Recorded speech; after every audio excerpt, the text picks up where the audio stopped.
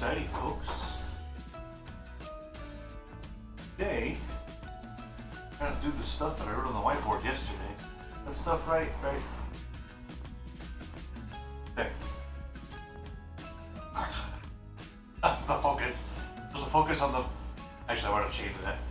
The autofocus has a couple of different settings, and I might have changed it to nearest, not average. Whatever the one was. I don't know. So, first thing I'm gonna do,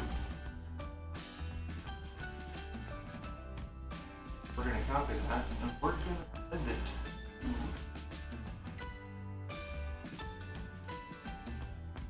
okay. Notification. Come on.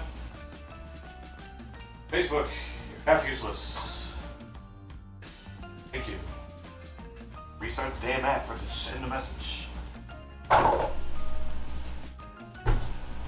out here without grabbing a drink or breakfast. Because I'm smart. That's why. And so I've already moved the Accord out of the way. I can back the Civic out. I guess that's what I'm going to do first, so I can get some room up in the front there. Stuff I have to do is soldering iron stuff. Also have totes. One of those should have my spare ECU. I also have an ECU a buddy of mine sent me that it is in bad shape. If I come across it in there, if it's in the boxes that I brought over, I'll show you guys. It's pretty good. Pretty good stuff. By good, I mean bad. And by bad, I mean good. Ooh.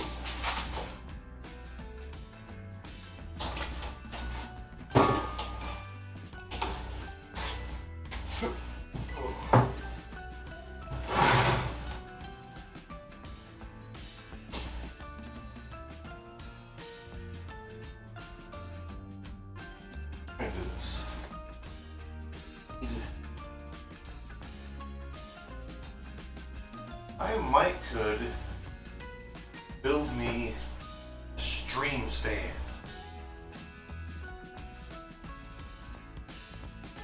Especially should I do something like that today, do that stuff tomorrow.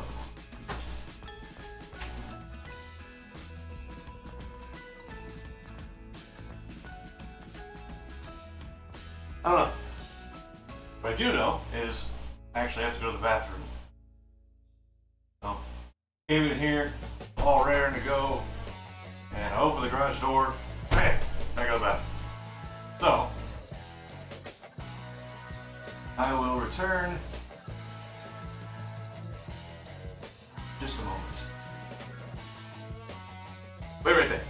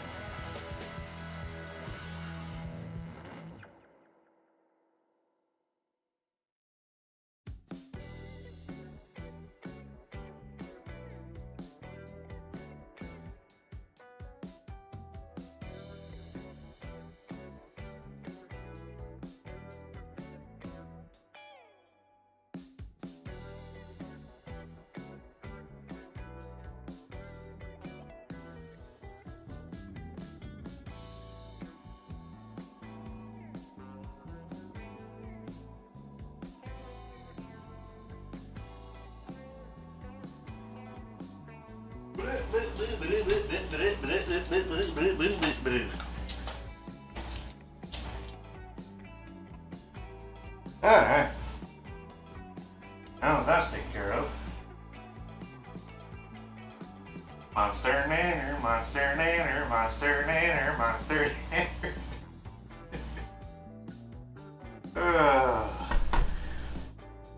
Maybe I am a nut job. Maybe I am just a freaking wackadoo. Who knows? Only the flying spaghetti monster.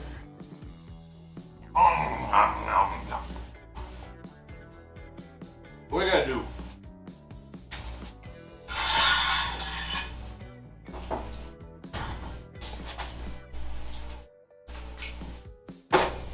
Gotta move this guy back. I don't even know how far. Some distance. Okay. Let's go.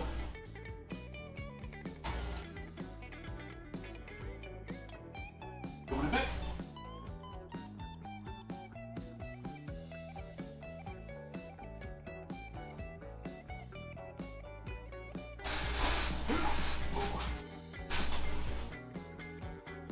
Let's try that.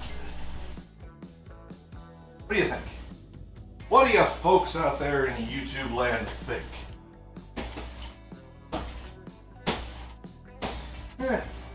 Some paces. Are we zoomed on this guy? We are zoomed on that guy. There we go. Alright. I do believe it is time. Eden Manor.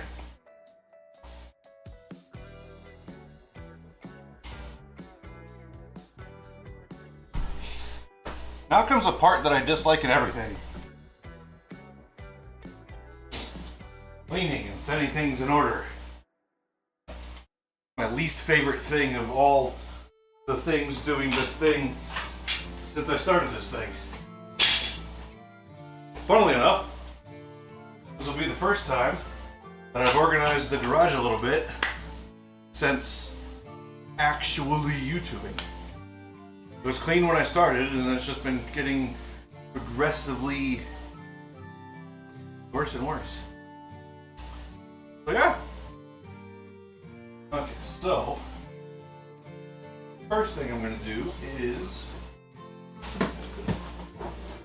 take out the trash. That's the first thing. Take out the trash. Yup. This goes here. Actually, the first thing I'm going to do, I'm going to move the laptop up on the hood so I can see stuff and things, and things and stuff, and stuff and things. Because we can't be, yes, the riveting view. Okay. Oh, my freaking left shoulder just kills today.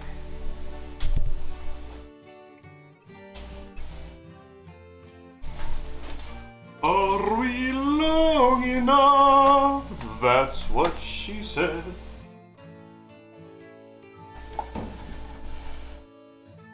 You know, move the camera a little bit closer. Funnily enough, the cable that used to be my least concern, the microphone cable, is now my shortest cable.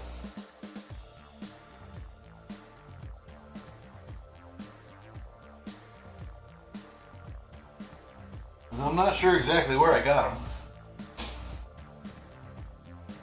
But I've got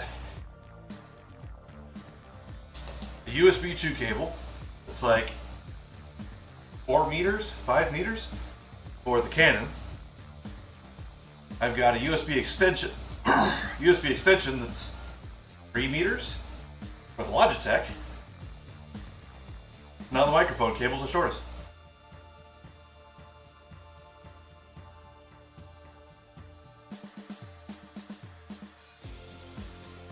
Because I think it's into 2.5 or 3 meters by itself, which means the Logitech trumps it by the length of the Logitech's own inbuilt cable.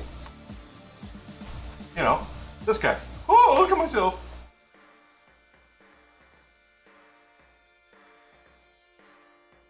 I don't even know that I need 2 cameras on right now. I'm just like cleaning stuff. Ugh. Brew. Ruby Roo. They need to do color correction. Let me check that out real quick. Because the Canon looks great. The Logitech, on the other hand,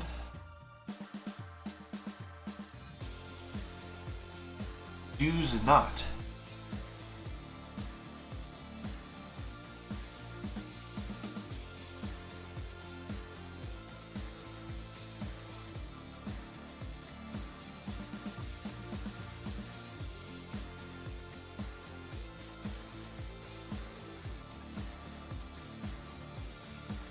How's that? Logitech's a teensy bit warmer than the Canon now. I had a feeling it would be.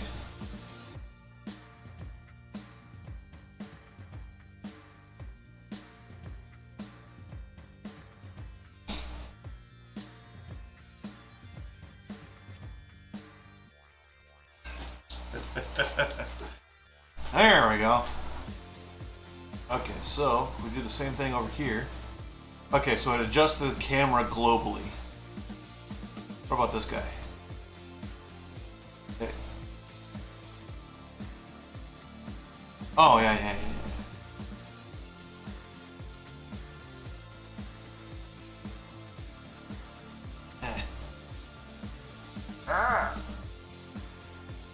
Oh, that's... What the hell's wrong with the colors on this thing? Like crap speckle.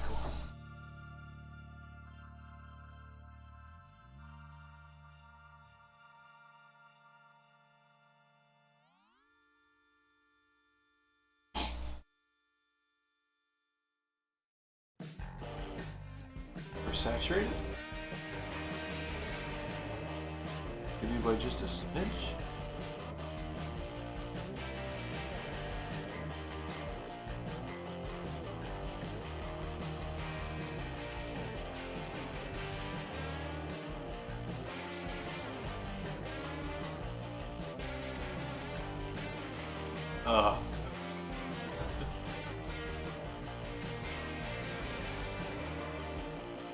So what we'll do that. Bring the game up just a bit.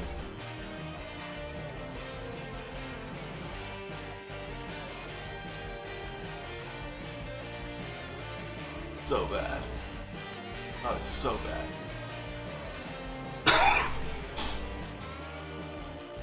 Okay. Well.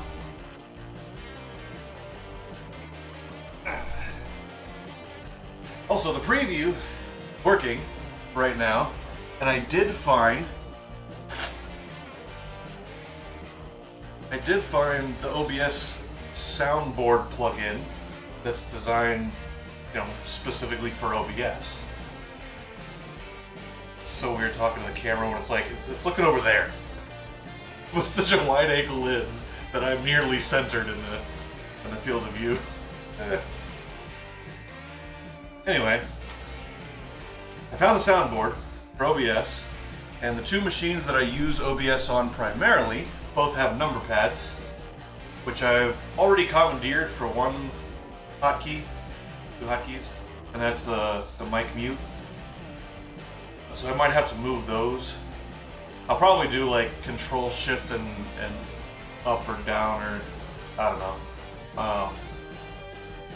But get the soundboard going, and then when I'm like you know, when I make a joke, I can run over to the laptop real quick and push the button, and it's some sound.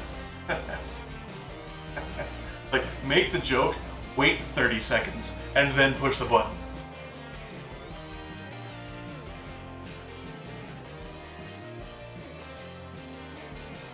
I think that would be great.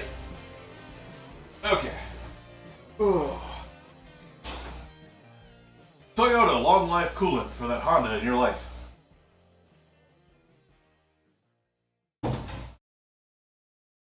I guess it'd be for that special Honda in your life. Right? Tools that go in tool a box. We're gonna put the broom over here so it does not get lost. Stops copies me. No, you stops copies me.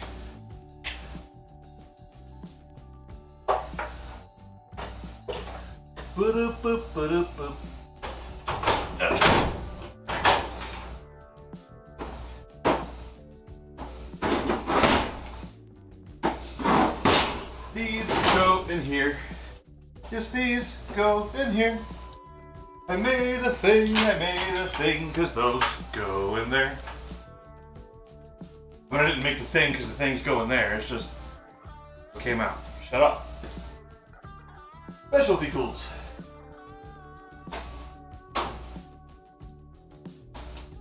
What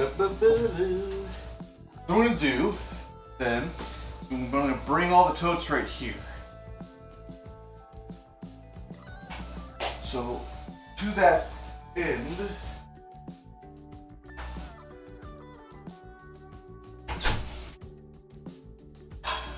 why don't I clean this bench off first and then move it out of the way over there, and then we can go through. Hey, Cod. Then we can go through the totes, find the stuff we need to find in the totes, reorganize the totes. I'm just watching myself with the camera, just to get a jackass. Good stuff. Das ist gut, ja.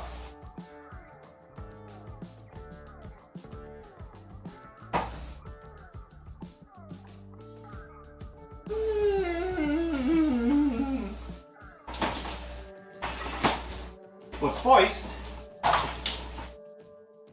I've got to get the stuff out of here. Because this stuff don't belong in here.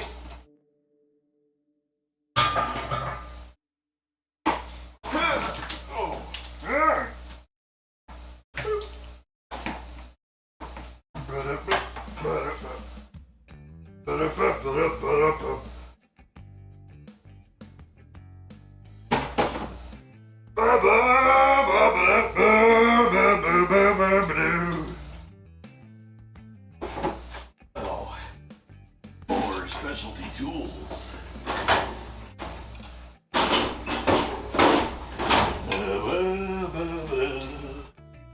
I should probably not have the tape in there. Okay. I'll pull that tote out too. Because I'll probably end up making like a current projects tote, later projects tote.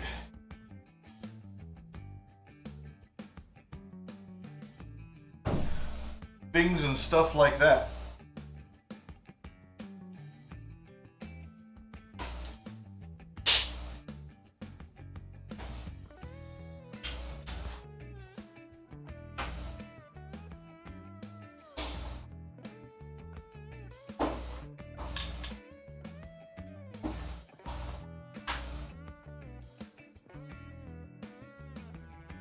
Oh, I'm not going to organize toolbox right now.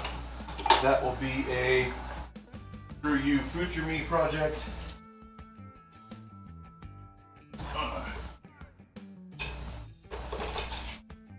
Get my ringity light. And this, I need to freaking epoxy this plug in here. Like, this thing does not stay for anything. Who the hell made? Well, I know who made this. 5-year-old Chinese kid. And he was not told how to do it correctly.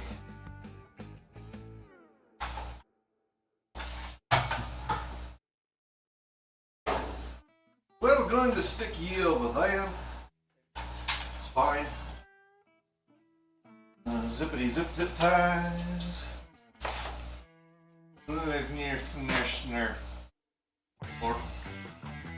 Also, I need to get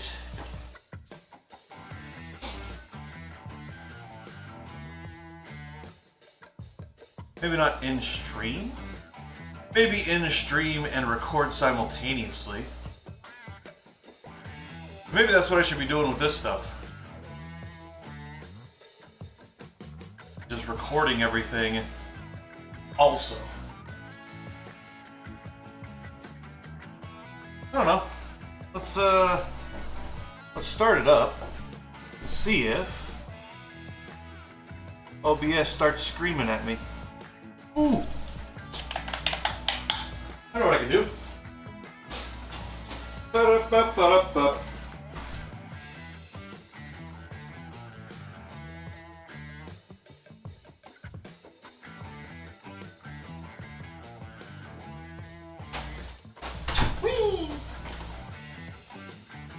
Okay, Mr. Lippity Lappity Lappity Lapise top, Mr. Blue top, Mr. Azul top, Azula. I did always find it funny that they called her Azula, but she never wore any blue. I mean, I realized it was primarily American writers, and they're not necessarily ones for the hidden gems, per se.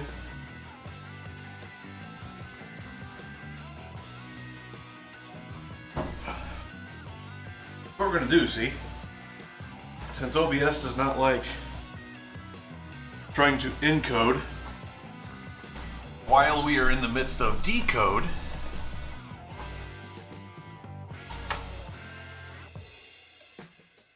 I'm gonna get Mr. Lippity Lappity Top Lenovo tuning laptop. We're gonna turn the magnifier off. We're gonna open up Le Stream. Click on Le YouTube.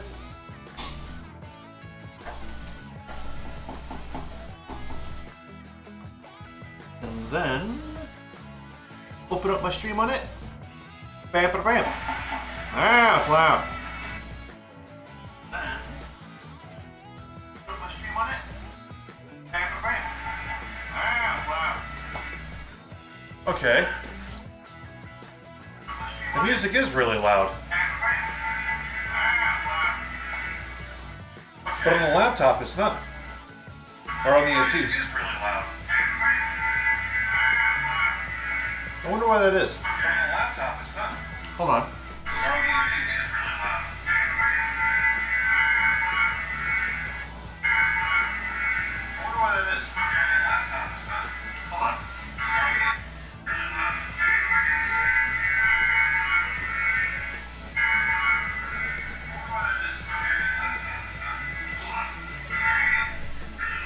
Would you?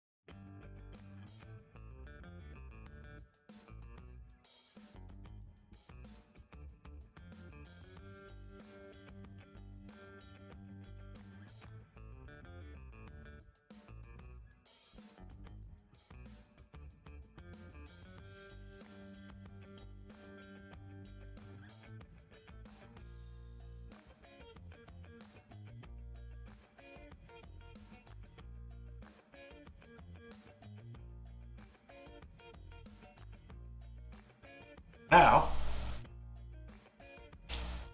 how does that sound?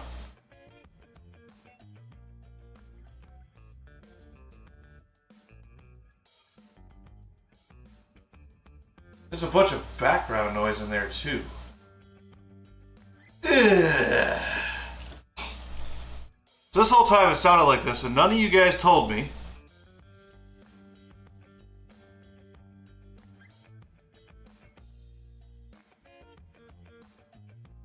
Thanks, friends. Thought we were G's, y'all.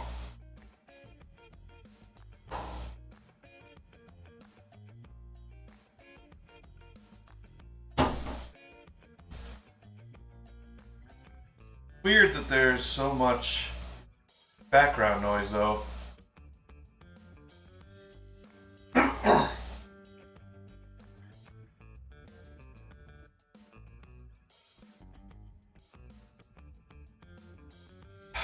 Huh.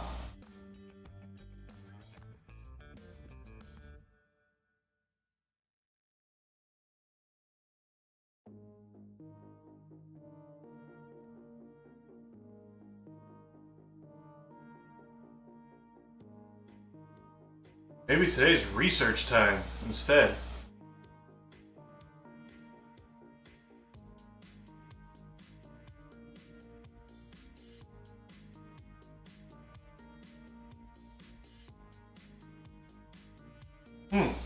Okay.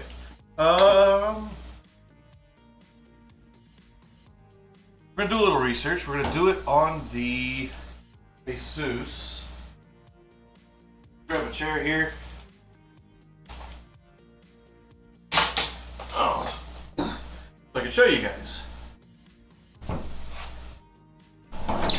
So this would be like, you know, process of investigations. Process of investigations. That's. We open that. We open that.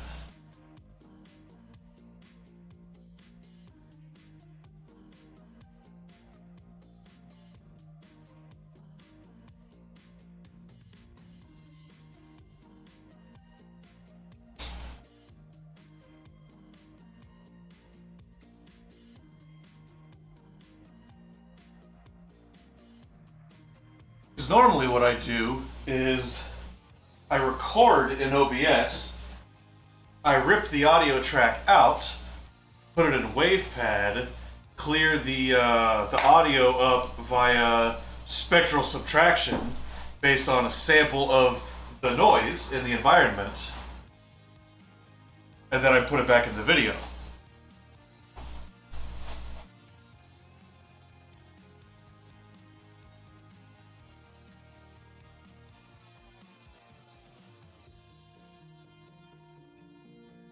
I wonder if I do, hold on. Stand by. Noise suppression.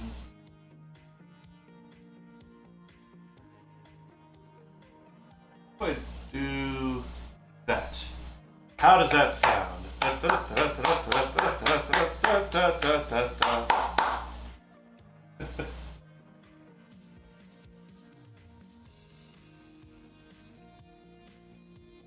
Not great. How about here? That's really high. I don't know how that's gonna work.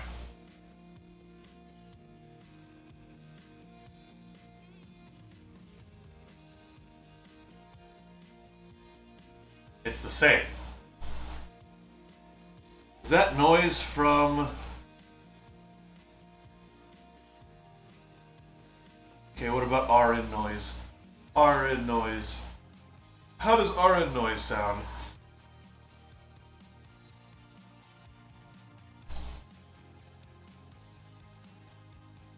It's the same. There's a bunch of background noise, and I can't figure out quite why. Or how to get rid... I know why. I can't get rid of it.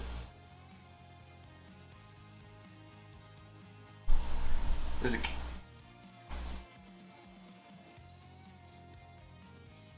I wonder if it's from the cable.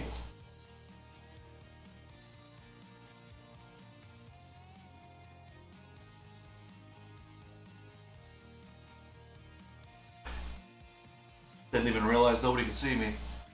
So we need a better...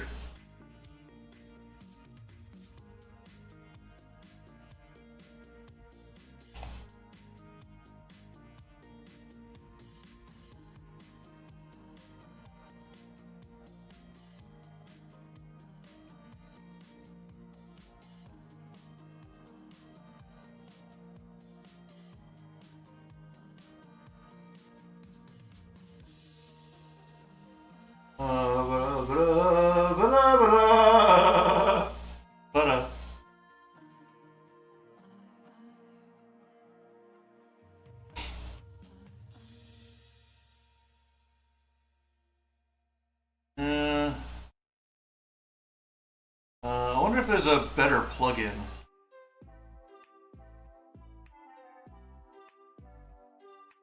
Perhaps that.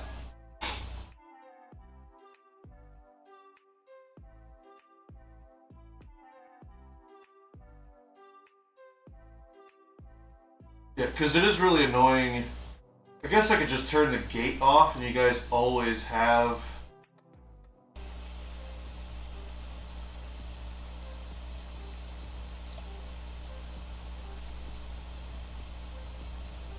that. Ugh. It's so bad.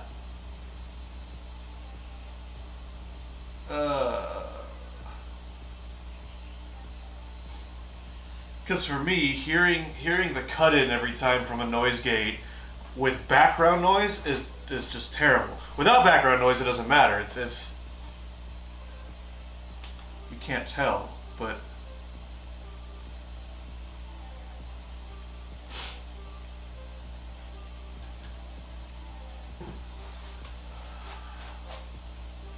like this camera sucks. That audio sucks. It all sucks. Oh, what are we gonna do? Stop the things. You know, OBS does have. Hold on.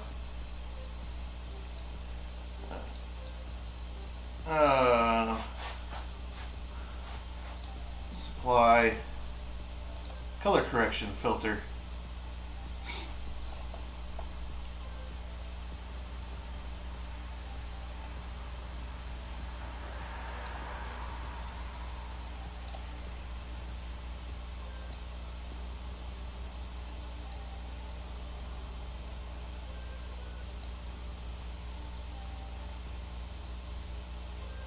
Subtract a little bit of saturation.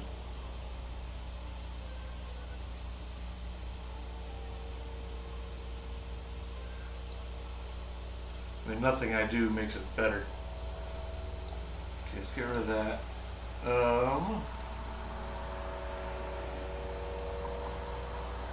Is there Luma key? Oh, that's what that's for.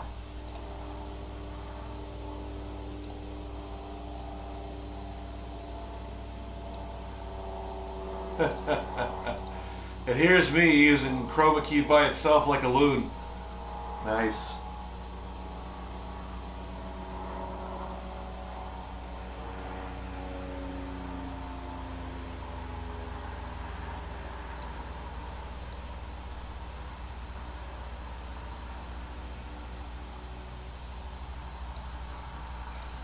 Okay.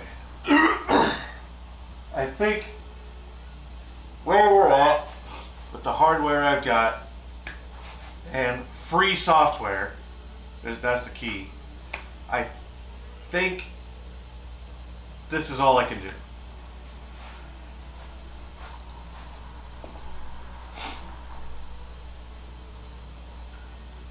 What the hell? How do I have a left and a right channel coming out of a mono mic? Is the mic mono?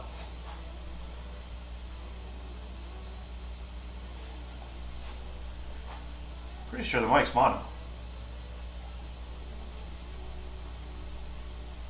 Road, I forget the name of it. It's like something go. Ugh.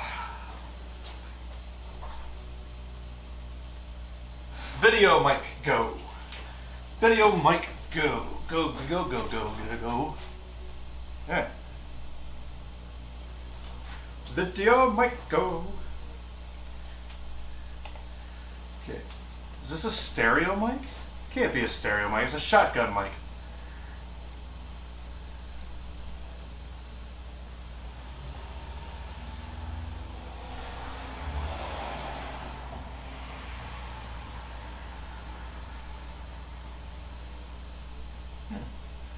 Doesn't say anything about stereo audio.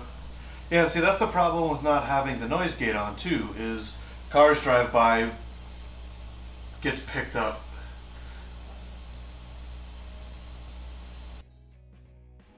Wait. No. Has...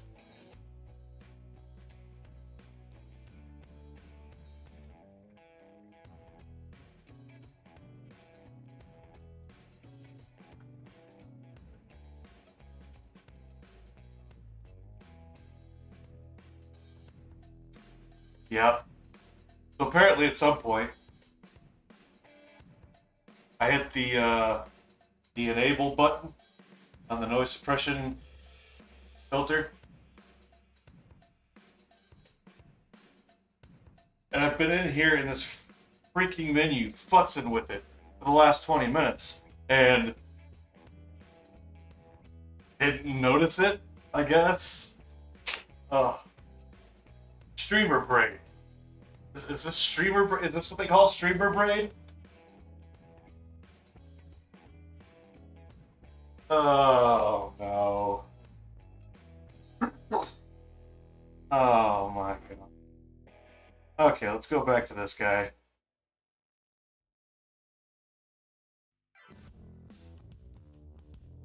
Okay.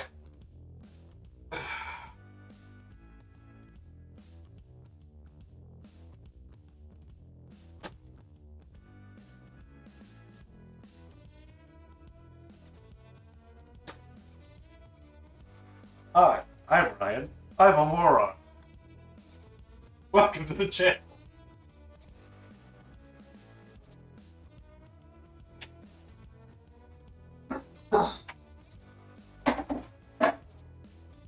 We're getting the trash. That's what we're doing.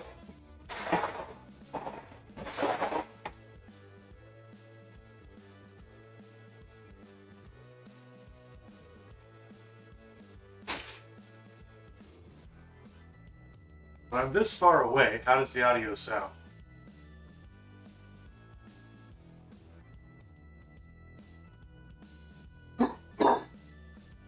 Sounds fine. Don't even need a little lapel mic.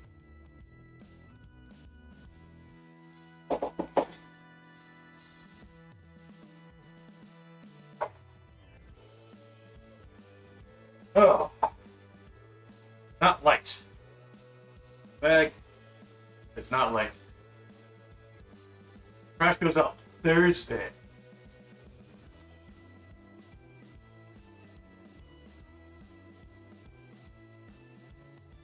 And my roommates make 4 bags of trash a freaking week.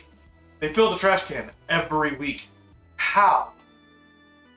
This is 4 months worth of shop trash.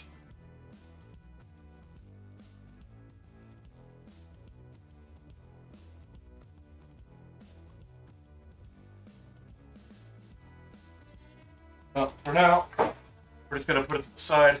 Might have to make a dump run later on.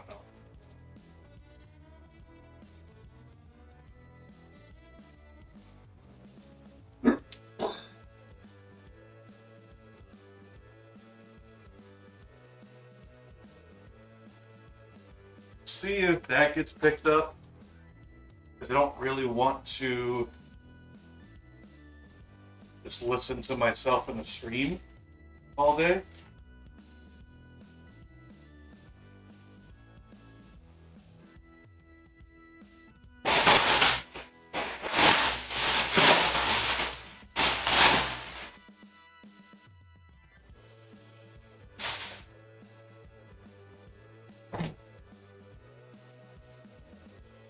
Look, trash is out. That's a good thing. It sparks joy. But I'm going to shut this guy off.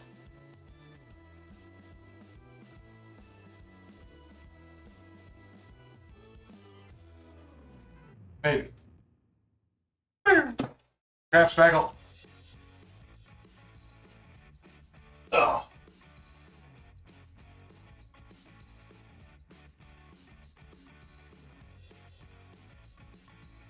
I need to organize that shelf too. Bunch of crap.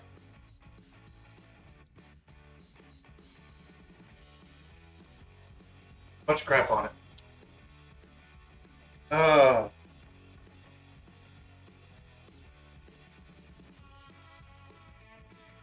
Okay.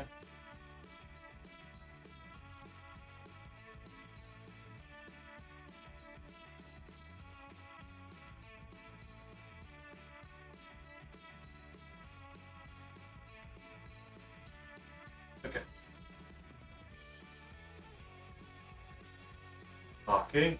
Talking, music, talking, music.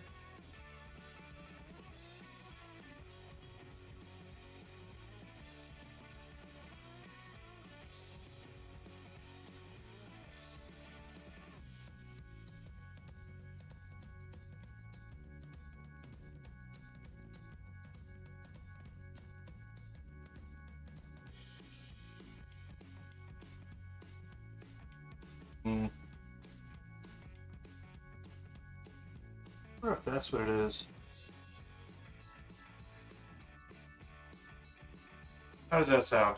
Does that sound better?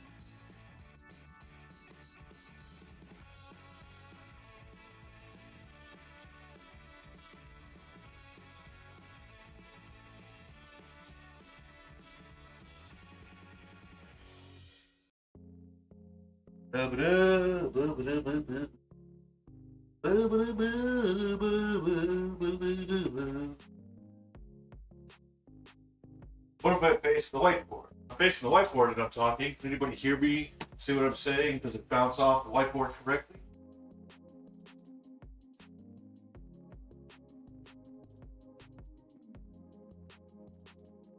Little bit gatey.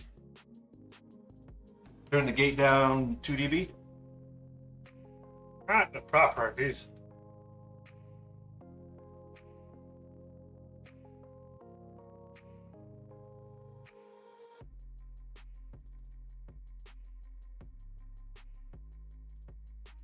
How about that?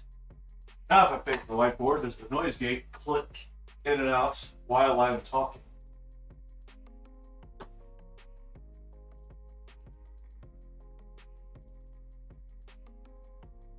No, that's better. Guess it's a good thing there's nobody in here so I can do some experimentation.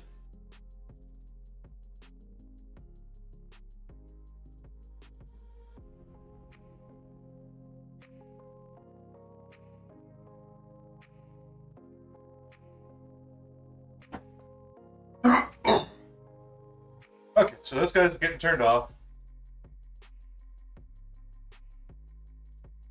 I'm actually going to charge them up. Charge them up, zip, zip, zip.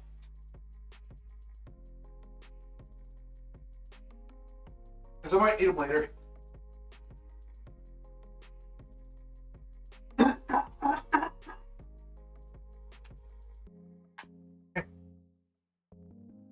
Okay.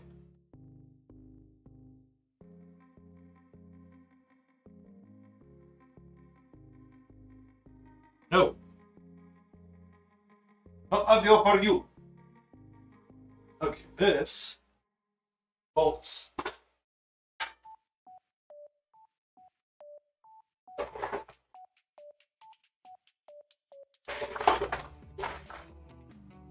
Okay. Battery terminals.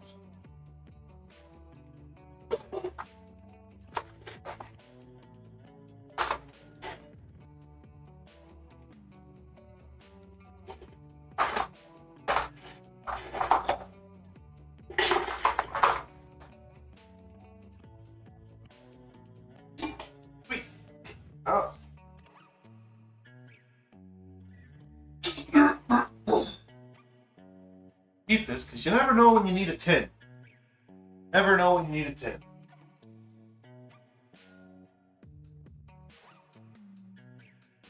Okay.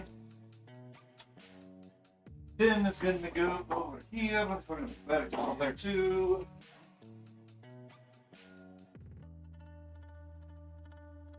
Okay.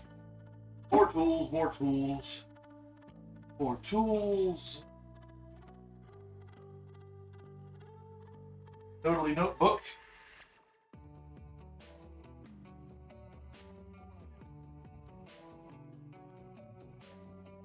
Yeah, I also need to figure out if I'm going to be doing like multiple channels. Do I do like a gaming channel? Do I and an automotive channel and a 3D printing channel? Or do I just like do it all in one? It's like an all-purpose channel.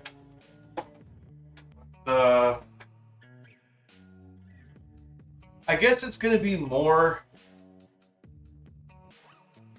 Yeah, but if I'm doing like how-tos and things, it would be better to have separate channels for that.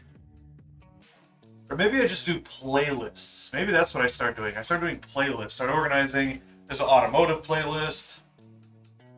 Or like projects playlist, how-tos playlist, gaming playlist. And maybe each game will have its own playlist or something. And then, I mean, I don't play enough games. I've played 3 games at this point, so not like it's a huge deal. And the streams and the VODs are their own things. They do their own stuff.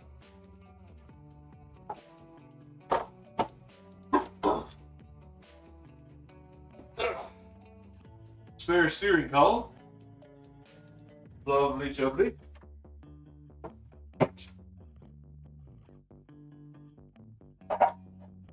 Front fender for the bike. I actually need to modify.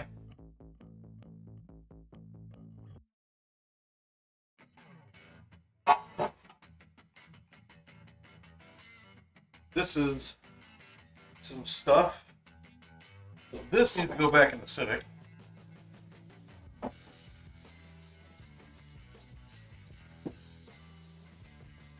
What are these? Why do I have one old spark? Hey, look what I found. ASE certified patch.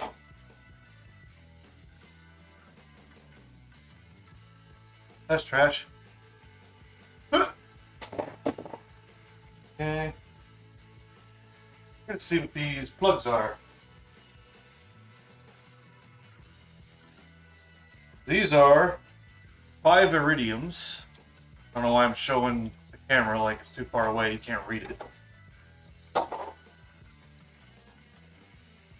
These are 5 coppers.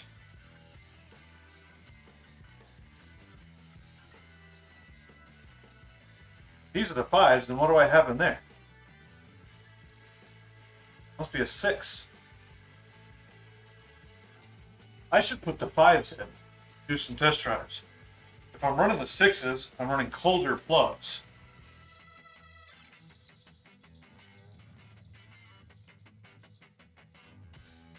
I don't know if a hotter plug will be any better. Of course, hotter plug and moving into cold winter days, probably not going to notice any difference at all.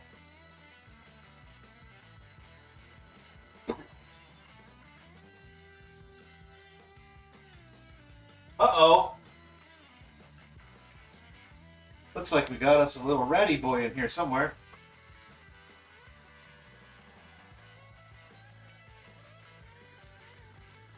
That's less than ideal.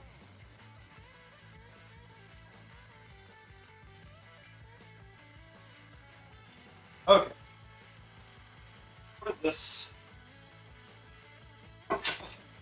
Vacuum line. What did I have? A really... Oh, no, this is a... Okay. We're using this to drain the fuel out of the Passat.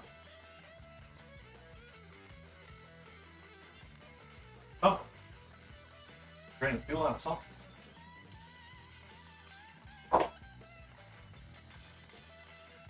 Oh, more rags. Always more rags. And to wash the rags. What's that? Commando saw.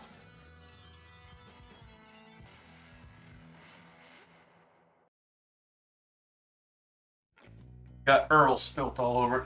I need to make like a little emergency kit for each of the cars. That's what I need to do. You know, get stuck on the side of the road, you're there for a couple hours or overnight or a day, maybe? I don't know.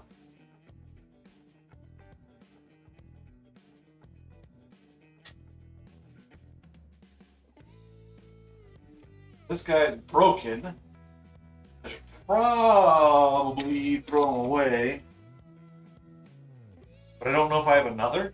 So, for now, I'm going to keep it.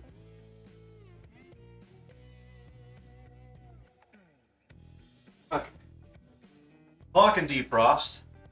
I need defrost. Those up there. Did I ever put... No.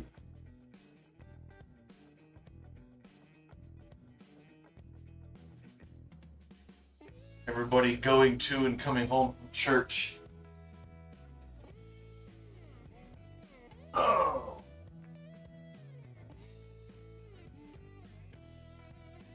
This is the plug CB. And the really poor solution I came up with, because I didn't want to chop the end off of the plug. If I ever put a cigarette lighter back in, I could just plug it in. So I just taped some wires to it. It's okay. Put it in the box. Put it in that box.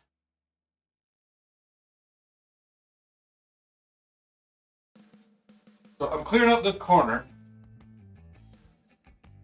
I move these totes, those totes and that tote out here.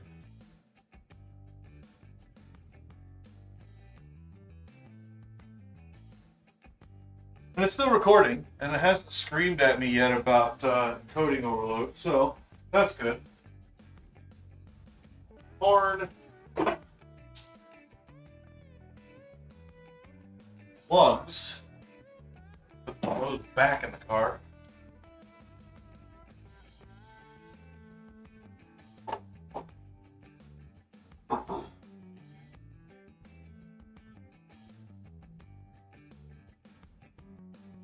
I think it's safe to say we can check this.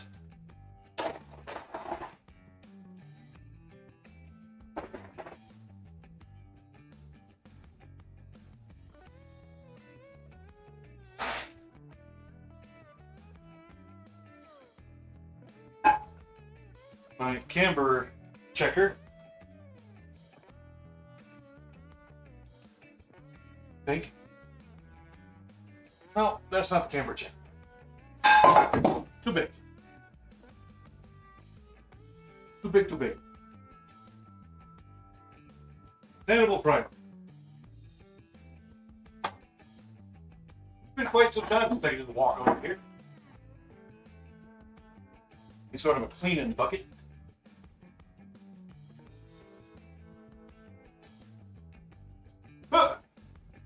We've got the water. Vasa. Help the Zavasa.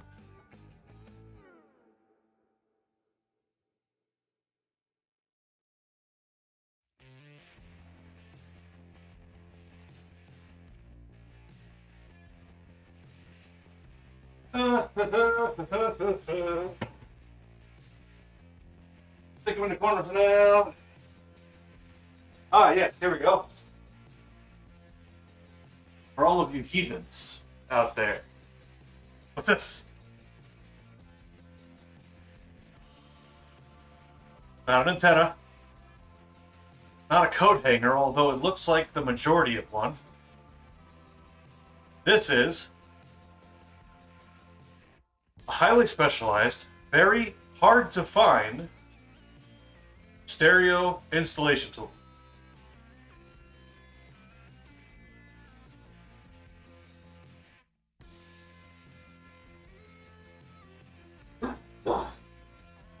I need you to freaking fuel tank, man. I get underneath this thing and finish up that frame. Just hate welding above me so much. So much. I understand now. I understand. I hate it. This is gonna have to be one I go through. Let's put them over there. We're gonna get Le Broom.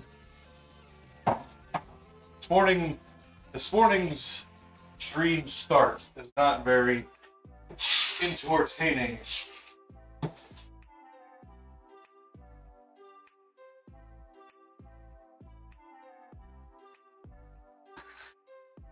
Bring some stuff over here. Okay, so you want these. You want bolts. Yeah.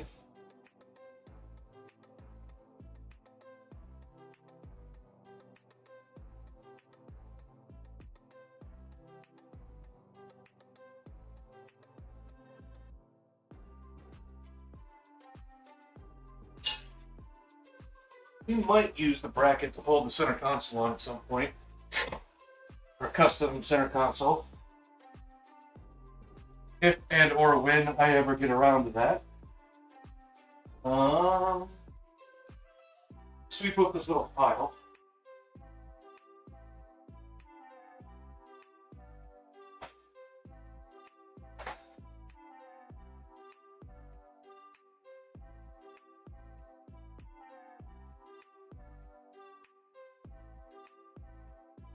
Off of me!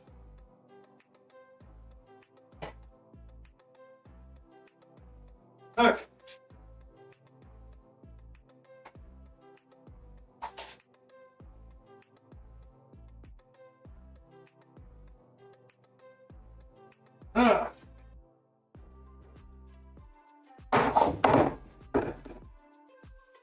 Every time I say, okay, I feel like hiccup. For some reason, I feel like I'm saying it in the same way he is. Just, semi-exasperated.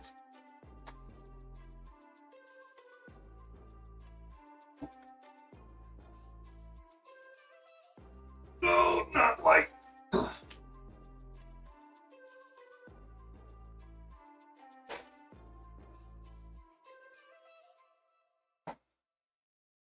I need that solder in a minute. But for right now, it's okay. Oosh. I'll probably cut together bits of me. Tell you what I need. Tell you what I need.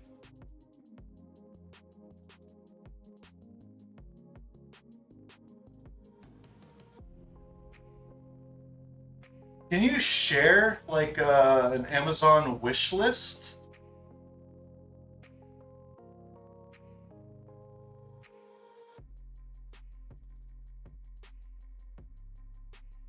Huh.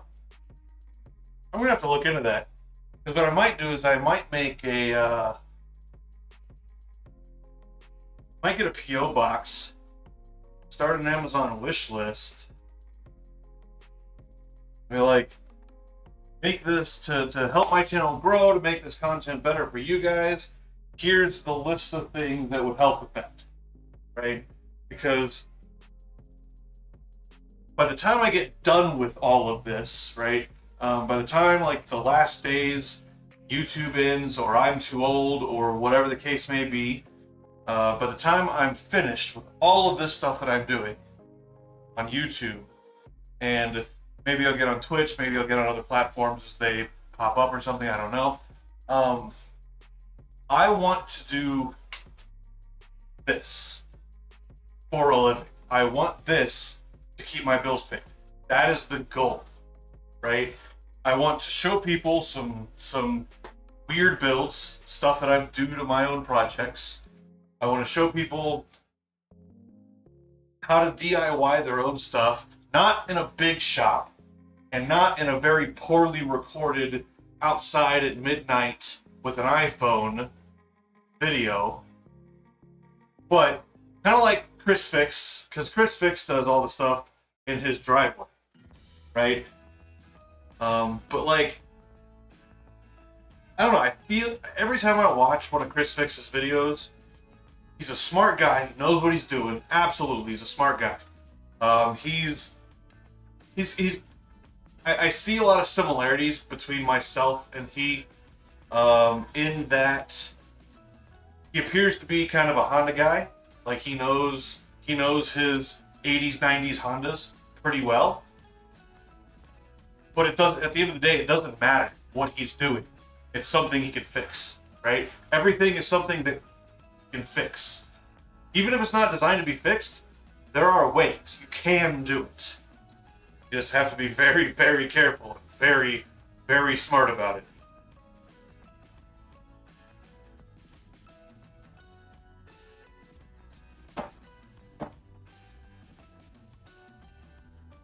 So,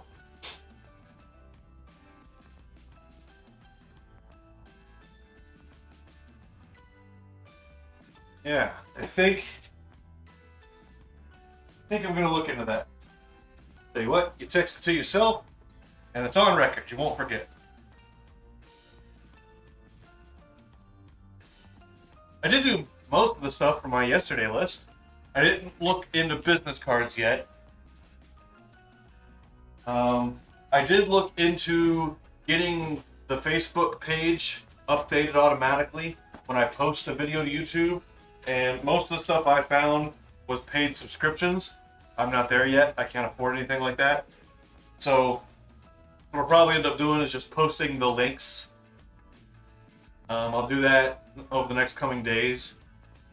And then I'll put the Facebook page in the YouTube descriptions of the videos and the streams and have them automatically populated. And it can be one of those things where people can communicate with me kind of directly through the Facebook page. Because a lot of YouTube channels, a lot of businesses, and a lot of these guys that do kind of this stuff, you can't get a hold of. Like, I'm fine with going through 100 messages and be like, this is garbage, block, this is garbage, block, this is garbage, block. Like, you know, you block the bots and the spammers and the scammers, and then you just communicate with the real people. Like, I want this business to be one where, so again, we're going back to contradictory personality traits. I place an extremely high value on my privacy, on my personal privacy. But I wholeheartedly believe that knowledge and information should be free. You shouldn't have to pay for knowledge. Schools, garbage. The format is garbage that we use today. We're using that old format from, 1600s England. So we need to get rid of that. But I want the business to be such that, like, people know where the business is at. And it's, maybe I don't want it happening, at my house. So I won't have people visiting my house just at random whatever. But if and or when I get to a point where I can get into a shop and get a lift, I still want to make DIY videos. Like, this is how you can do it, because I don't use air tools if I can avoid it. They're handy sometimes, taking a wheel off, whatever. But if I can avoid it, I try not to use air tools. I like to use, or even electric tools. I like the tactile sensation of my hands, and I can do it just about as fast by hand as a lot of guys can do it with air. As a lot of guys can do it and break it with air, and then have to take twice as long fixing what they broke. Yeah. So I would definitely like to. I think it's probably not a bad idea to, if I can start paying the bills with this, and it gets to a point where I can start looking at renting or buying or building a shop. Maybe I buy some property and we have a house on one side with a fence, and then the shop on the other side with a little bit of a lot to park cars. That might be the better way to go. Either way, get into a shop and just wire the whole damn shop up. Put cameras in every corner. Put a streaming laptop in each bay. Put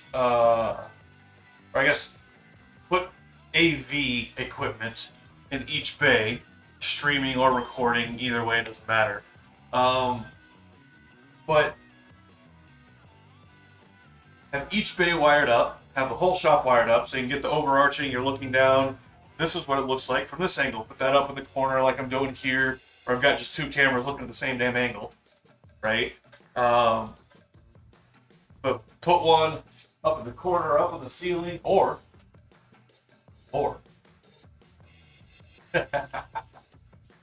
okay, I don't know how I would do it exactly, but what you could do,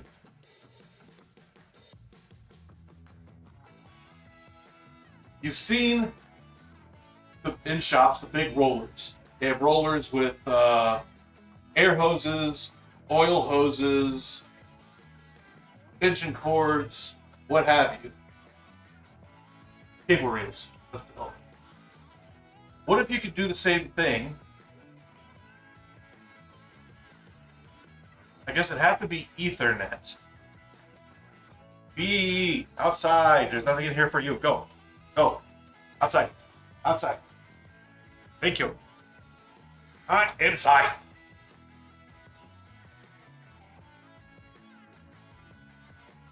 Oh, there's got to be something in this garage that looks tasty to them or something. I don't know.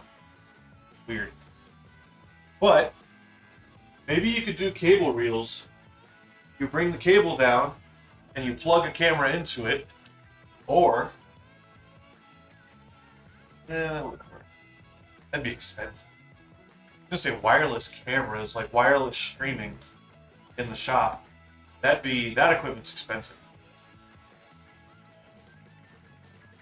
I don't know. I'll write it all down at some point as we keep moving forward. Hopefully that's the plan. Keep moving forward.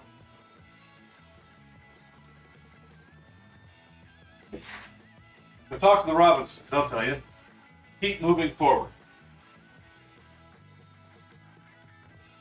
Ugh.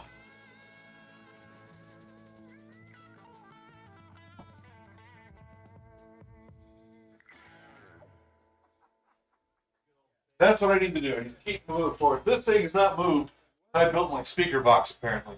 There's wood underneath it. Ah.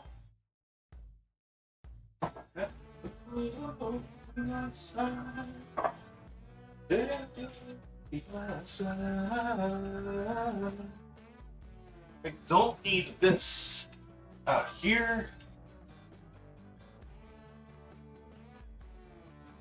I'll just kind of hide it for now. No.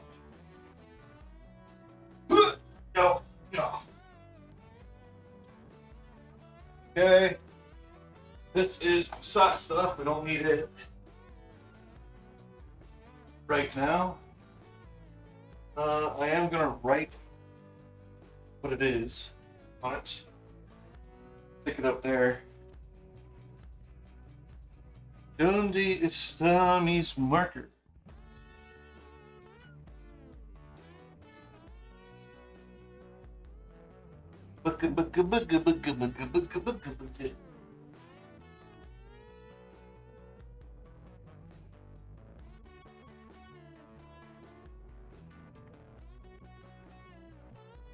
Yeah. Notification is sent. Whether people come or not is another story. If I can't convince my friends to come watch me, how am I supposed to convince random strangers?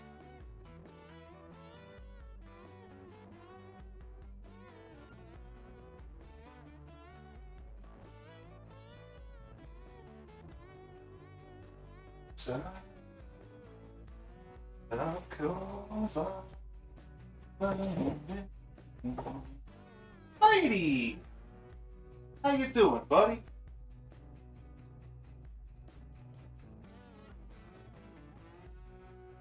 I know you probably got a good food source in here right now, but I'm gonna need you.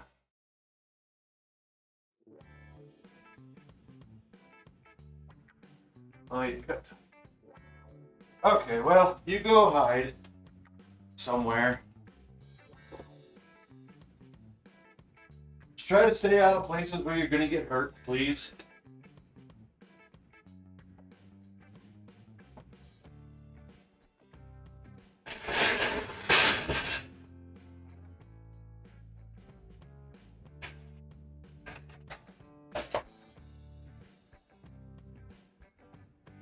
Uh, that stuff will stay there for now.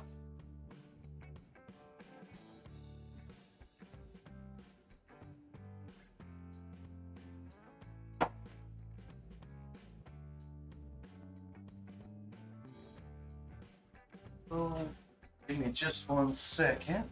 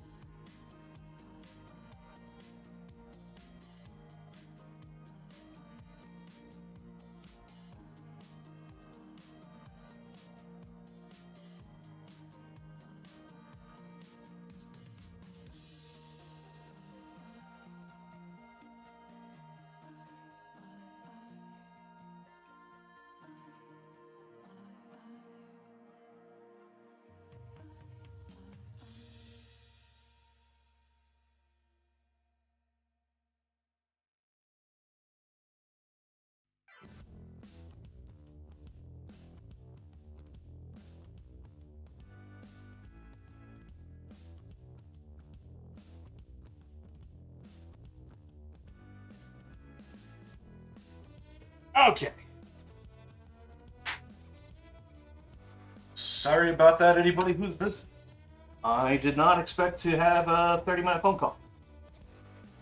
Who's watching? Who's watching? Somebody's watching. Who's watching?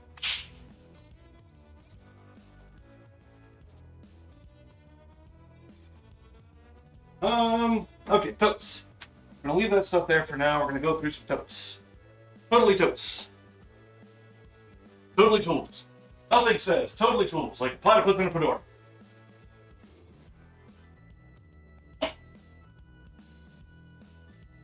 Handy dandy booth gauge. Great for checking things and stuff. But also, not just stuff and things, but also deals and whatchamacallits. It's also good for checking deals and whatchamacallits. In case you guys didn't know. This needs to move. Okay. So, not light. We gotta do some organization rating. Organizatorating?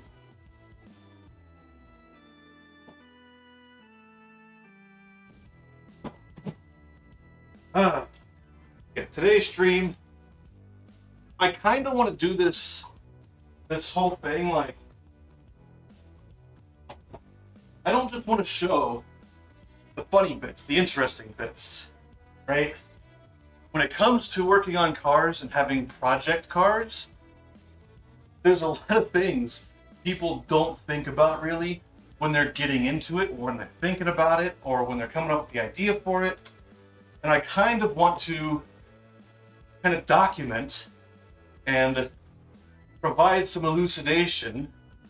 Those of you out there in YouTube land, like, look, man, this is why this stuff takes so long, okay? So go watch Superfast Matt. He's been making an off-road Viper. Cool stuff. He's a lot smarter than I am. He knows how to use CAD and all that stuff. I'm dumb, I can't do that. But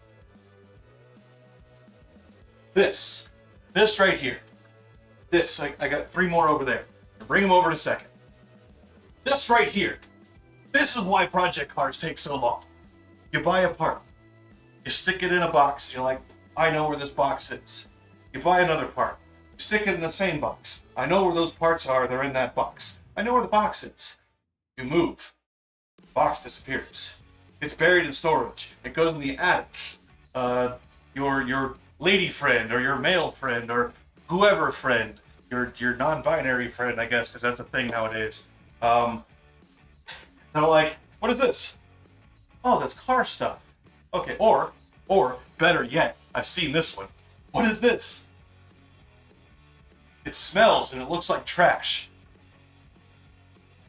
And they chuck it. Spouses, significant others of people with project cars. If you don't know what it is, don't chuck it.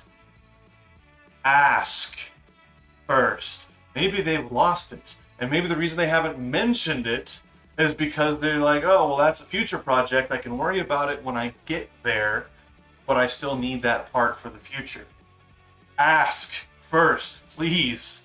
Please, for the love of anything that you find holy, ask first before just throwing it away. Can't tell. More than once something like that has happened. That guy I don't need right now. This guy I don't need right now. What's in this guy? Car stuff? Not car stuff. 3D printer stuff. Okay. So I don't need that stuff right now. I do have this electronics tote that I might need. So this is car stuff. I also have that. I'm gonna pull that down. Okay, so I've got, I know, I just put these up here. Shut up. Shut up. Ugh.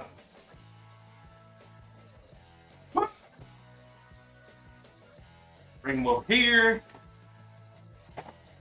Really need to do the transmission service on the Fat Jetta because it's got a lifetime fluid in it.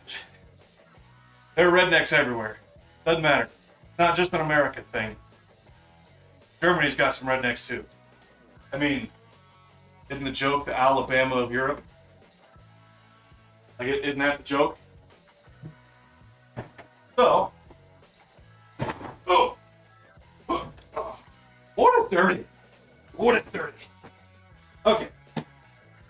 This box is a steering rack that I've rebuilt, minus bellows, minus inner tyrants. Man, it kind of smells kind of good too. It smells rebuilt. I know that sounds silly, but there's in the car world, I don't know if you guys know this or not, in the car world, those of us that have sensitive schnozzes, right? Smells are kind of, I mean, for humans in general, smells are very large emotional triggers. Especially, they bring up, they can trigger nostalgia, they can trigger fear, they can trigger joy and happiness and sadness, and like, so the olfactory system is tied into very closely the memory and the emotion centers of the brain. So, and I guess that's just, it goes to the one side and it goes to the other side, because one side's going to be the memory that you use to remember, oh yeah, I was in a car. The other half's going to be, when I was in that car, the person that I was with, how did they smell? Or the food that we were eating, how did that smell? How did it sound, right? So all those systems are intertwined very closely together. In the car world, especially if you have like your dad or your grandpa or an uncle, and you have some really powerful memories associated with some event or events, plural perhaps, with that person, and something that they did. Maybe they did a shrimp boil. Maybe they did, Saturday gumbo when you were a kid. And maybe they did, you guys went off-roading and he let you drive or she let you drive for a little bit as like a 6, 7, 8-year-old. Work the pedals and you'd steer. Many people have a memory like that, where it's like, oh, my dad or my mom or whatever set me on their lap while we were kind of off-roading somewhere, on a dirt road or a back road, and they let me steer. But if I went off to one side, they catch it and make sure we didn't die, that kind of thing. Cars, like everything, cars have particular smells. You get in an old Honda, and it smells like an old Honda. You get in an old Ford, and it smells like a Ford. It smells like, what the smells are, generally speaking, is the materials that they use to manufacture these things, to put these things together. As they age, they release, they outgas, they release gases, they degrade in a specific way, given the formulation of the various materials, and it's mostly fabrics, plastics, rubbers, the things that are not metal, because metal, you can smell metal, but what you generally smell when you smell metal is not the metal itself, but like an ionization of air molecules, or an ionization of corroding metal and molecules of that corrosion coming off. So it's like, are you smelling the existence of the metal? Yes. But are you smelling like the metal itself? Not really. It's kind of, it's a matter of semantics, I guess. But like rubbers and things, they will outgas, and you will smell compounds that are exiting those materials, that are what those materials are made of, right? So absolutely, you smell the cloth, you smell the rubber, you smell the plastic. And I open this box, long roundabout story, I open this box, and it smells like a remanufactured car part. Well, I guess not even car part, it smells like a remanufactured piece of machinery. Like a lathe might smell like this, a mill might smell like this. And I open it and you get that whiff, because especially this big thing. You open it and then you turn it, and all that air is just rushing up still. And you get that odor, and you're just like, man, that's an odor. And whether you find it good or bad or whatever, you recognize the odor. And that's something that I great much enjoy, actually, is various odors that bring back some, some memories. Whether the memories are happy or sad or not, just the experience of the memories flooding in when you did not specifically recall them intentionally. It's an interesting sensation, and it's I like it. Okay, so what we're gonna do, tell you what we're gonna do. We're gonna put all the steering stuff in this box. That's what we're gonna do.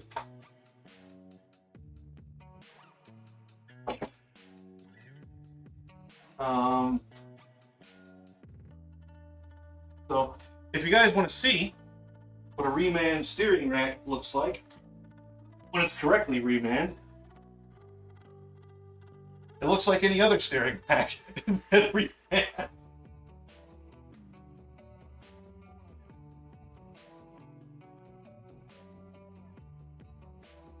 But I found out that it wasn't the steering rack causing my steering issues in the Civic. It was actually one of these guys that somehow, I guess the bolt had come loose a little bit and had stripped the teeth in the knuckle right at the firewall, right where, because the rack just sticks up through the firewall on the inside and the knuckle goes straight on top of it.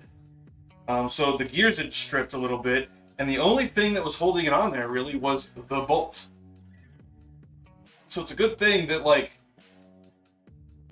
I got grease on my shirt. It's a very good thing but it's a good thing that it didn't just like strip right out and I lost my steering. Because when I discovered that, it's been that way for a few years now.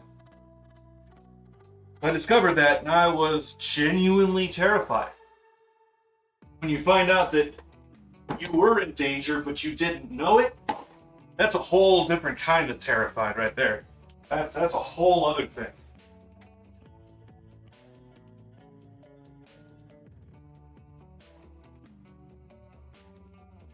So, steering stuff is going to go in there. So it's centralized and I know where it is. So here's my steering motor. I don't know if it tells me the power. This is the steering motor that's going to go in the Civic as soon as I get the time and the gumption and get around to freaking doing it. This box is not going to be light when I get done with this. This is the control mechanism for the steering. I think there's also a relay that goes with this. But here's the control module, which this control module is far larger than it really needs to be. Come on, Electrosteer. Or Unisteer. Come on, Unisteer. You can do better. Okay, so this plate also goes to the steering. These knuckles also go to the steering. They're double D to splines. I can do some adaptation ratings. I don't know that they're for those splines.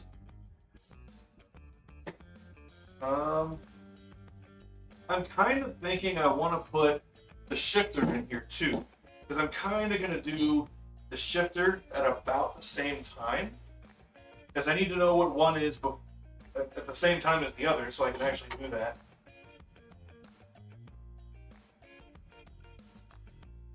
So I think I will put the shifter in.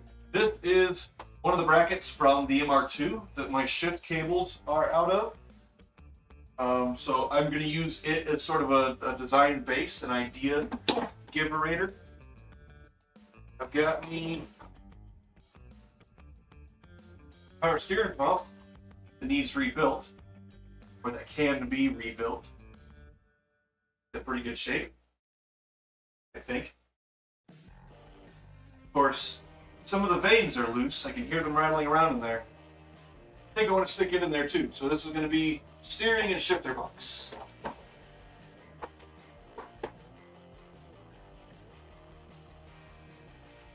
This is also for the steering.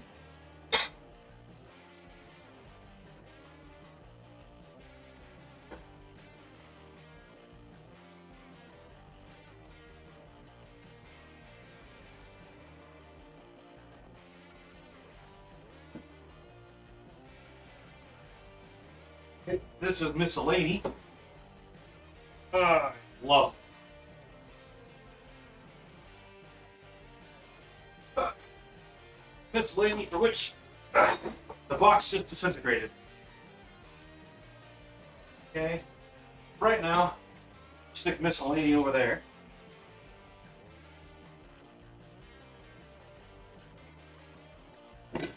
This is the Accord AC compressor that I just stuck in here the other day.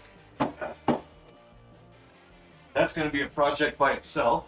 Shifter, stick in there. Shift cables, we can stick in there.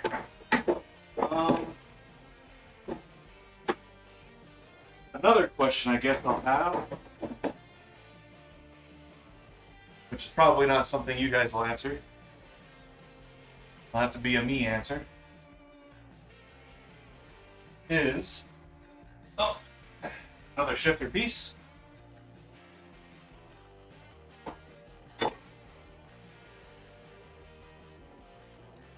Is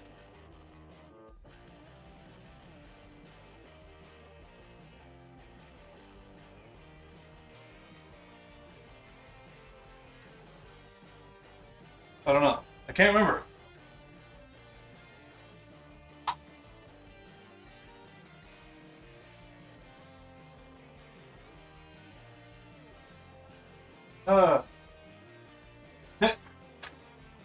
This bad boy. I spent 6 months looking for this torque wrench. I don't remember exactly where I found it, but it was right under my nose. Like every time I looked for it, I just skimmed right over it. I'm telling you, going nuts. I am completely and utterly 100% bonkers. But, good news. Good news is that part of the definition of insane is that you don't know you're insane. So as long as I believe I'm insane, I obviously cannot be insane, by definition.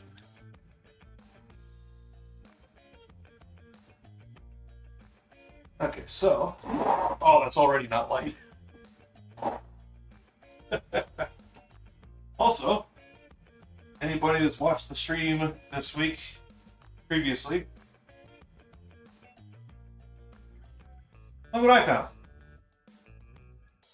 Cluster I was looking for.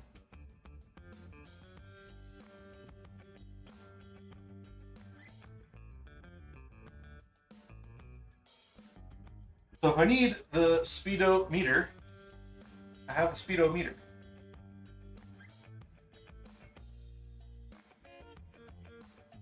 Of course, Junkyard thought that'd be funny and put a freaking sticker right over top of stuff that you need to interact with. Hey guys, how should we do this? Intelligently? No. Whatever. Okay. So, what's in here? Hey. Bolts. Grab the bolt lid. No! Where it's got bolts, stick them in the bolt lid. That's a gasket for the Kawasaki. Yep. That's a Ninja gasket. Nice.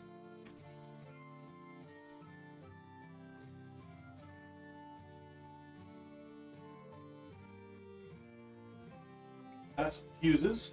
Nice. Tiny LED. Nice.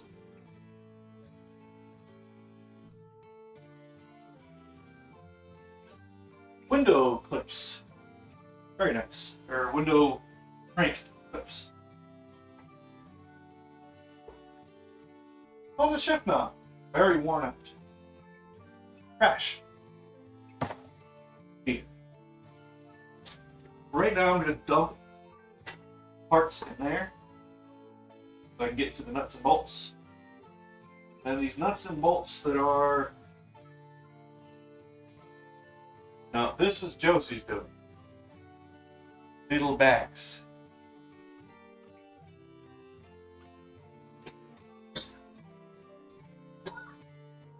Yeah. Swallow a fly?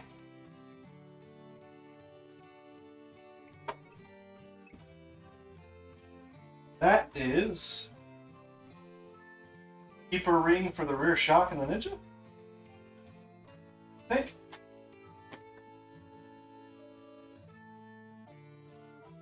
I also have a bid for like generic bolts and nuts that are not like OEM specific. Also put stuff in there. That is, I believe, the kickstand spring for the Ninja.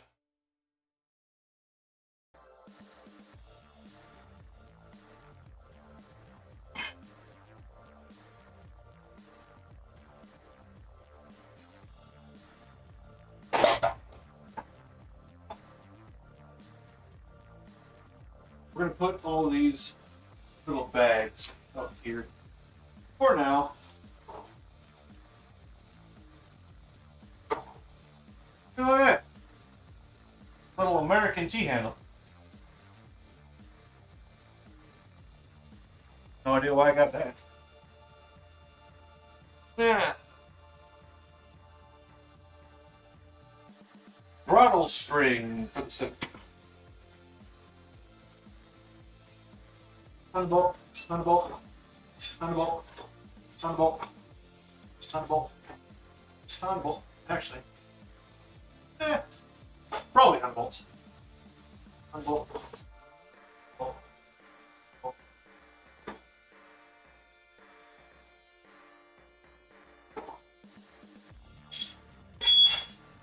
That was loud.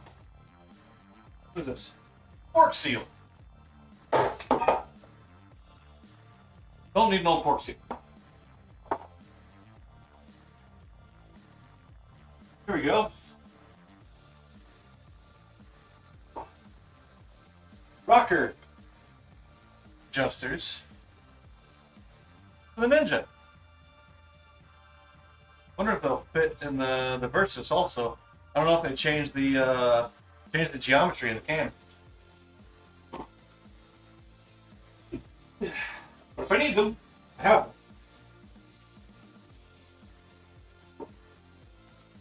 Transformer. When I need it. This is a Honda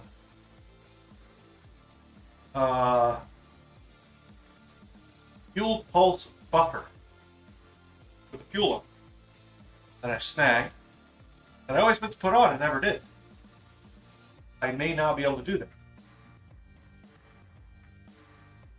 Because every time an injector opens on a fuel injected and a multi-port, well, anytime an injector opens, period, on any kind of a fluid line, doesn't matter if it's air, fuel, hydraulic, whatever. Anytime something opens to allow fuel, subsequently, or flow, and subsequently closes, you get pulses travel down the length of the tube, right? It happens in the air tracks, in the exhaust, the intake on engines. It happens in fuel pumps when you fill your car up. Everywhere that you open or close a flow of some kind, you get pulses. Much of the time, it doesn't really matter so much, but sometimes it does. Like fuel flow. Now, my pump moves far more fuel than my engine requires. So, this probably doesn't matter so much. But, if cleaning up the pulses in the fuel line can net 0.2% economy because you have more regular fuel flow out of the injectors because you have more regular pressure in the rail, I'm all for that. I am all for 0.2% better. All about that life.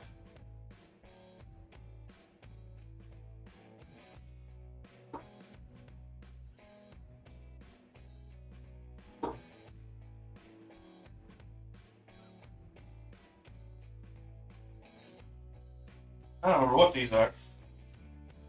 Oh, maybe these are the washers I got to use as spacers in the Ninja forks. Okay.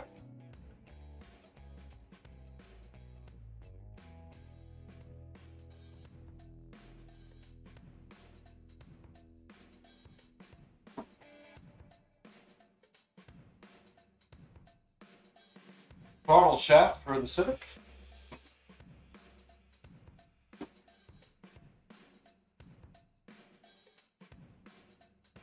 Bumper screw for the Civic.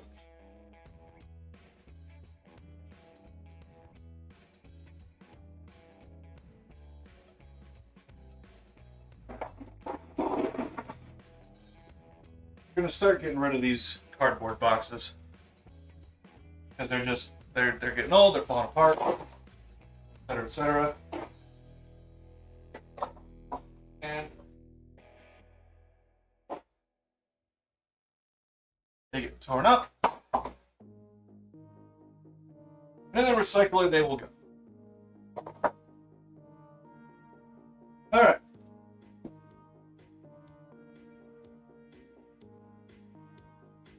So, steering, this is MR2 steering components. Electro-hydraulic. Those are going to be used for the braking system on the Civic. I'm going to go to Hydro Boost. Electro-hydraulic power steering pump is going to be installed where the factory Honda battery used to be installed. Eventually. This is the installation manual for the widebands. Yeah. I don't know why that was in there. That needs to go into, I'll put it in the book. Civic. That's useful. That's useful data. Bees. Bees, go. Shoo. Out. Go that way. Go that way. So, much of the time, go. Not my face. You don't need to be up my nose. Much of the time,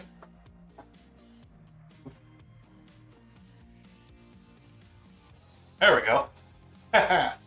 Big fan. It appears as though there needs to be some investigation done on this, but I've discovered that if you do kind of that motion, pretend you're a bird, many buggies will fly away from you, where just doing this, they won't. Is it a real effect, or do I just do it when the buggies that will fly away from you for any motion fly away? I don't know. You need to investigate. I believe it to be this case. This is a line for the steering system, the MR2. This is the reservoir and feed line for the electro-hydraulic system from the MR2. This is the computer module, the MR2.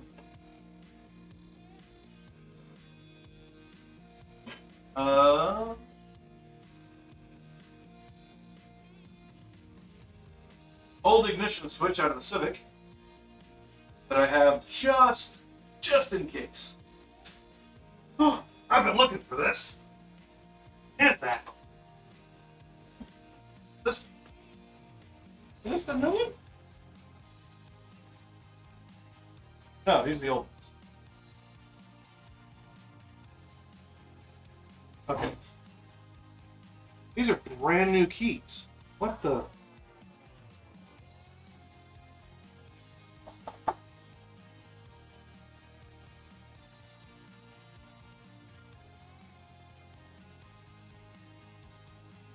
Huh. Why do I have these? I have brand new keys for the Civic, but they're not cut the right way. They're cut very, very not the right way.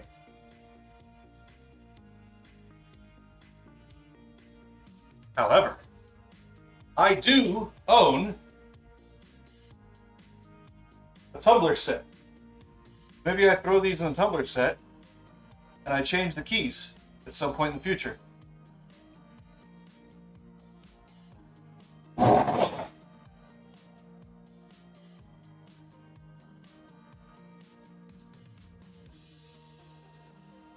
Damage something? No. Okay. I don't care. Stuff moving.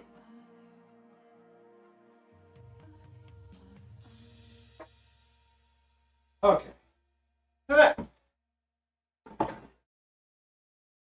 Fresh tape. Good.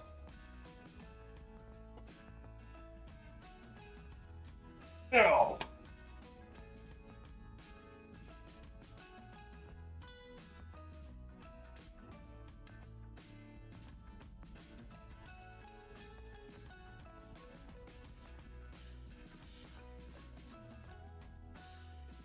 There's two watching.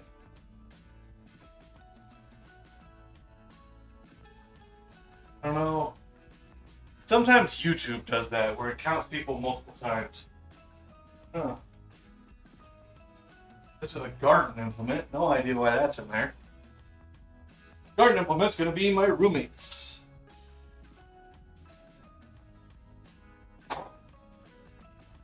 I'll just go there. Oh. This electrical goes in. This is the AC harness. Goes in there. Engine. Pretty sure that's for the bike. Definitely that's for the bike.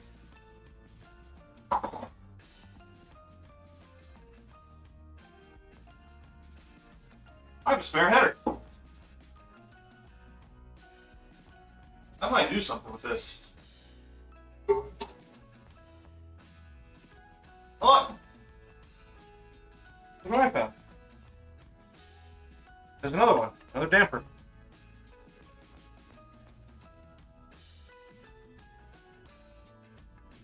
Okay. Old rusty brake pad. Ha! Hey! Fuel pump gasket. Brand new. Solenoid for the Toyota steering system.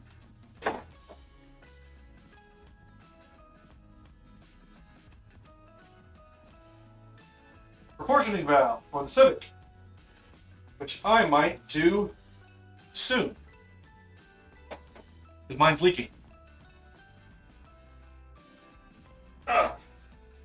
Template for the rear plate on the Versys. Hey, would you look at that? A boot for a steering rack for a Civic. Sweet. Engine. Tape. Oh, there's my. double-sided tape that I bought when I was living in West Virginia. Covered in oil now.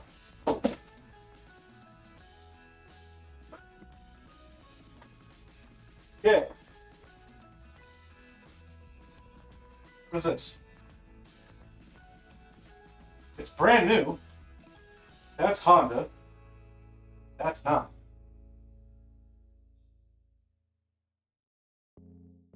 Don't know what that's for. Okay. I also have this is another project I want to undertake soon. Power locks for the Civic.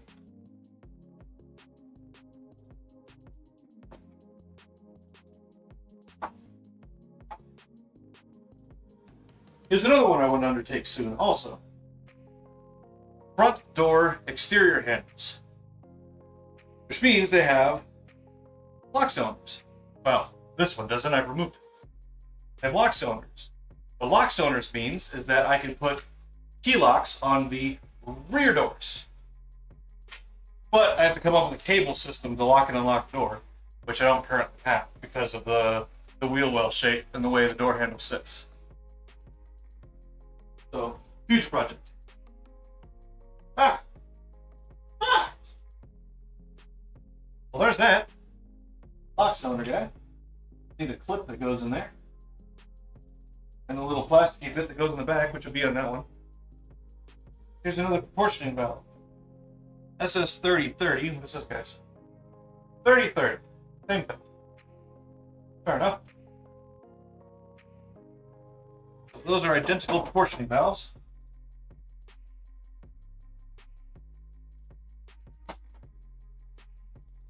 This is, I believe, the door lock module for the Civics. And all frustrated, smash-a-doodled.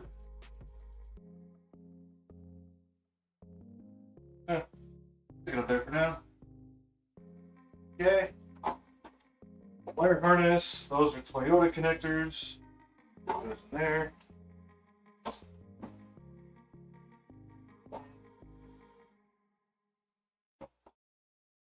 Power door lock stuff, and then rod will go up there. Oh, there's another front door handle. Sweet. Okay. Oh, that's why I bought the tumbler kit in the first place, so I could rekey these junkyard door handles from whatever keying they currently have to my key.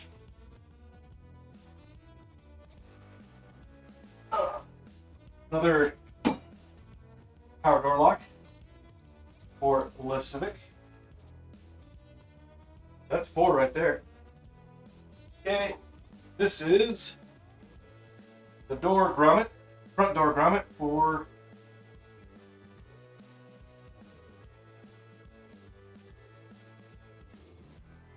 driver door. Nice.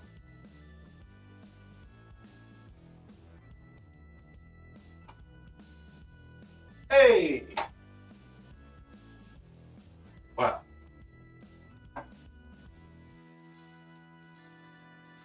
Okay. That's just from a wire harness. We got plenty of that, we can put it that way. But thermocouple for my multimeter. One of the multimeters. The double-sided, or not double-sided, foam seal. Sticky. Okay. This is the connector for the resistor box that's in there. Don't need that. Got a bunch of just free wires in here. They've been depinned from a harness.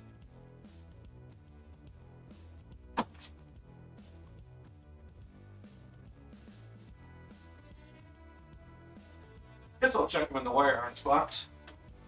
Never know when you need wires. Door trim piece. Or fender trim piece, sorry. For driver's side. driver's side fender trim piece. Don't need it. If anything, I'm going to get rid of these and fill them. I don't like door trim. Ah, yes.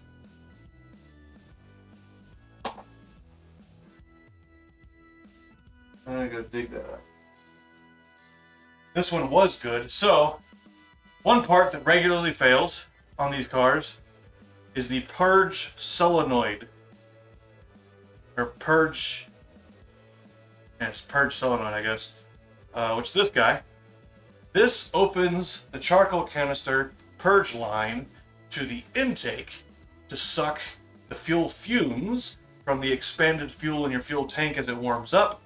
Charcoal canister, suck them into the engine to purge the charcoal canister of fumes. These go bad all the time. I have replaced dozens of these. Not that it's a bad design or anything, it's just they live in the heat. And an electronic device lives in the heat. They don't like it. But that one is broken. This one is not.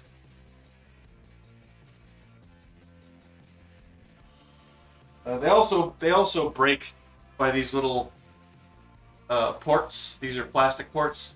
That one's metal. Pretty sure that one goes to the engine, and then one of these goes to the diaphragm valve of the charcoal canister, and I'm pretty sure this one goes to the charcoal canister purge line.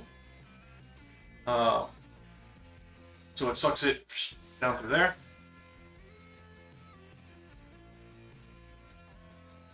I'm going to dig this plastic bit out of this buffer real quick. Might not even get to what the stuff I wrote on the freaking whiteboard today. I don't even know.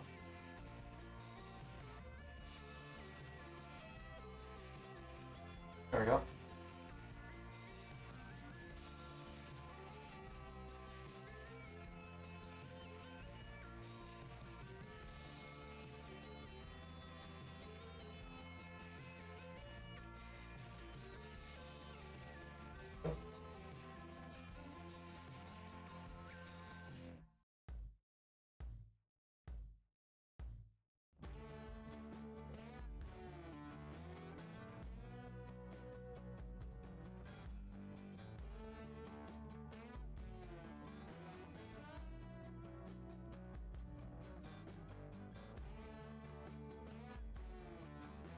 Lovely. I'll have to get a little filter and rebuild this thing. There we go. Well, for now, I'm going to have to go there and put this somewhere where it's not going to get damaged. Where that is, your guess is as good as mine.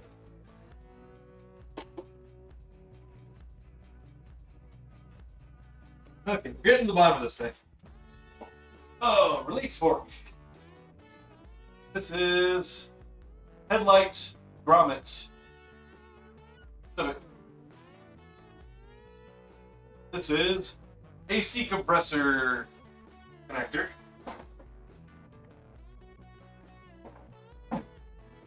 Adjuster spacer for the brake system. This, I believe, is the grommet for the MR2 shifter cable.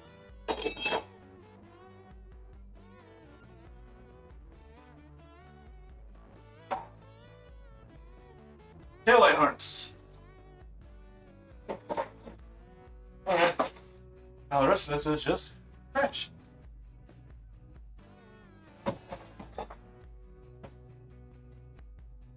Okay. Now, engine stuff is going to go in here.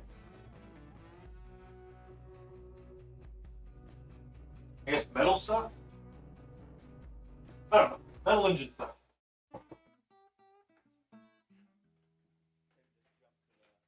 Like this throttle body that still has a fast idle valve on it. This fuel rail that still has a section of harness connected to it. Fuel pump, hanger,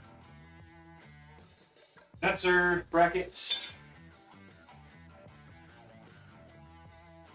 We're gonna make a separate tote for electronics that are not wire harness.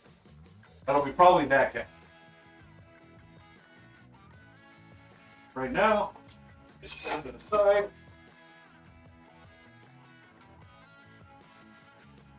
Rear door grommet.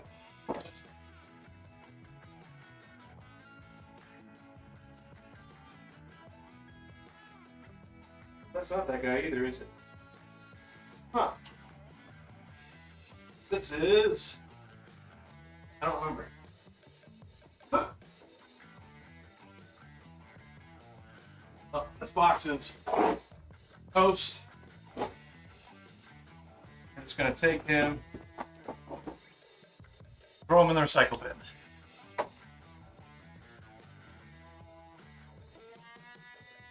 Yeah. This is a strut. What do you call that?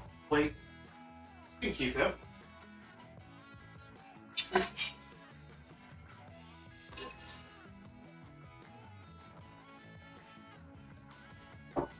I don't remember what I was going to use this for something. It's a vacuum diaphragm.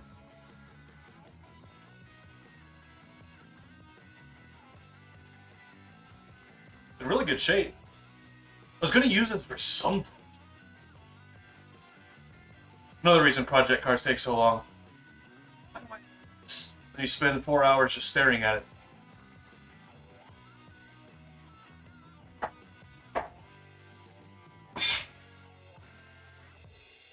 That's not car stuff. Interior bits.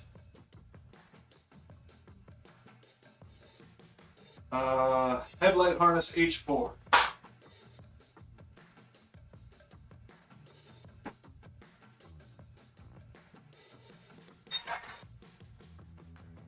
These are the high tension wires that I used for measuring. Oh. Back when I was making wires the same length as Honda. They also have good boots on them. We will keep them. Put them there. Because A, you never know when a high tension wire is going to fail. The ones I have on there now have been on for a few years. Really high quality. They're Blue Eagle. Blue Streak wires. Mr. B, did you go outside when I wasn't looking? Okay. Stay outside, Mr. B.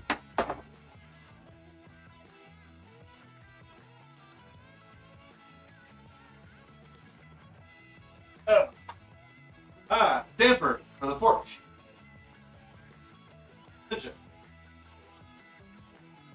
Valve spring seats for probably the Honda. Big washer motor. Horn.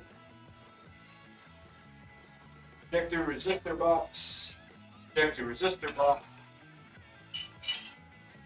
Another release fork. Crash. Another lock cylinder. Looks like a trunk lock cylinder, actually. I know I'm going to forget that in there, but I'll pick it out right now.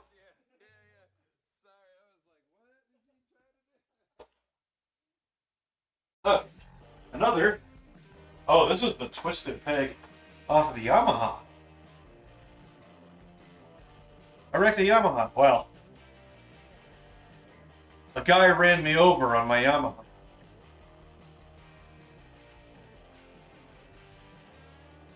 I'm going to take this with me. I have a plan for that. Taillight housing.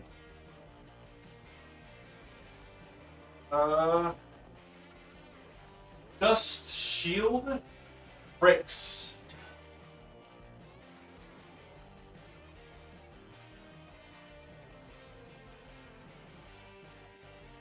That's for BB's taillight.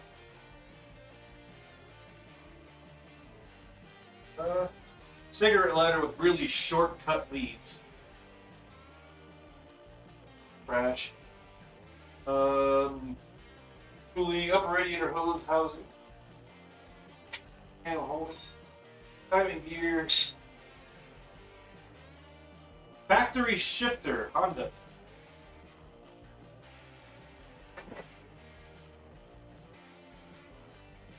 Terminal block. Actually in pretty decent shape. We'll keep that. Fuel door. Interior bit, trash. Handlebar, switch handlebar. Back connector. Ninja, trash. Now that looks like a trunk. What was the other one? I don't know.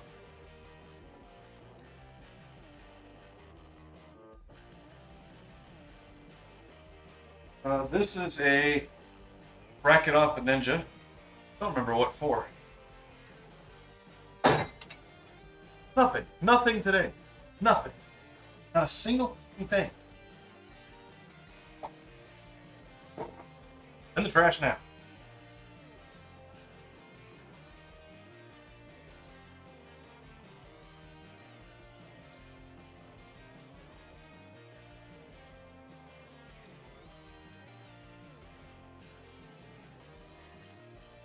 Another ignition switch, but with cut wires.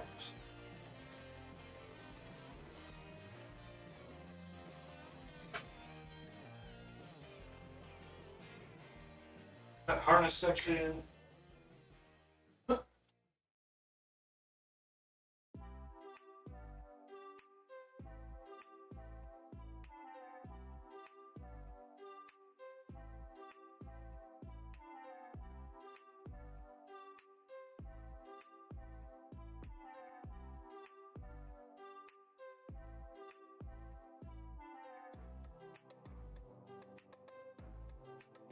Oh, man, there's an invoice for a power supply that is currently in there and broken. Long time ago. Oh, ignition coils for the Ninja. I might could use these for something. Like a test bench of some kind.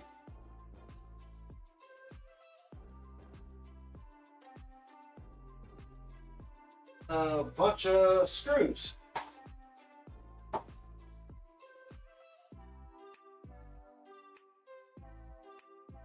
I think ignition coil harness.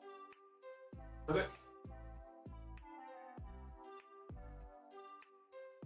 Door handle.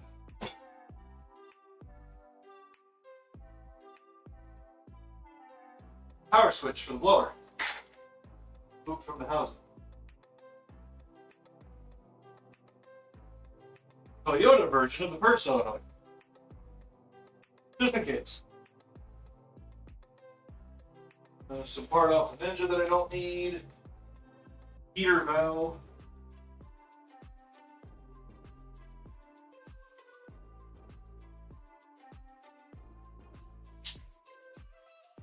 Ninja part don't need. Oh, axle nut. Ninja part don't need.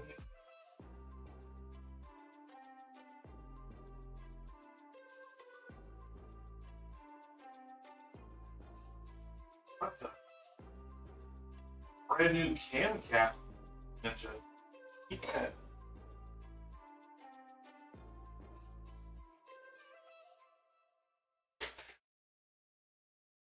So it's all trash.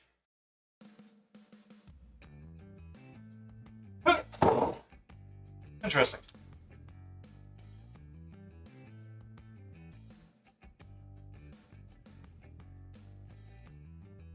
Okay.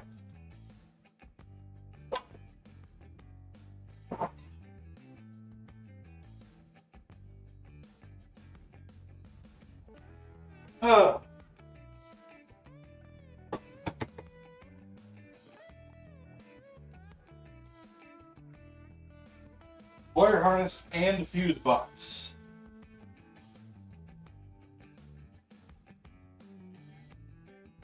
Which I could just disconnect harness. The harness in the harness box, the fuse box, and the other electrical stuff box.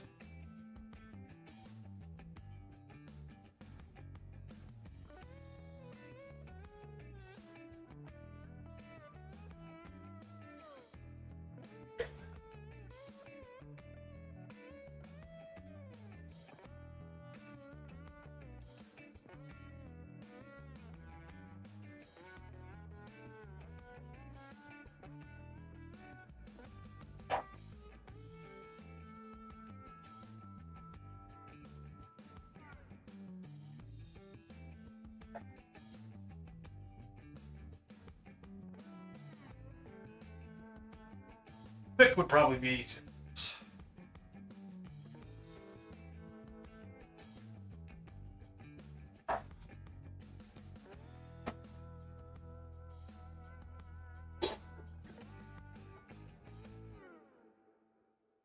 Ah.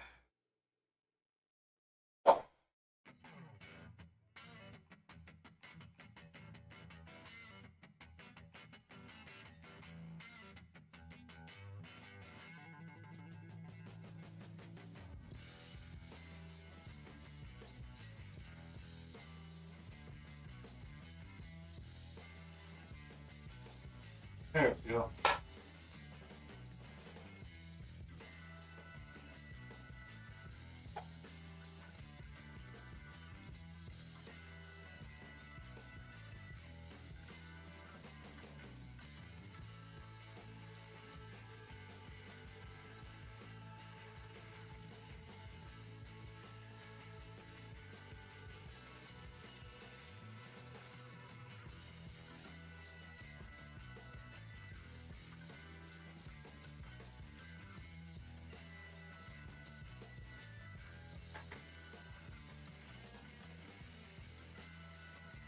Ah.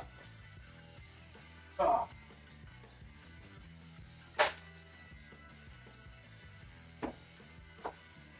One of these days, I'll go through this fuse box for you guys, show you some cool, nifty, difty, interesting things.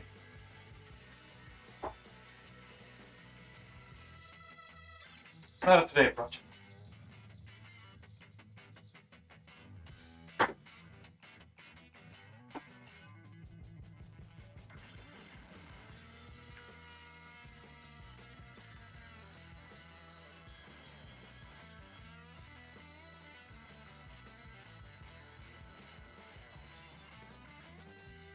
Come on. Ah.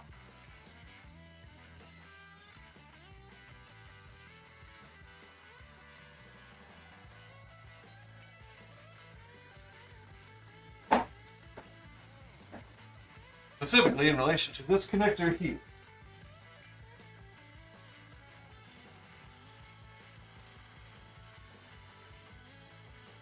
Which is a pain in the butt to remove. Always has been.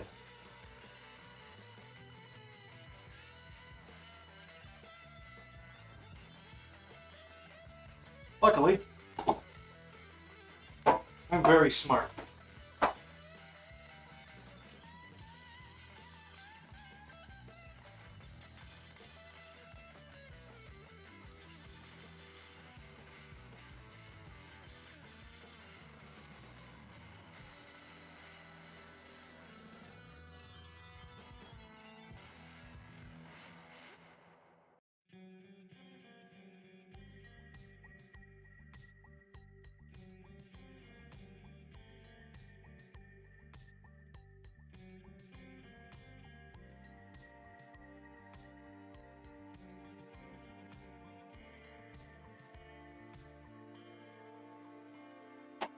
Traded one table for another. Ah.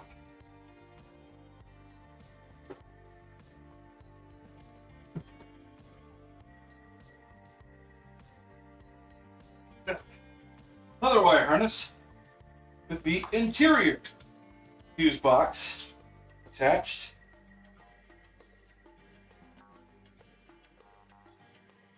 That module removed.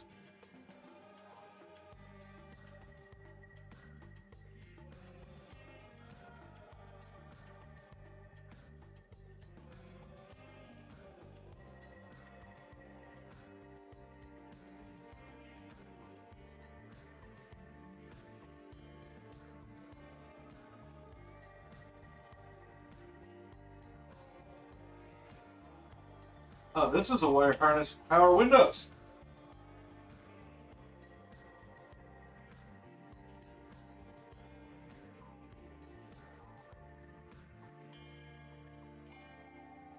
Come on.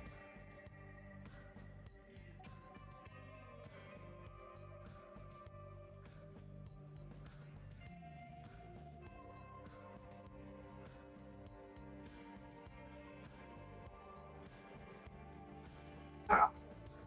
And that's what I didn't reach. There we go. Now, pretty much all the wire harness stuff is centralized. Progress. I also have amplifiers.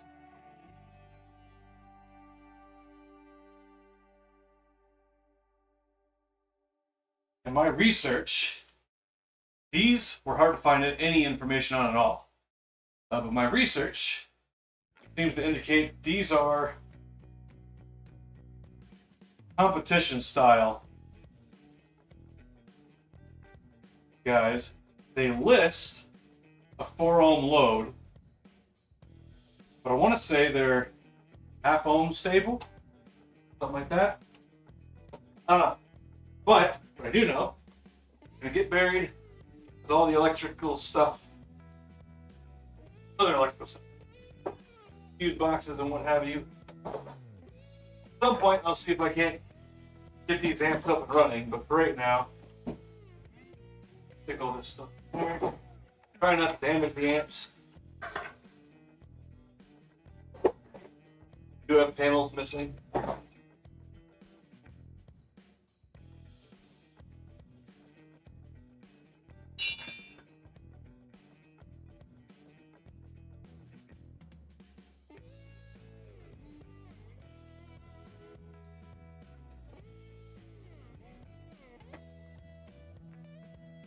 I don't know that I'm going to get the freaking ECU today.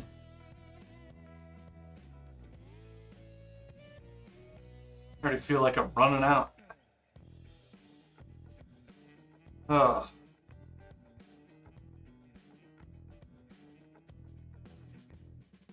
They're going to go through this tote, that tote, that tote. I'm going to get some water first.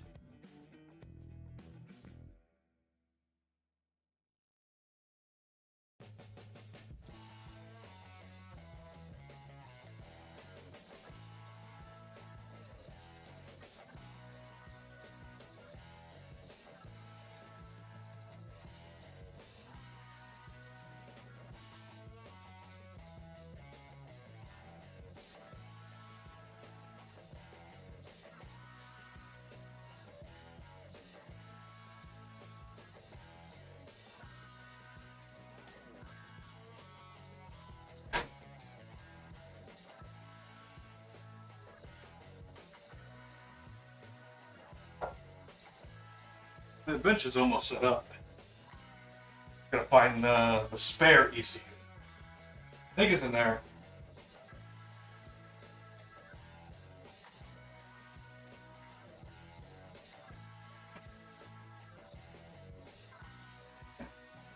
Plate for money problem. Type of control housing is gonna go in this box. Top fender or mud flat. That's mostly roommate stuff. And duct tape. Duct tape. Duct tape. The tape for duct work. Duct tape. Not duck quack. There's not duck quack. There's a brand that is duck quack. But I don't like that.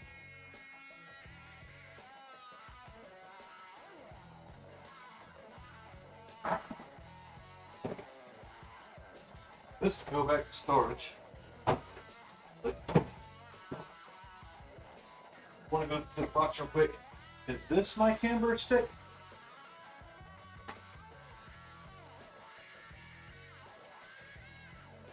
And not these rims.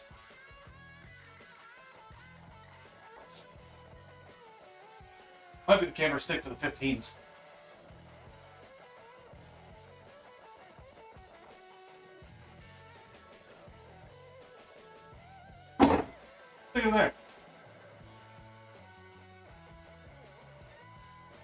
Oh man, like, I am worn. Why am I so worn out?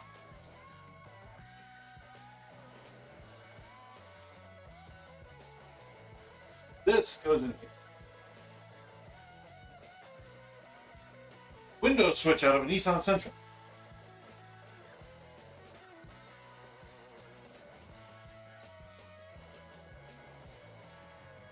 Shims. I had an idea for something for these. I bought them, and then I never even used them. I don't even know. We'll stick them up there. Or on the floor. Floor works too. Brain is not working today, apparently.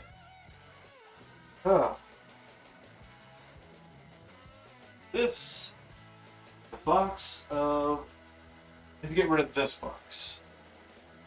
Actually, they go through this box. Anemometer. Lock.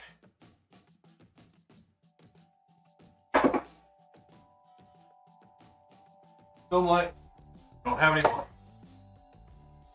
Vinyl hose. There.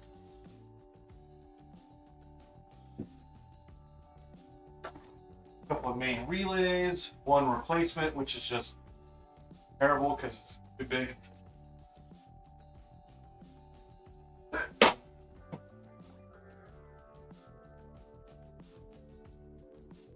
Sure.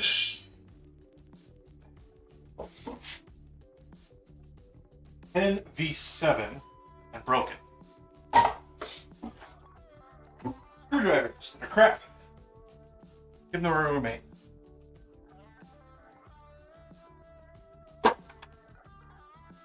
Ha! And my tire repair kit. That goes back in the car. Window crank goes in that pile. This is for the broken oil cap. Good enough. This is a hold down for the D-link. That needs to go inside. B5 still works. Good.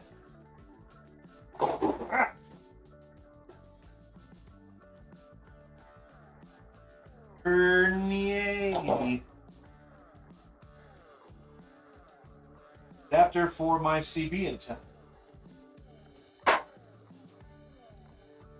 This appears to be nuts and bolts.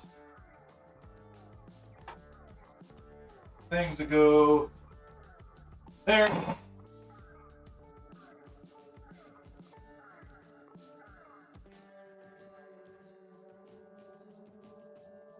Relays and fuses. Are there for right now. So what we're going to do, we're going to pour this out of the burner.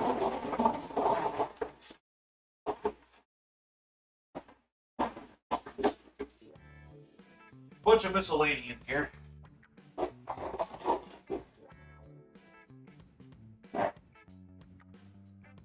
Including change.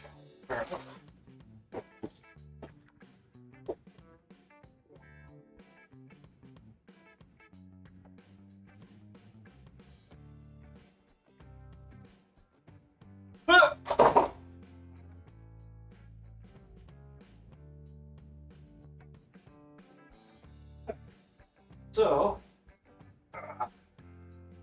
separate this stuff out. Bolt screws, bolt screws, bolt screws, bolt screws.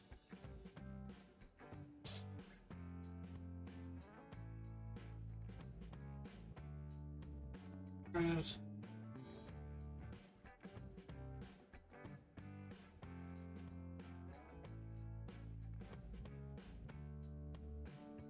Screws. Bolts. Easy bolt screw. Bolts.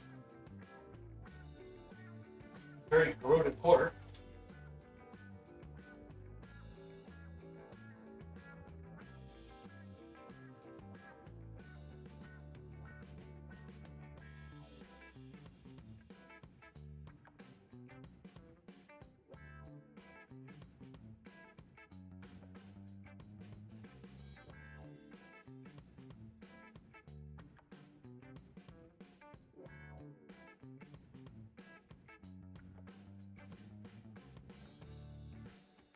Alright. Get change gathered up.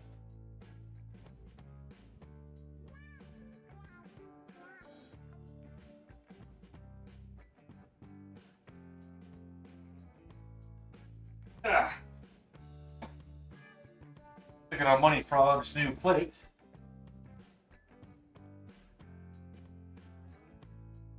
Money Frog will be happy when I give him his new plate. Hopefully, Money Frog will bless me when I give him his new plate. Yeah.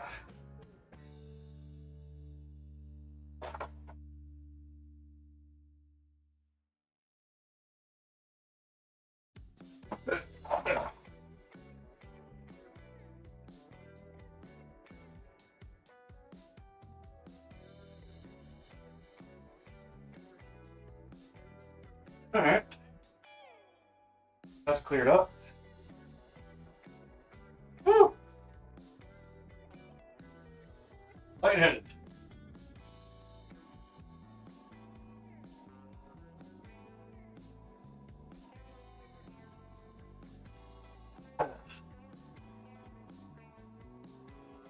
Yeah, first thing I was supposed to do is clean out the Civic. Then clean off the Civic. First thing I did, put more stuff on it. Hell. Look at this. Don't need a balsa down. I cannot. Anyway. Exhaust hanger.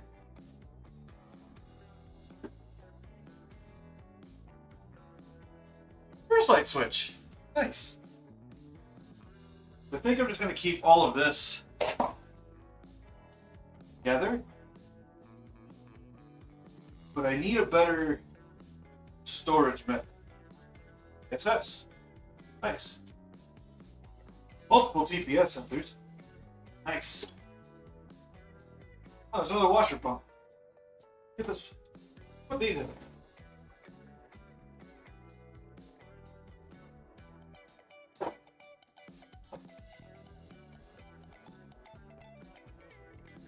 Put these in there too. Okay. I need a better storage method.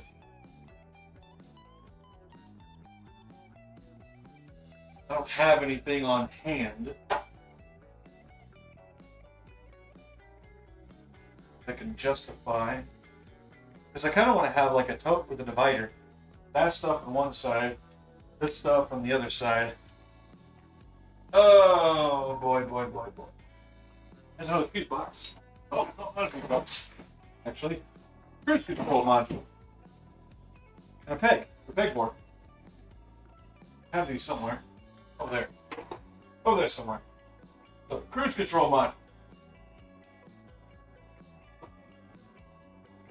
Stick him with the fuse boxes, that's fine. I also have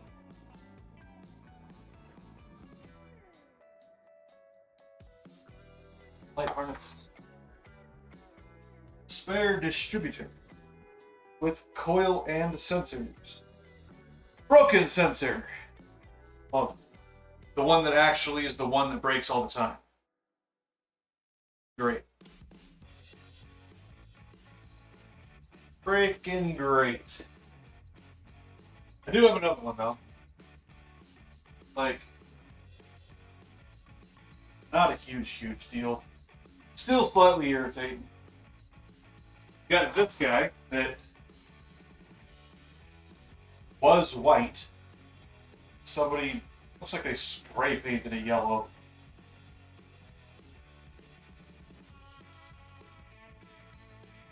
Yellow cars. Makes me make little sicky noises.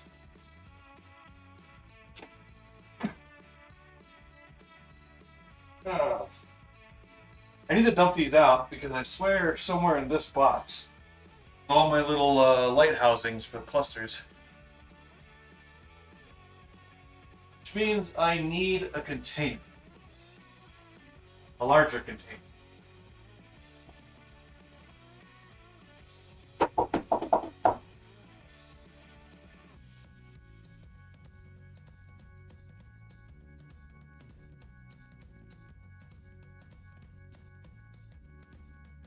I don't know.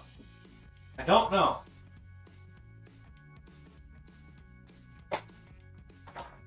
Ah, yes. Everything slide into the engine bay. Great job. I mean, honestly, something about the size of my camera case would be perfect. If I had something like that. Pretty sure I don't. And everything that I have that is of sizable size being used.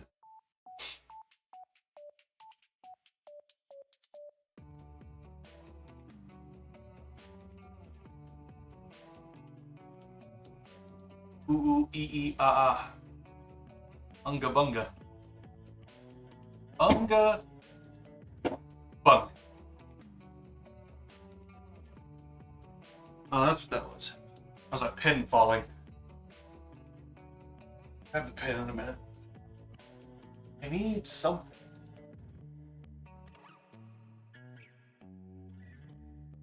Later, not right now, later, I got enough sheet I could build a little box, just little tacks.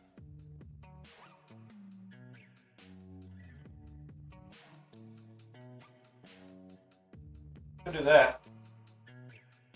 I don't know that I want to put all this stuff in a metal box though. Here's, oh, I don't know what this is. Oh, this is a rectifier from the Ninja. I think this is the one that was on the bike when I got it. That is the connector. Don't need that.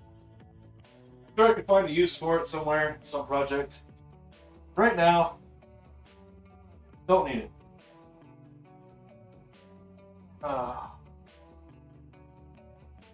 Fuel line.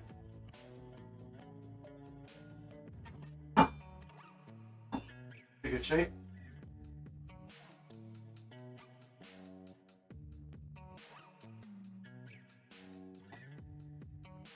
Yeah, here it is.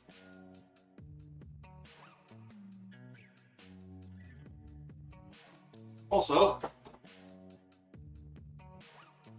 there's a torch nozzle.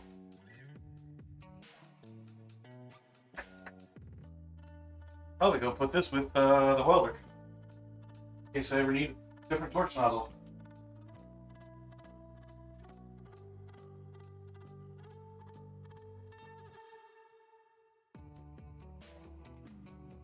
Okay, how am I gonna? Oh,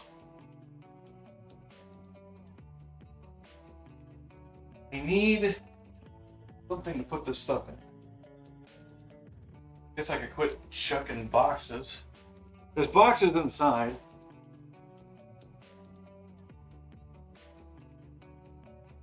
Alright, well, I guess I'm gonna go grab a box from inside. Start putting. I'll grab a couple of different boxes. We'll put sensors and stuff in one, relays in another, sensors and buttons, injectors, relays, fuses, and then a small box for the light housings because I just found them. Excuse me, I shall return momentarily.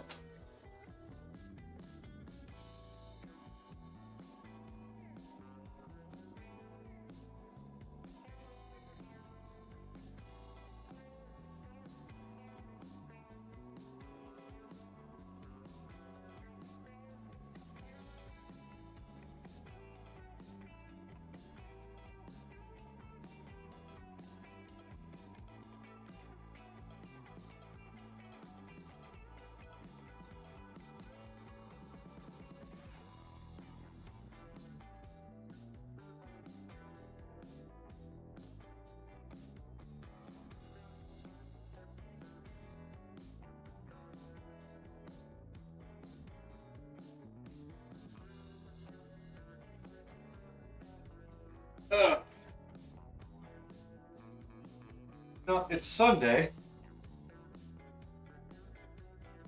I'm quite surprised, disappointed perhaps, that none of my friends have showed up even once. And I get it. Everybody's got their own lives. I understand. But, you know,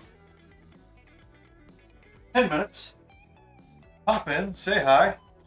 Like, hey, came in to help you out with your numbers. Right?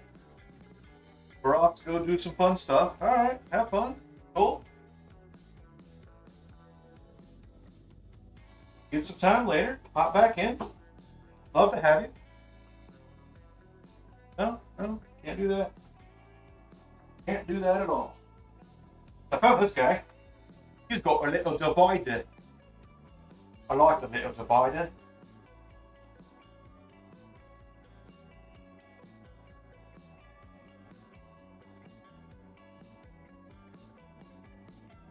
Ever cut-tied yourself with a knife?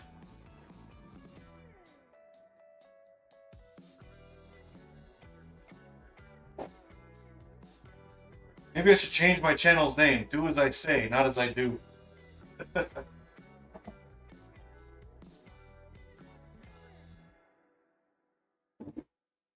Or, I am not a role model.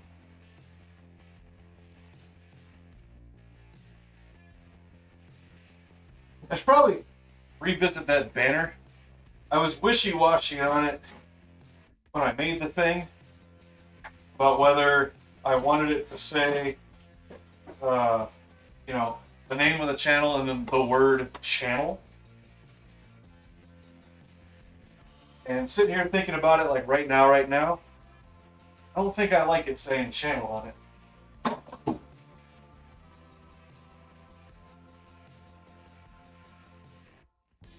Why? Gone silent.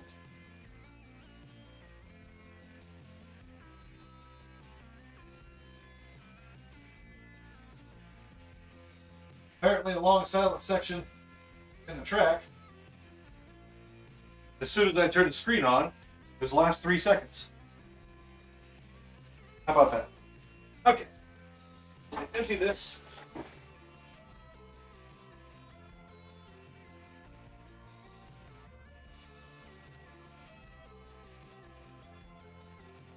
That is just old and terrible.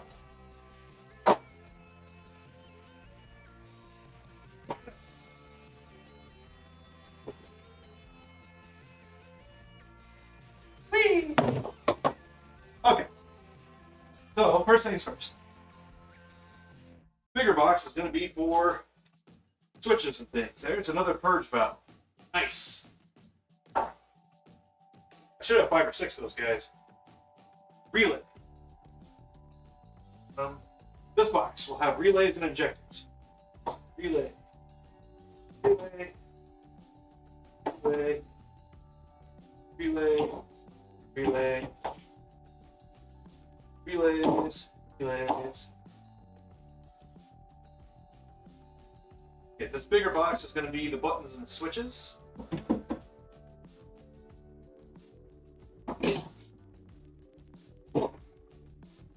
And a clock. Nice.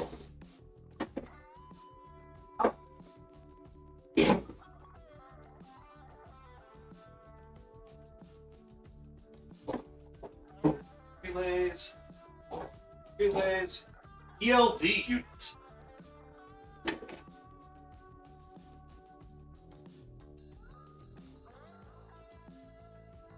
Evaporator. Thermistor. Yes. Did not know I had that.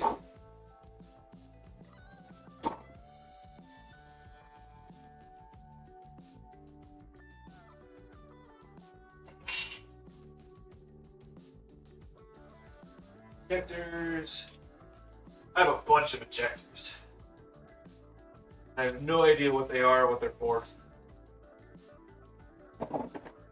Oh. In case I need them for something. guess if one fails, I can have it as an emergency backup, right?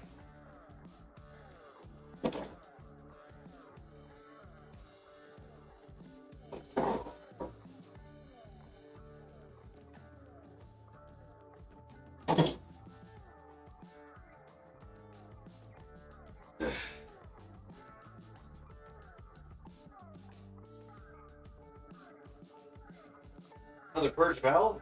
Nice. Hood bumper. Sensors and switches. Relay. Relay. Relay. More relay. This little guy is going to be for light housings. Door harness looks like, but I'm not going to use that. I'm just going to check it. Okay. Not going to use these. They cut too short. Let me just check them. Relay. Door lock thing goes on the floor, I guess. I got a bunch of main relays. Shows these handiwork. Okay. Plasticky door stuff. Relays. Relays. Nothing that's trash.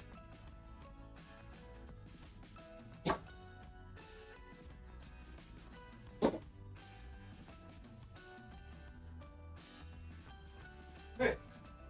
Resistors. Got a bunch of bolts and stuff in here. Oh. I'm laying down on the floor. This is way too hard to just stand and do.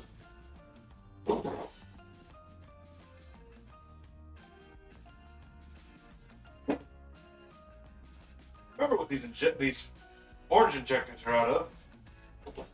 They're out of Ford Explorer 4.0.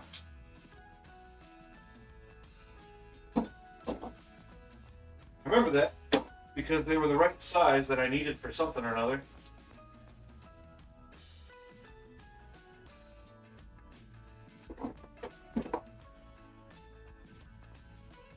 Project that I never got around to.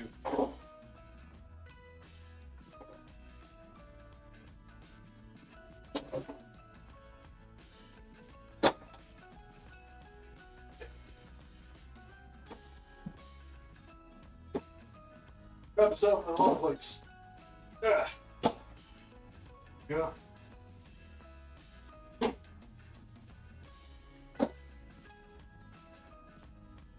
I have a bunch of main relays. I should never have to buy a main relay ever again. Got a bunch of fuel injectors too. Don't know what size they are, it's a problem.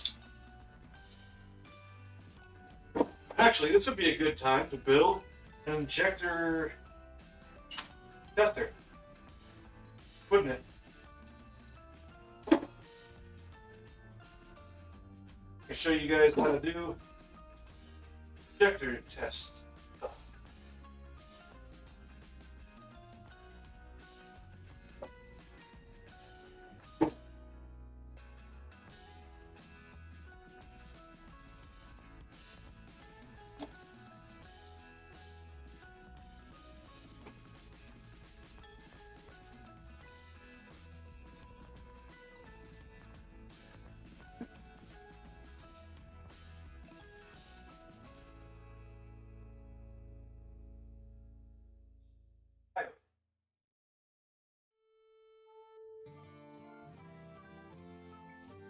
Order those. So we're gonna go trash. Oh no. Fuses. Fuse. Those relays. Still got bulbs too. Trash.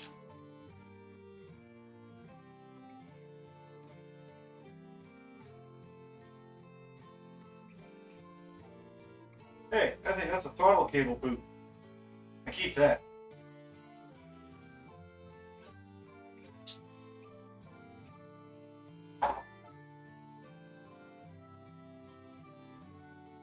Light housing. Brush holder for alternator. Bracket for something. Part of a fuse box.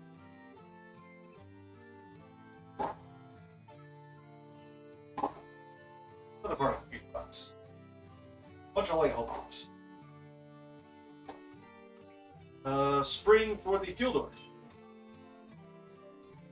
Throw these plastic clips away. Binding clips. These clips I can use. These are the door clips. Use those. Some of those. Windshield washer thingamajiggers. Another play. Some of that. Light housings. Light housings. Light housings. Light housings. Door clip. Trash, speed nuts. Brake hardware. Light housing, light housing. Light housing. Bulb. Light housing. Tiny light housing. Light housing. Even tinier light housing.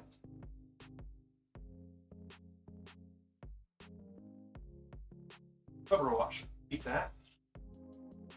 Screws, we'll keep those. There's a switch. That.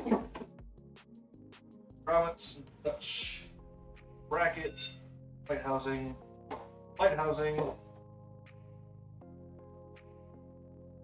I got a bunch of these. Full door springs.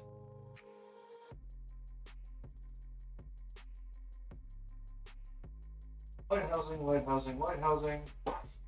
Microscopic light housings. Bolts and nuts. Bolts and nuts, bolts and nuts. Dual door spring again. Light housing. Bolts and nuts. For clips. That thing and the clip for it. And the wood. The crank clip. Got a bunch of useful stuff in here. Light housing. Oh! You guys can see me? You guys can see me? Mostly, sort of. Nobody in chat? Ugh. That's fine. This isn't very interesting right now anyway.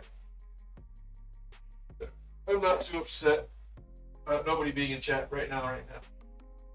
Trash. Not trash. All of this is going to be trash. I think this is right up. Probably. Oh. Fine. Light housings. Light housing. Connector. Trash. Funny light housing. No idea what that light housing goes to. Bolts.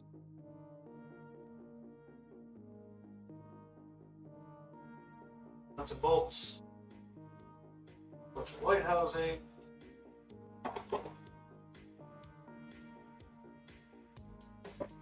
Bolts.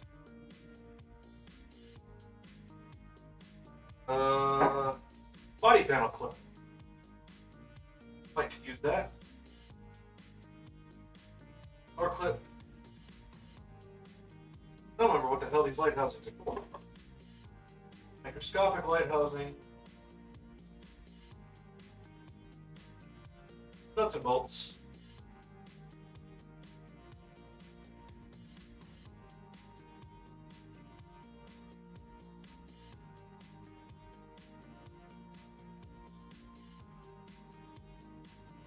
Okay. I think the rest of this light housing. The rest of this is just going to be the trash. Light housing.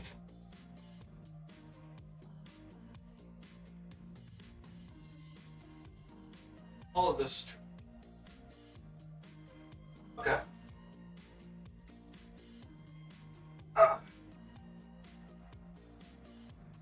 Oh boy. Oh boy. Oh, that's not light. Okay. Woo! Okay, this,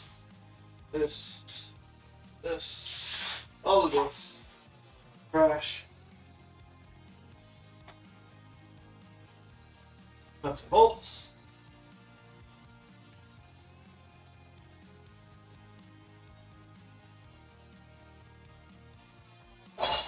I'm gonna need a bigger bolt bin.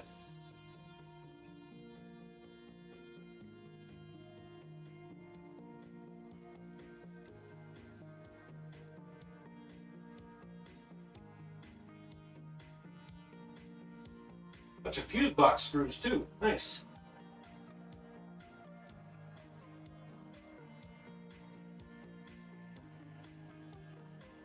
Spring seat.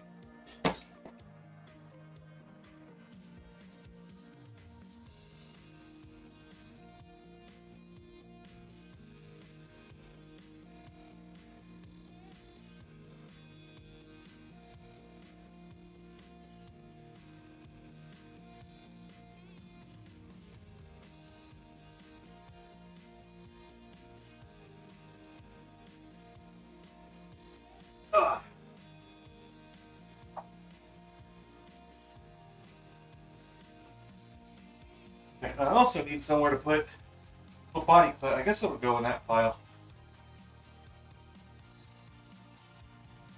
Which I guess we'll take those cardboard boxes and put them in there. And the rest of the empty space will just be the rest of that kind of miscellaneous interior stuff. You can do that. Those itches. Yeah. Oh, man. Can't really itch it all that well either because my hands are nasty. Not just like scratching. Ugh. Gross. We got a bunch of like little clips and things. Got some more purge solenoids.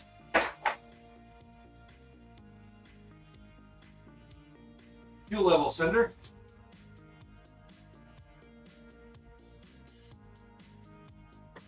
Plastic interior bits. Ah. Here's my little mini planer.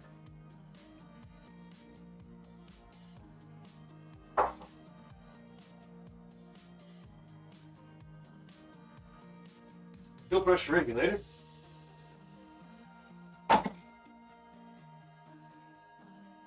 What's that? Sensor. VSS. Fair enough. Fuel injector.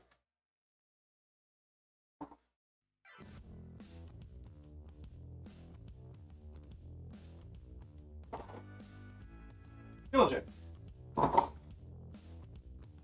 Battery clamps, of which I am missing one. 2 reds, 1 black.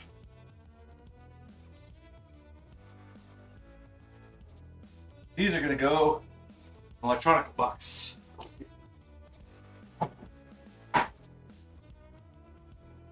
Hate when your shirt rides up in the armpit. Oh. Man, I'm feeling poop today. What the hell is going on?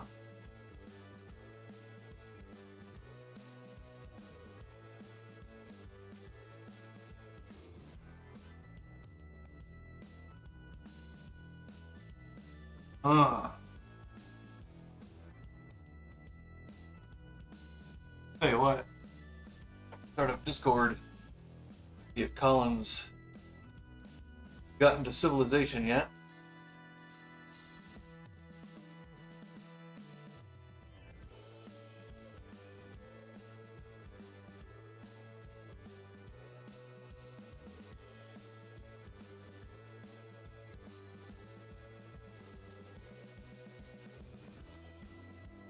Gonna start?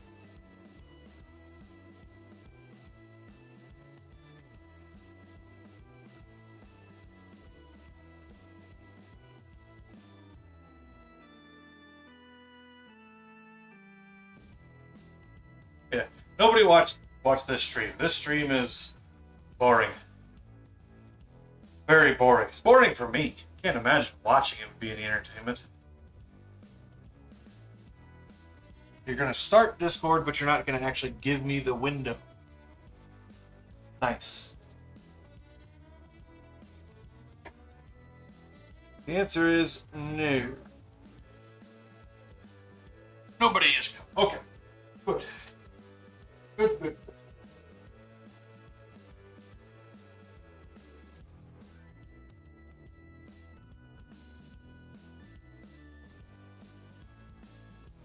ELD.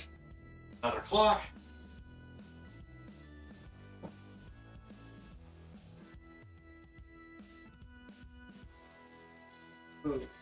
Transmission bearings. Look! Slammer pod.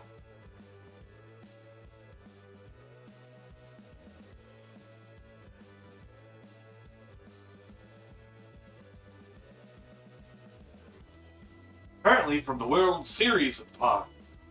Didn't even know there was such a thing. This is switchblade.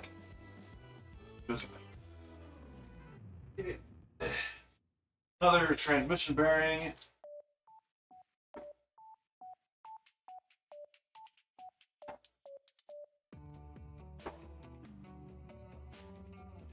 These need to go in the transmission box storage. Oh.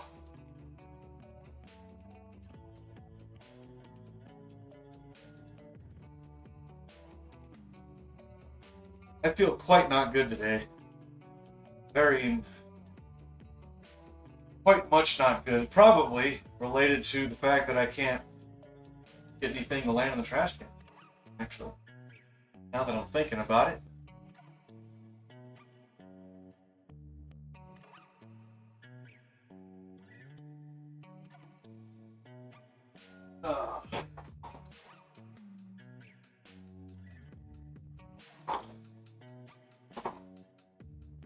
Yeah, that is. I don't know if it's any good or not.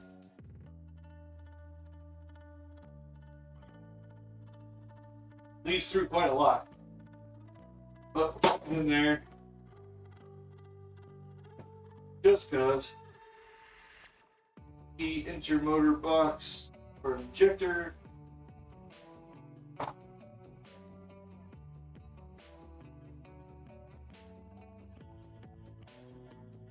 Metal bits. Bunch of bolts and nuts in here.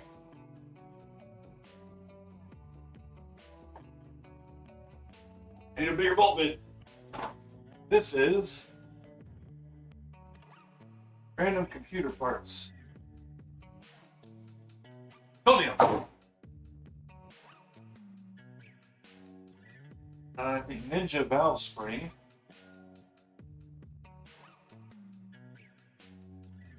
Use for it probably. Ah! Hood release. Relays. On box. Relays.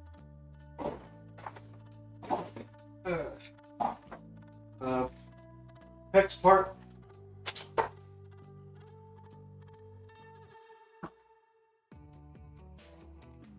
Trash.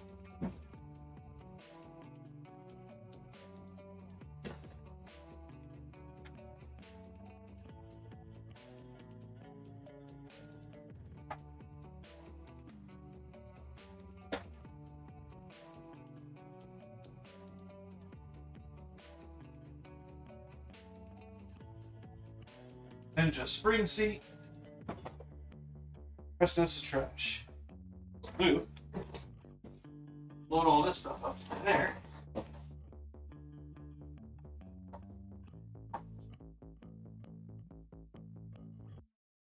The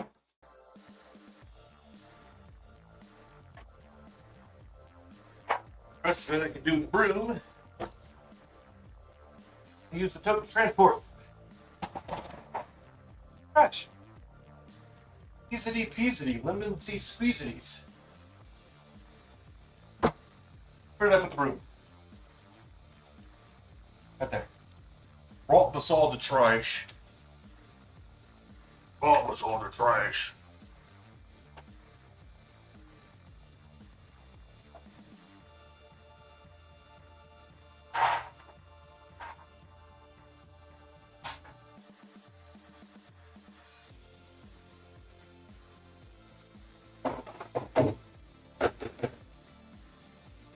There we are. Happy days.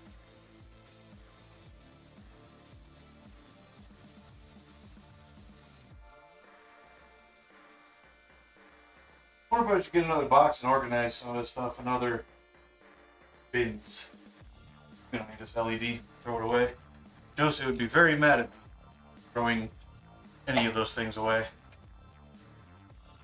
Long story. Kind of sad, slightly depressing. Rather not get into it.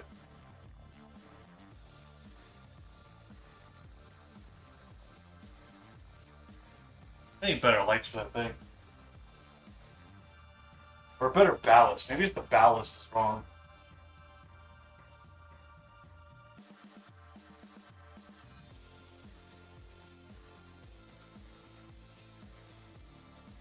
Like, doesn't do anything. It's so dim. I like a guy I used to work with.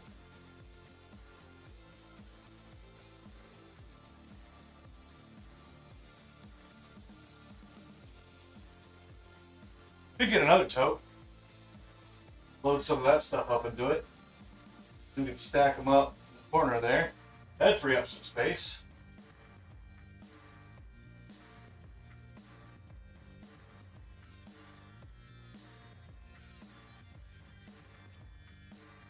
Tell you what.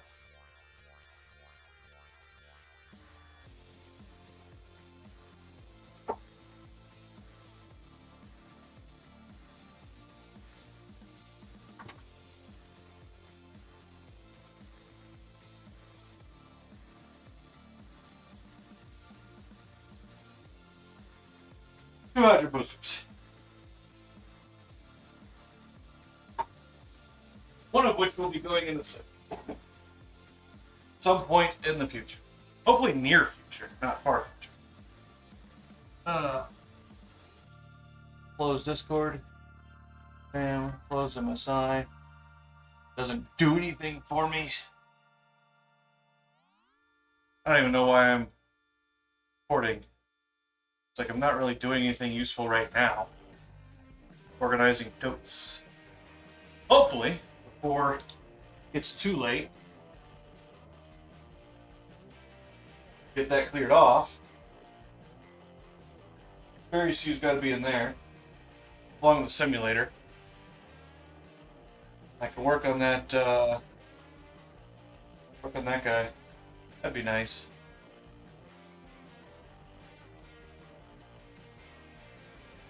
We're getting there. We're getting there. I don't know, lids fit these two. Well, that's less than ideal.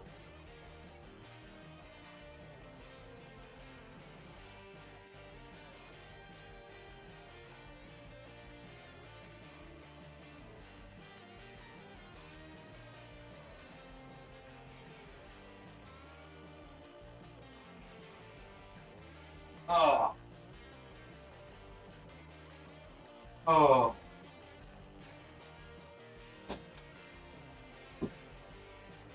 Okay.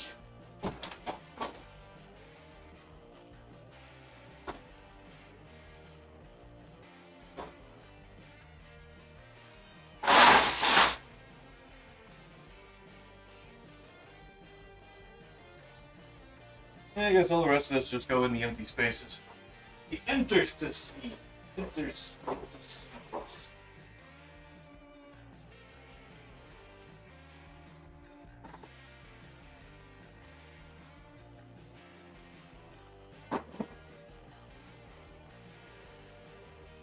Interstices.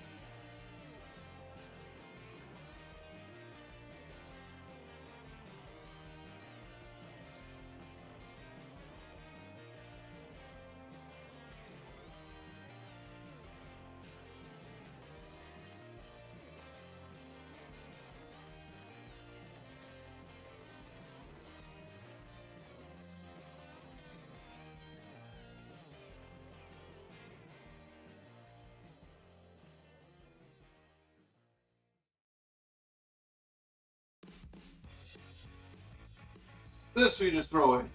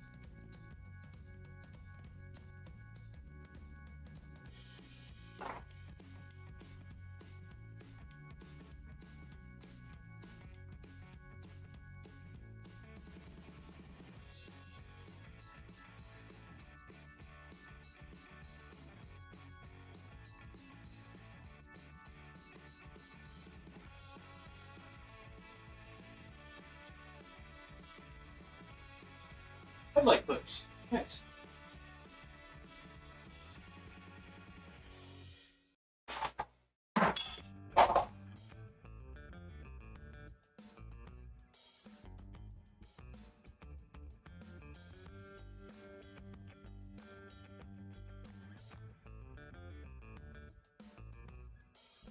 The rest of this, I'm gonna go somewhere where I need to make it.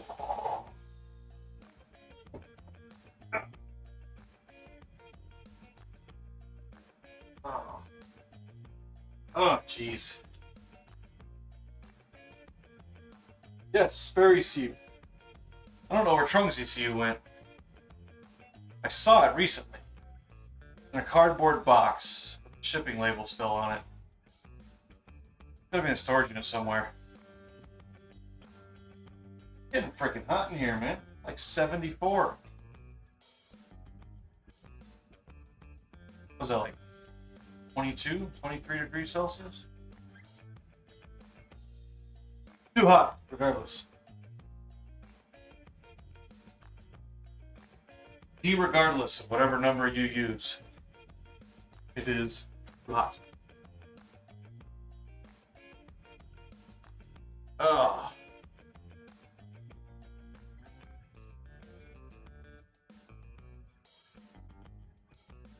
Tell you what, I'm really glad I found this.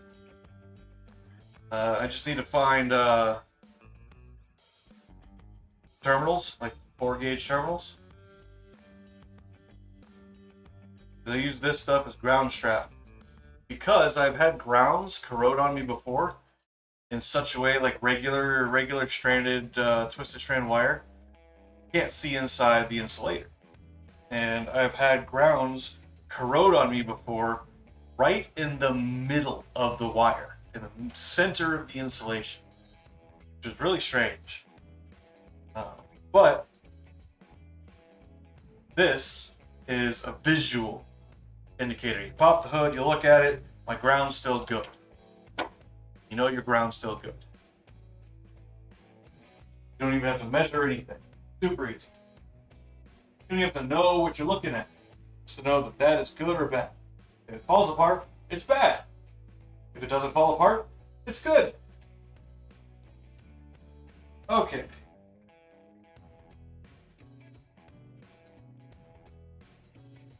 This, he needs his lid. This guy right here. He's not light. Oh, it's very not light. Oh. I'm not lifting it up there. That's for certain. We least not right now. Might do in the future. Not right now.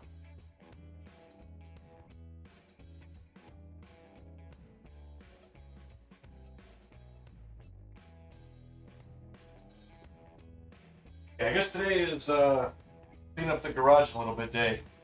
Not do anything to the car day.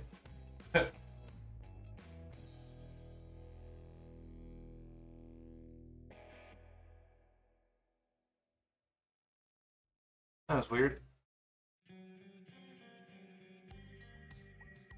Ah. Okay.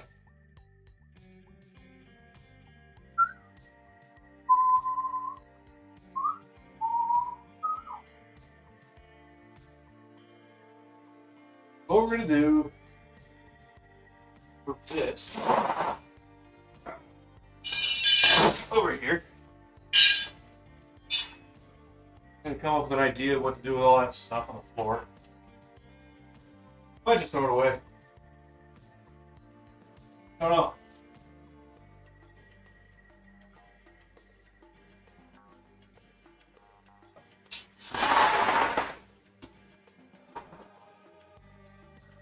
That guy there.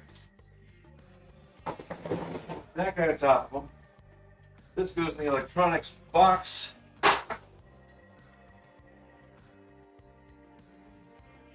This. That stuff. You go. Top of there.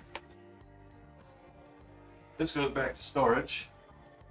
Now, there. Lid back on this real quick for a second. This guy away, the box is over here.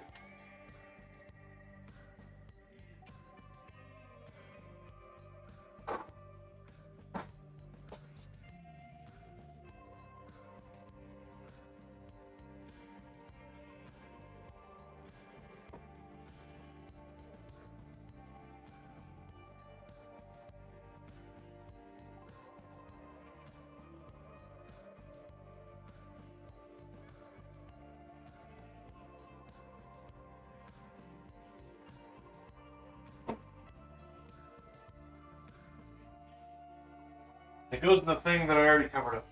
Thanks. Bolt bin doesn't need to be out anymore.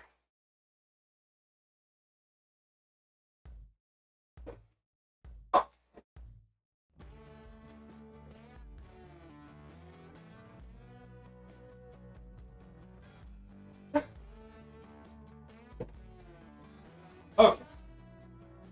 These guys are gonna go here. Switches.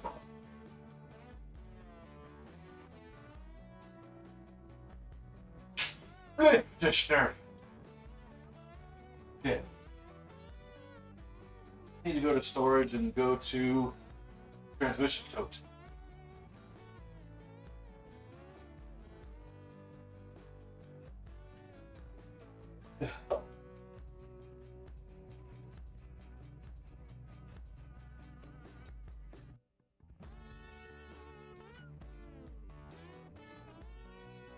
Yeah, for now we'll stick them over here, I guess.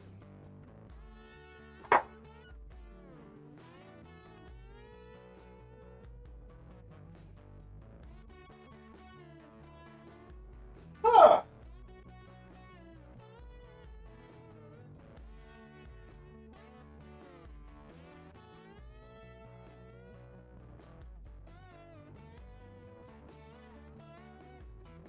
That's broken.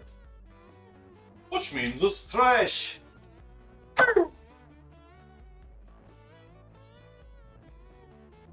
Make sure my anemometer is not powered on. It is not powered on.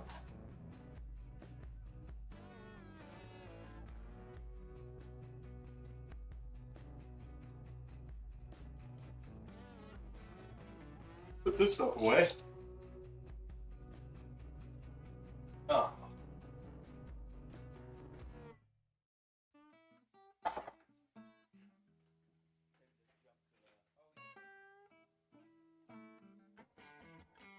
bunch of epoxy, don't I?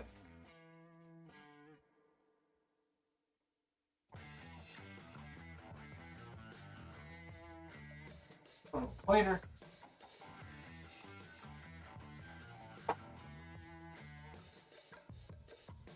Templates. Probably inside somewhere. Find a book. A book. I have it in the book.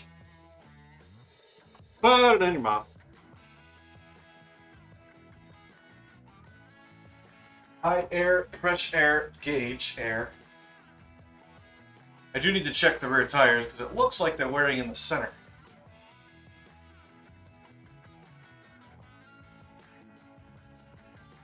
Right now, just get them up there.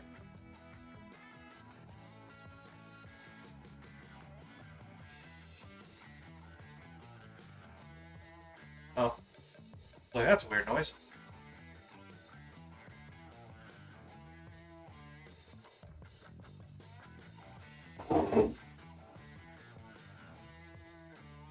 That was a big RC truck. Come on, that doll. Big boy.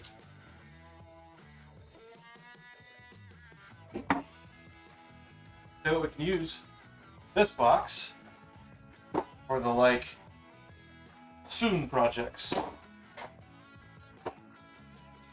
These can go. Well, these are the ones that need to go in the car. Need to go in the car. That's what this box is. This box says need to go in the car.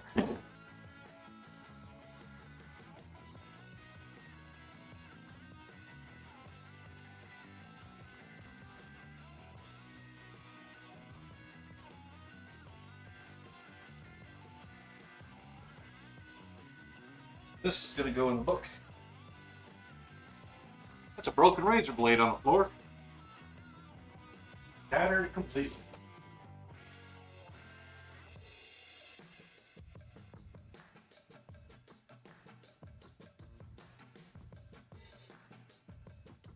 Charge it.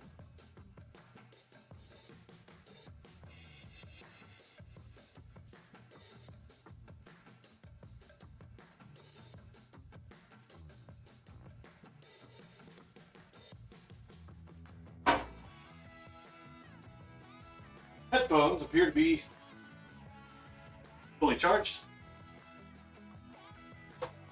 Over there. I wonder if they came through and blew out the sprinklers yet. I don't remember there being a knock at the door.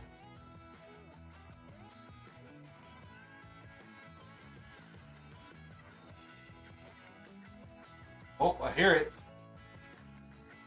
I'm gonna go check out the RC truck for a sec. I'll be back in just a second.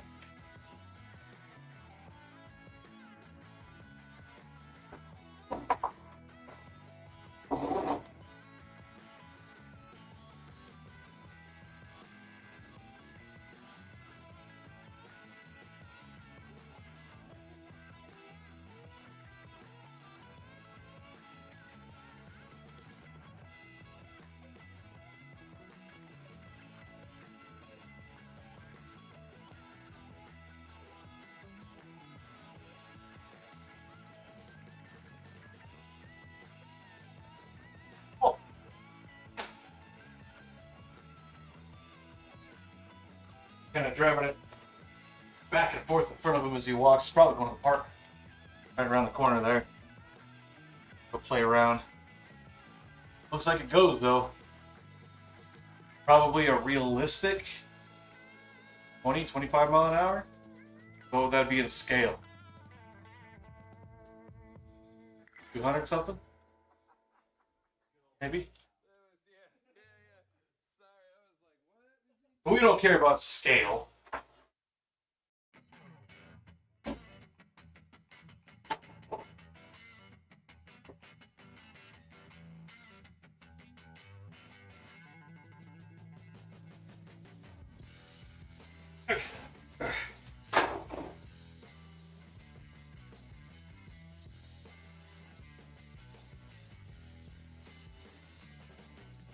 What is this? Joe Reds. Hey, look at that. We're ready to do ECU stuff. I'm not a complete liar.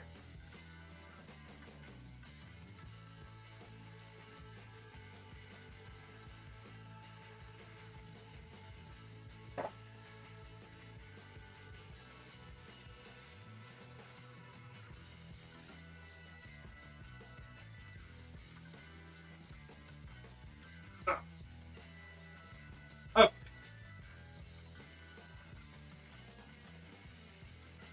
Now I've got to change all of this after I wash my hands. Just a moment.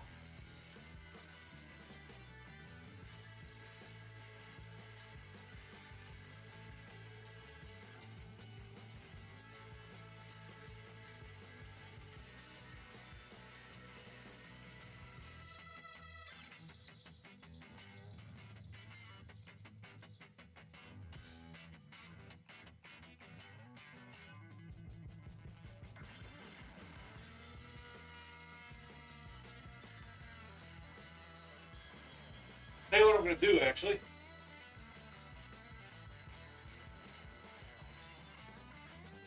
Before I do all of that, I'm going to order me some lunch so I don't have to go anywhere and I can keep providing you guys with quality entertainment. Like this.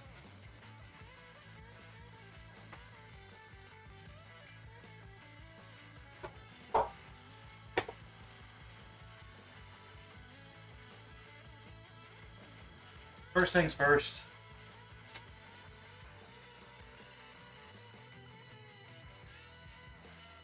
I've been kinda on a Wingstop kick lately.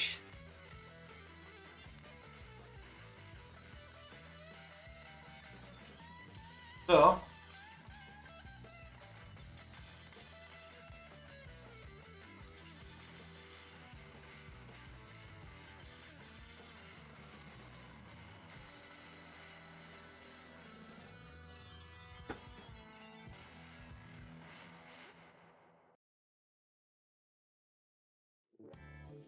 I need to figure out how much is on this card.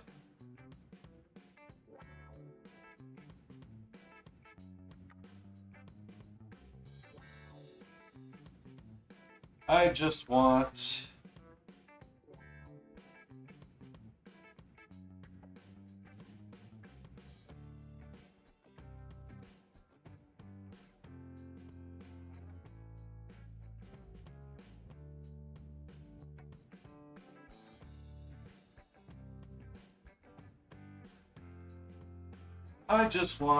I like the tenders. Like, I don't know.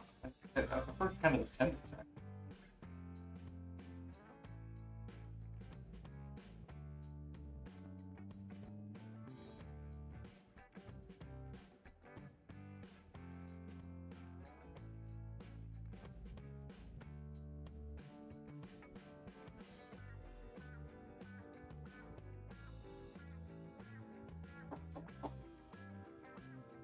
I don't want to combo.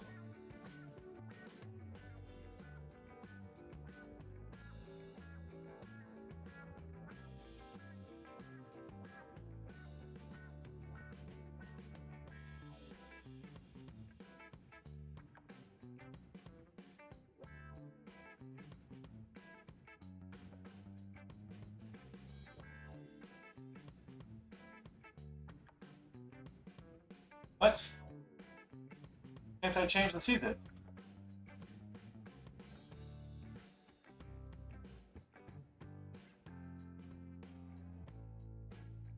Okay. Guess we're not doing that.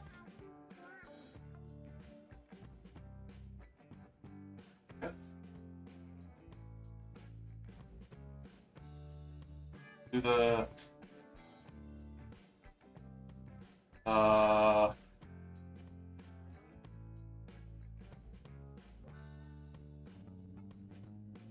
reload the page.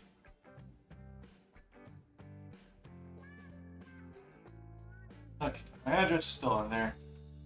Tenders combo. Takes me. I click on the 4-piece, but it takes me to a 5-piece. See if I can do cheese fries.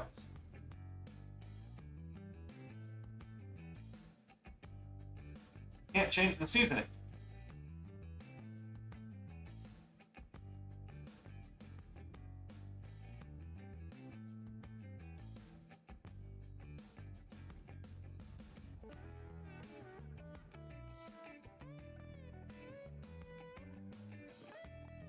Oh, why? This location doesn't have a seasoning thing. Okay.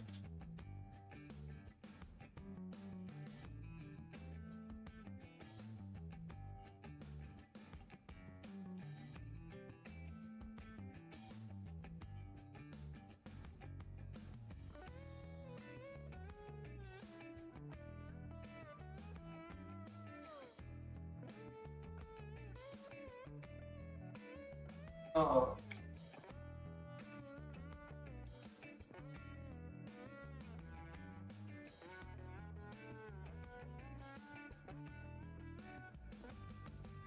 Tenders, garlic parmesan, cheese fries, well done fries, because the fries are not cooked long enough. Ranch and a drink. Copy, copy.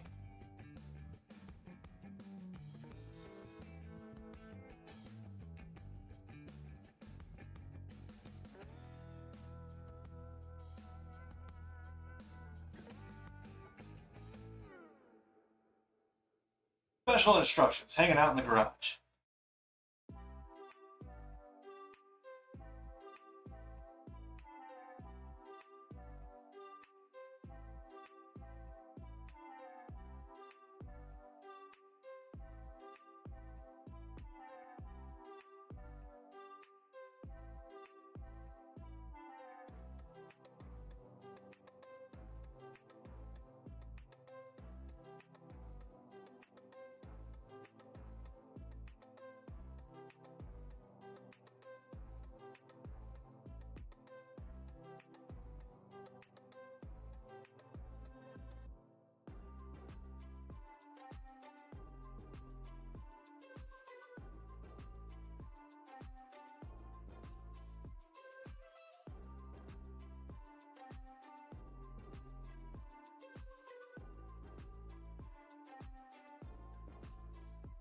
Will you work?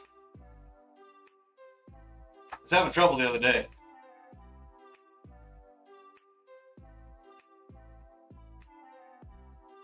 Him says him's okay. Alright. So, food's on the way. Hopefully. I don't starve to death before then. I don't think that's a concern for me. The next thing I need to do is I need to bring this really, really not good seat. Keep kicking that thing, heat sink. Actually, I have a piece of foam inside.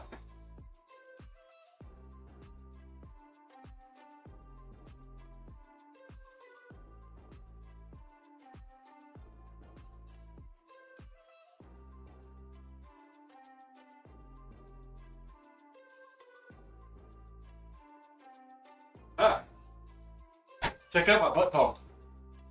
Boop. That's butt foam.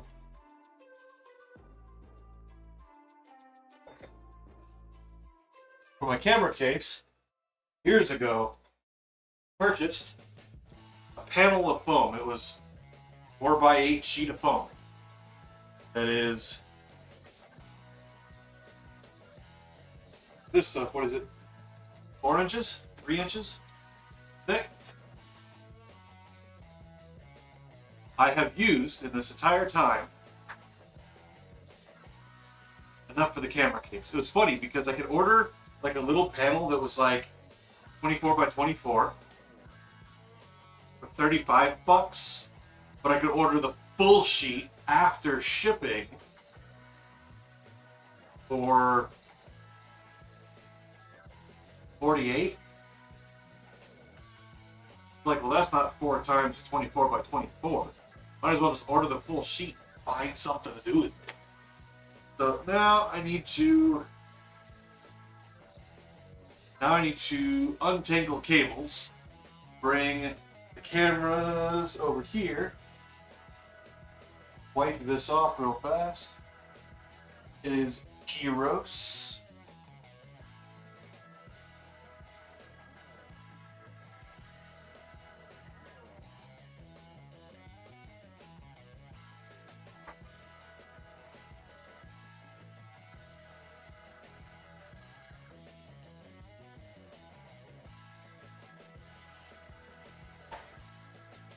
I know I'm going to need that pen at some point, and I just lost it. I will never find that pen again.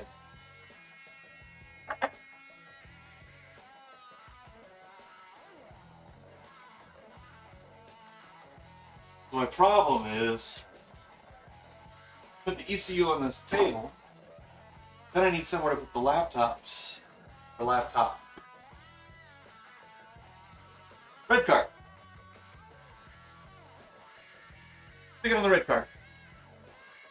I think that will do. And then what I might do, I might be able to turn the whiteboard down and tape the Logitech on top of it. Give me a top-down view. Try that. Twice. Need to get the red card over there. Card over there. Throw these little scrappies away. Refractory. Boosh. And this is going to be a nightmare. I think. Probably. Maybe not. Probably. I guess I was walking around like I did yesterday.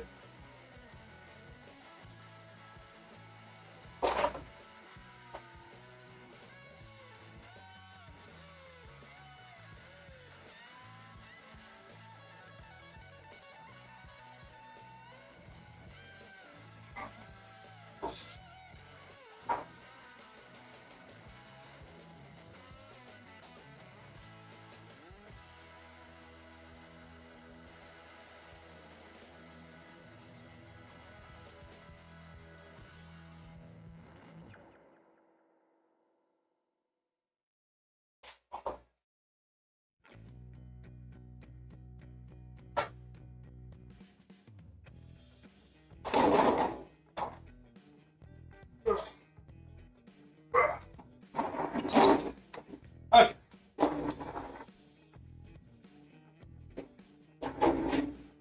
Because I'm going to need the schematic for these. I'm doing this.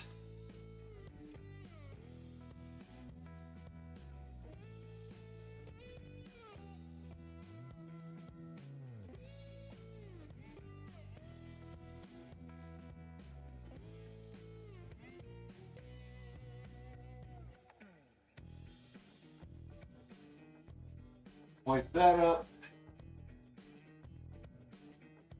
Right, well, bring the card over here. Start loading things onto it. So this guy,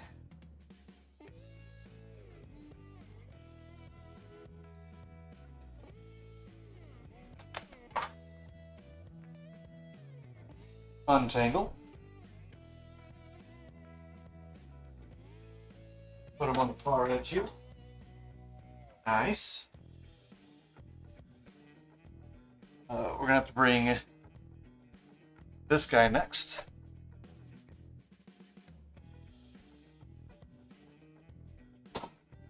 I might have to I'm gonna have to disconnect this guy.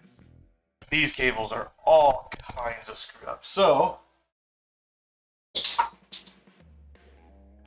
nice.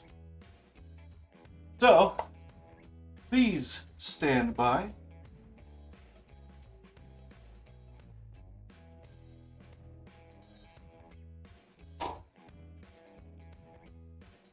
This. Please stand by while I untangle cables.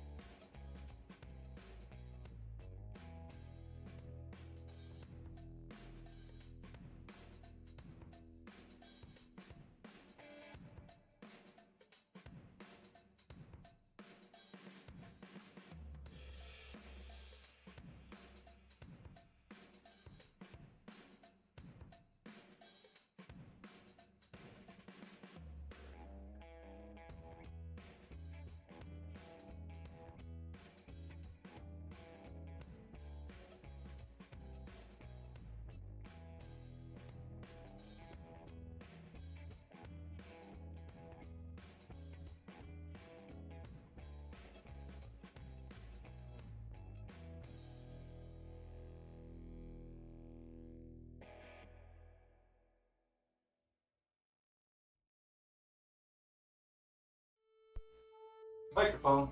There we go. Microphone. Away. Okay, we're getting there. Getting there.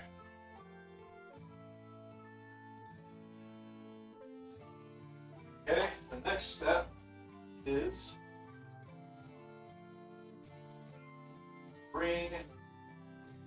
disconnect a little node of them.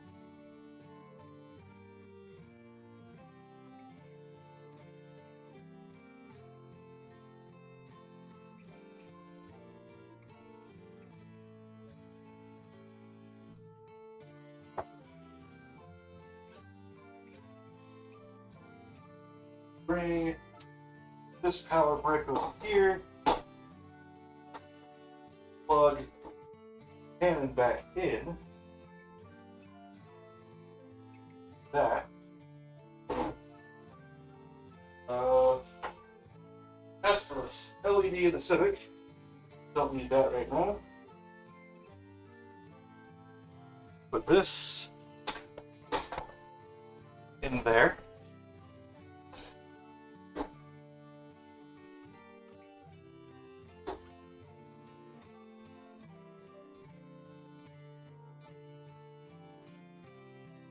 Grab ASUS.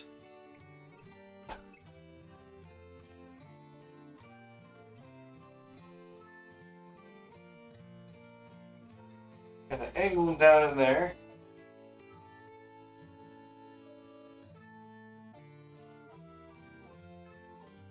Grab this cord.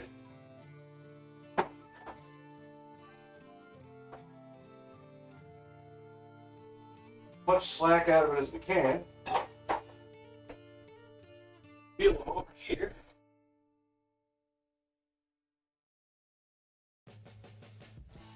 Okay. Now what I need to do is I need a little platform that I can set the laptop on top of.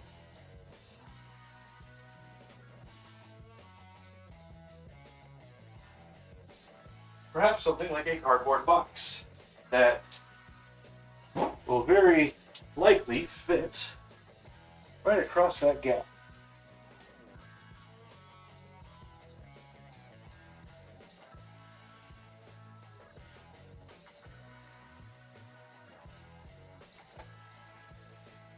Would you look at that?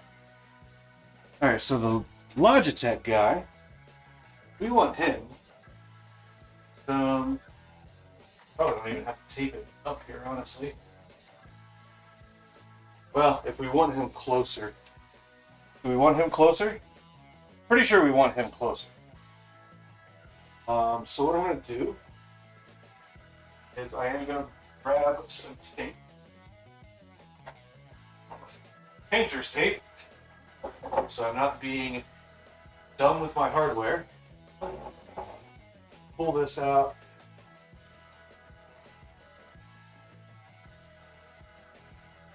And see how far down that goes.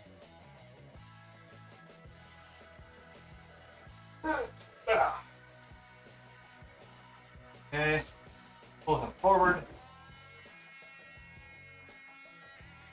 Come on. Far down a second.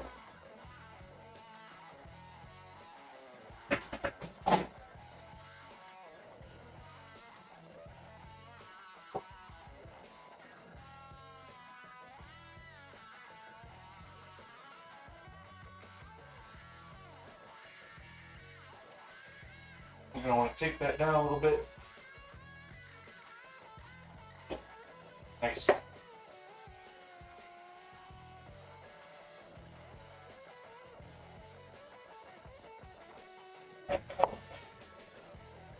we go.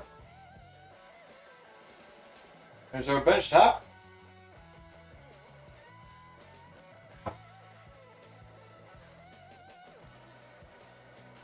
I don't know how well we're going to do with lighting, it's a problem. But we can angle this guy down.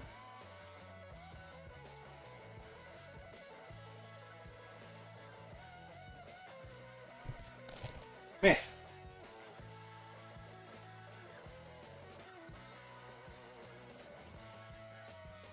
Hey, Spidey, what are you doing on my camera?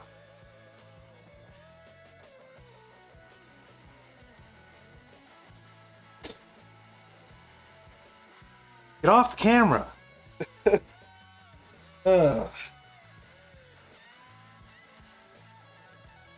Okay. Let me get you back on. Making it work for us. Hey! Hey! Hey! Okay. We're gonna move this stuff actually over there. Get a little bit cleaner line of sight.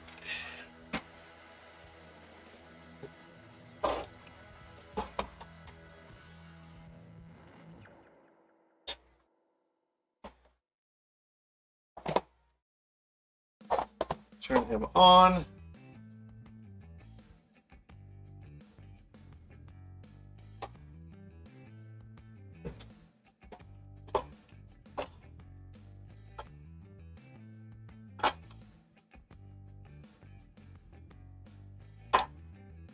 Okay.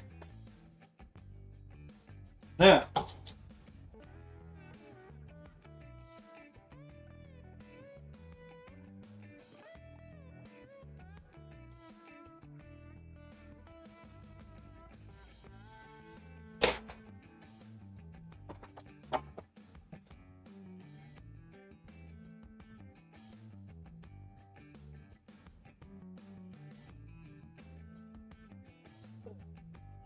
Alright, so here is my nifty difty engine simulator. Not mine. I mean, it is mine in that I own it. It is not mine in that I did not design it. But it simulates the engine.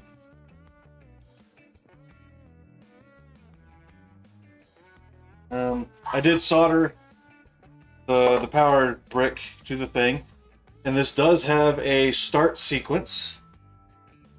Turn it on and it'll boom and it'll start, which is cool.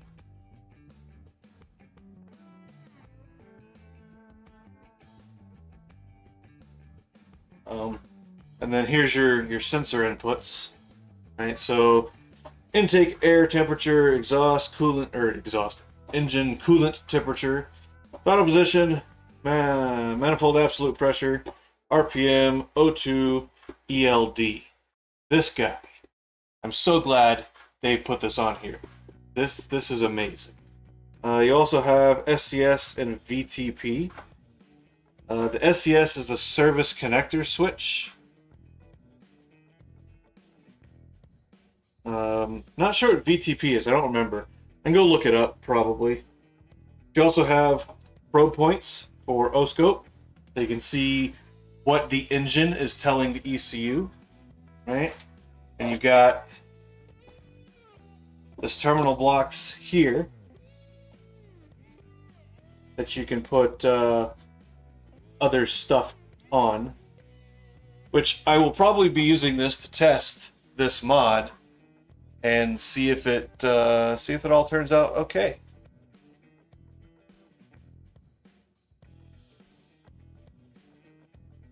But I have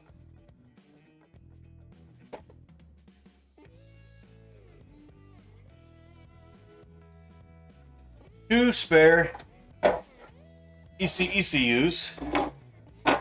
One of these, so one of these guys, they're both socketed. See here, got the latch installed. We've got the socket, or we've got the latch installed. We've got the socket. One of these I used for chip burning,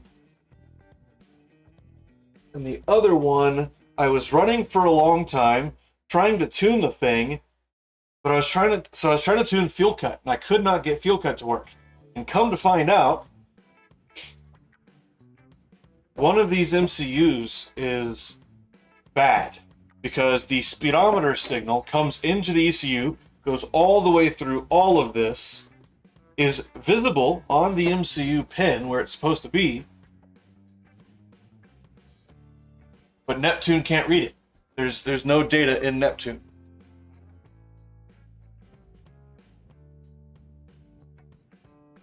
So what I probably should do is test that first. So bring the Lenovo over and clear this corner off real quick. What's that? Oh, that's a connector. I think that's a connector for the bike. Bring Lenovo. I will say, I don't care much for this Lenovo. I would be irritated, I would be quite unhappy if it failed or was stolen or damaged. But as a machine, don't really care too much for it, honestly. Okay, so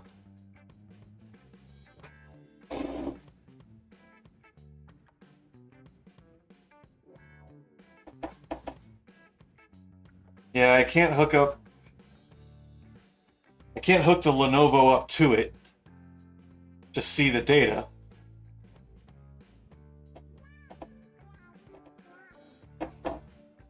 I'd have to pull the daemon off of the other ECU, stick it on one of these. But one thing the Lenovo will be good for is the Schemiotic. Is it on the Lenovo or did I put it on? Yeah, it's on the Lenovo. Okay.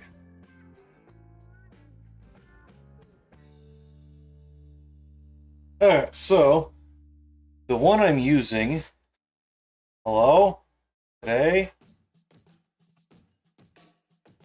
is this guy.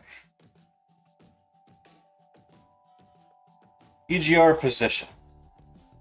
Okay, which comes in on D17. What I actually also need, real quick, is I need to go grab my resistor box. So, give me just a second. I'll go grab that. Mr. Spidey. Mr. Spidey, you are kind of in the way of a lot of stuff. I don't have, like, a cup that I'm not drinking out of.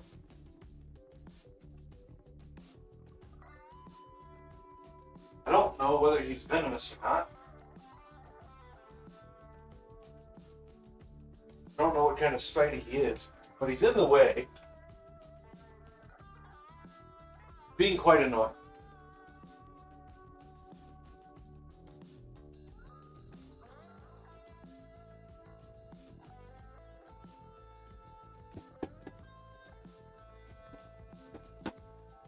There you go. Okay, buddy. Don't freaking out. Taking you outside. Okay.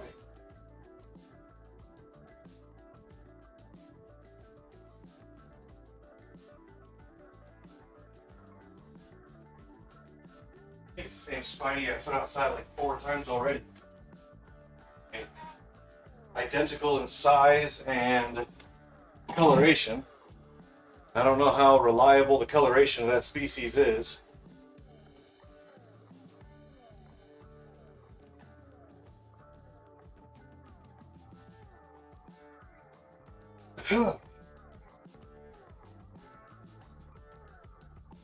Okay, so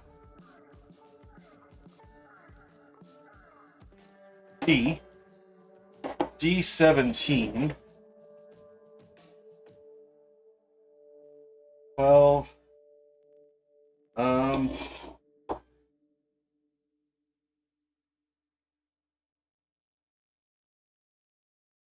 get a multimeter on the fly. Red multimeter and little probes. Probes.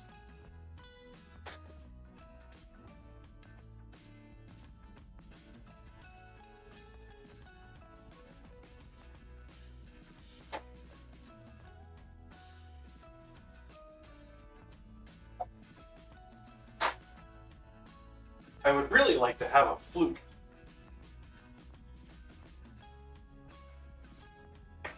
Okay. This guy's gonna go over here.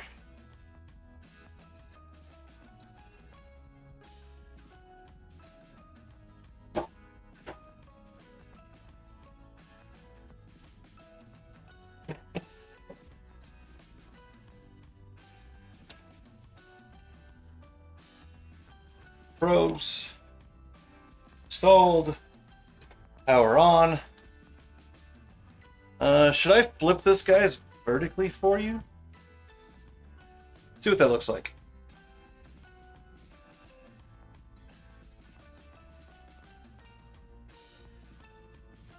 Go. Give me the thing. Hey, there we go. We're gonna lock you for now. All right. So, probes together give me 0.4 ohms, 0.3 ohms, 0.2 ohms, 0.1 ohm. Must be an averaging circuit. Okay, so that's what we want.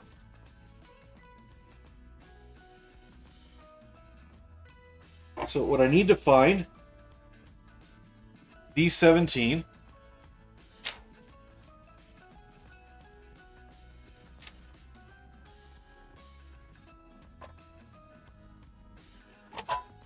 We're not going to need you, so if I could ask you to come over here, kind of out of the way-ish. D17 goes to RM2. Where's RM2? This guy. So honestly, all we need to do is change the line pin 5.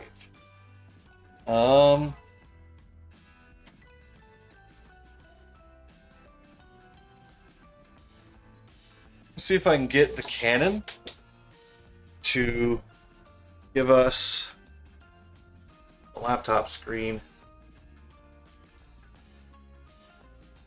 Not really. Well, for now it's fine. I'll come up with a solution for this in the future too. Actually, is it on this computer? Yes, yes it is. Okay, so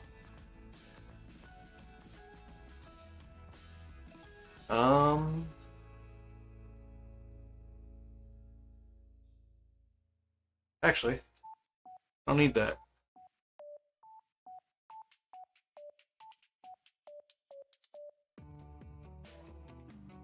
There we go. Okay, we're gonna unlock this guy. Put him up here. And I'll zoom in here in a second for you guys. Lock him in place.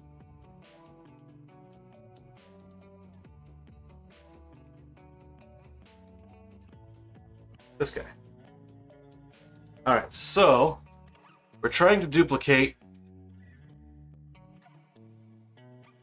Can't highlight. Lovely. We're trying to duplicate this circuit right here.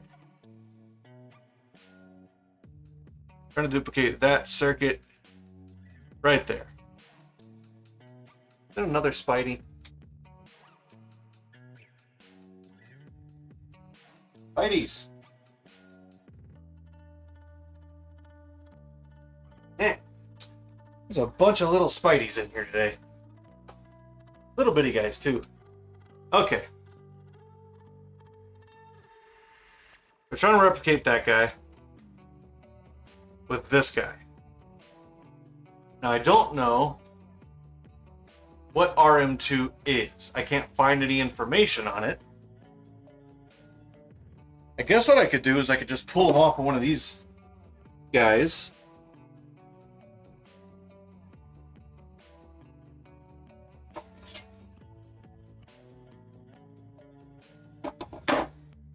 Which of these is kind of in worse shape? This one's in pretty bad shape. Okay. We're going to do it on this one. This one, apparently I did not know what I was doing when I was soldering. So we're going to pull off RM2. I say we're going to pull off RM2. We might pull off RM2.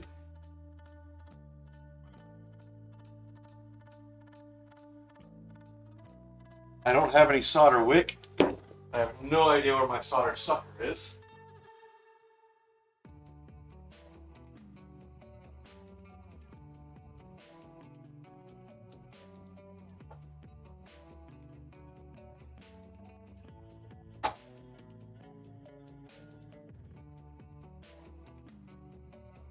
And now, I cannot find my needle applicator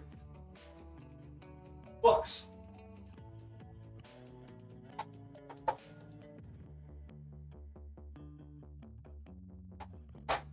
Oh, lovely. What the heck?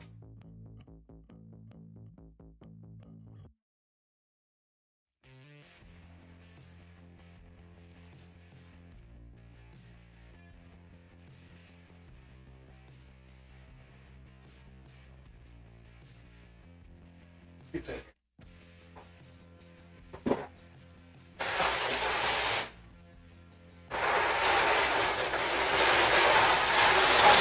Grab the electronics bench. Oh.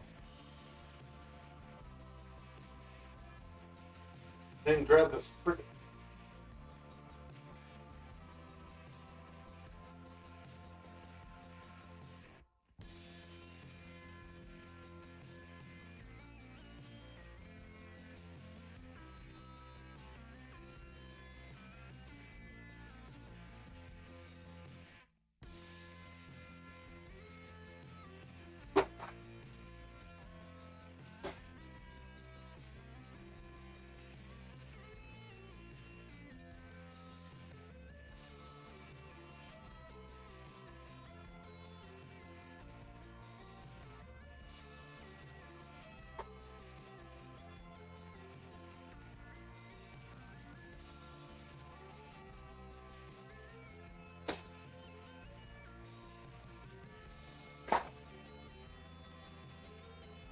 well, yeah. I have like 4 things of flux. I have no idea where any of them are. This is lovely. This is a disorganized mess. This is the nonsensical.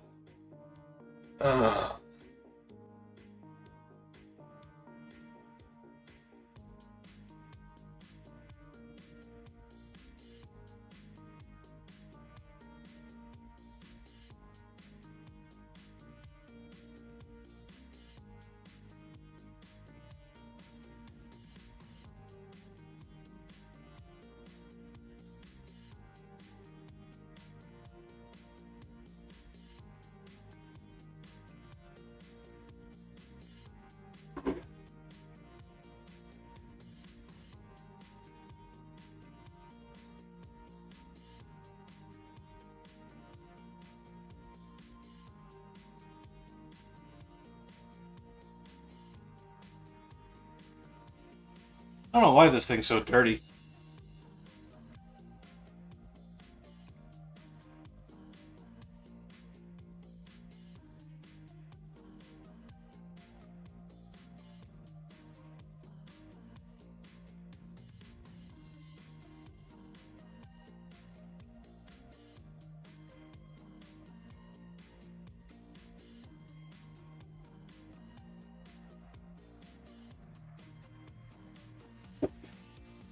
Yeah, so this is the one I was running before. I can tell because of the bits that are missing over here. R3, which is R3. R3 is part of the B6 circuit, right?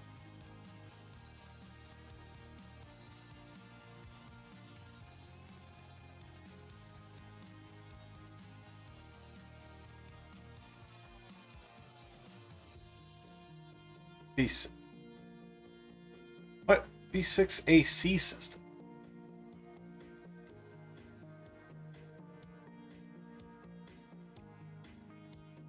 Oh, maybe it's B6 from the other.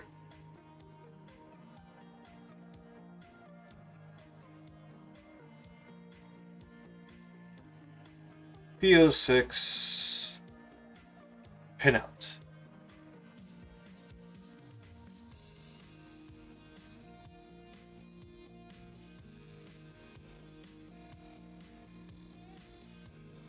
Why does this pull up a completely different list of stuff?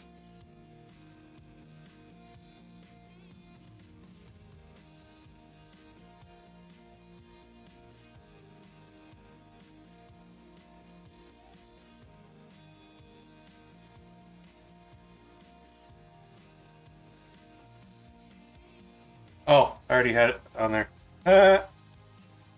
B6 they're calling empty slot. So that's actually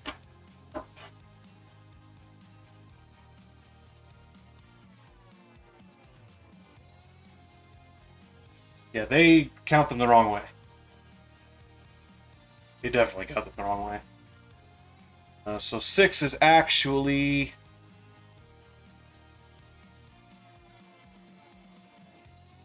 16, 15, 14. Be 14 in reality. So, be 14 in reality.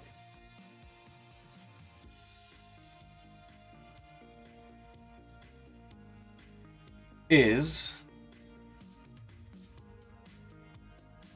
unpinned. But yeah, R3, R2, R1, C1, go to U5, multiplexer, goes to the same, oh no, not the same multiplexer. Okay, never mind. I was gonna say, goes to the same multiplexer as the intake temperature sensor, but no. Intake temperature sensor goes to U6.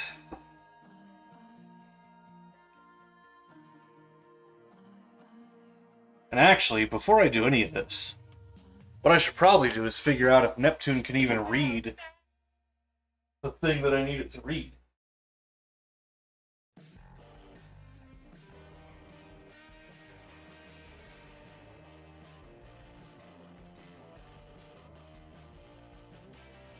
Hey, I think it's the same chick that always comes. Like, she always delivers. I think there's only 3 or 4 people that deliver DoorDash. I'm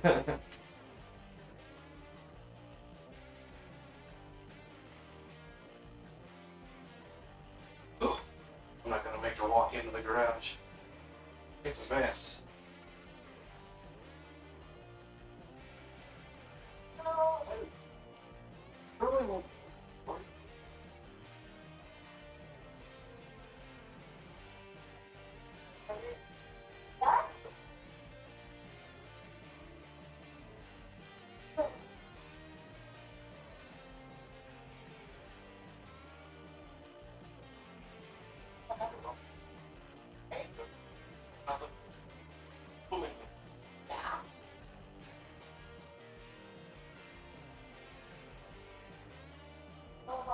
That's it. Yeah, maybe they just don't want to drive over here. I don't know. But there's a ton of DoorDashers. Yeah.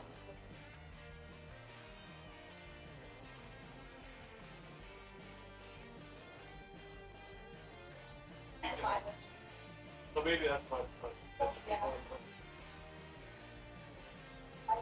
I was already not going to order at Chili, but we're coming down this way. That's the route, so yeah. Exactly. All right, you're welcome. You too. Oh. Oh, I didn't think about it.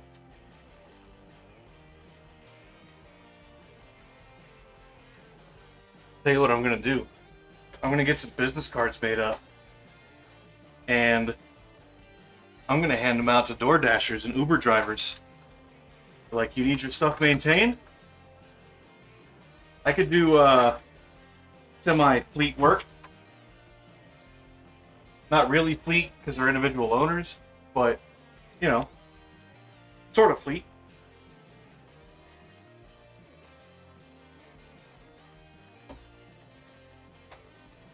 Okay. So I got some food. Fries, chicken.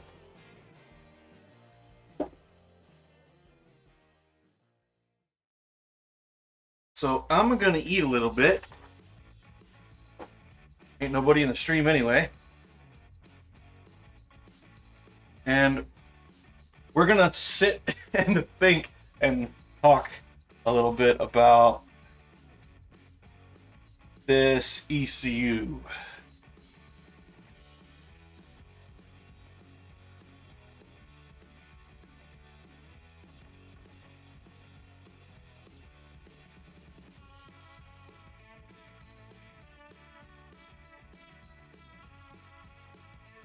I wonder if DoorDash requires, because the DoorDashers seem to have older cars, as opposed to like Uber, where they require you to have a newer-ish kind of car.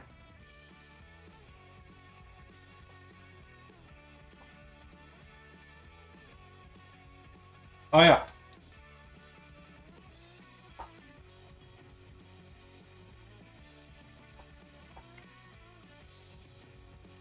First I have to see.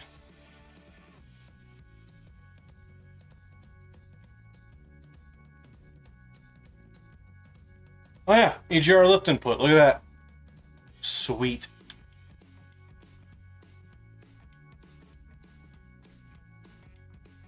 Voltage and real world, which looks like it's just voltage.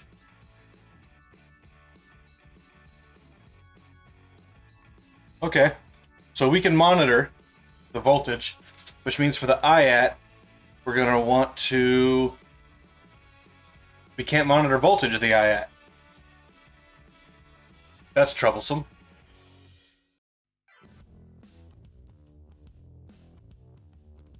I mean, I guess I can make a chart in Excel.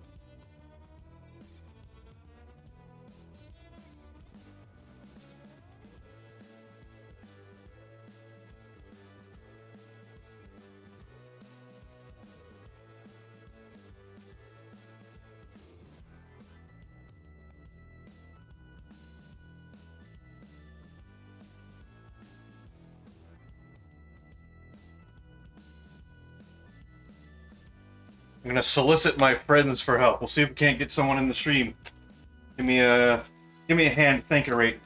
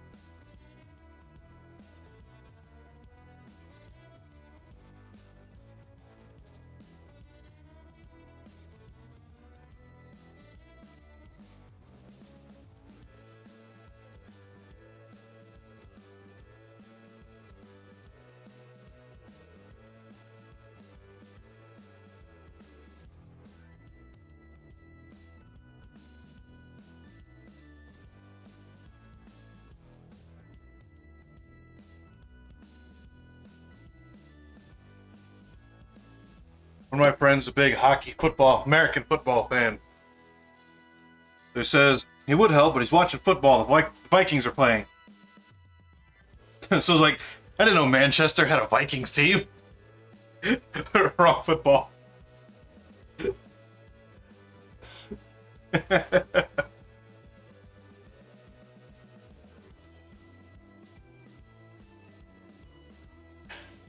I'm drinking this water. And I did buy me Fanta. To answer the question, don't I want a Fanta? Actually, yes. Yes, I do. Thank you for asking.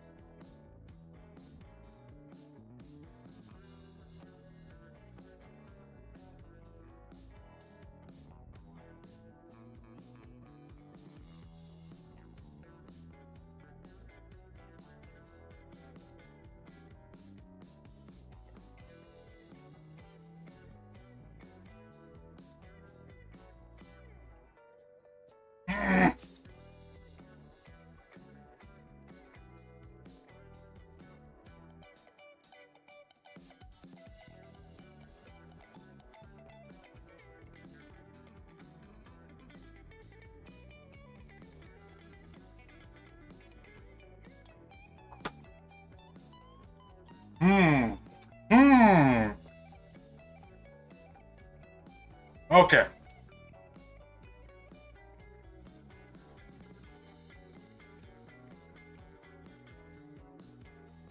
I wonder.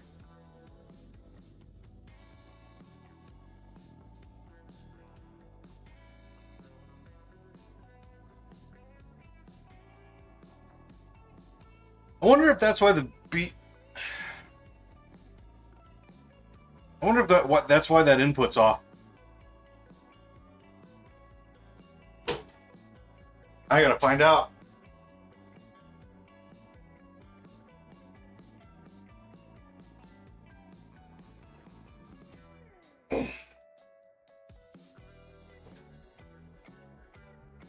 Oh, didn't even see those in there.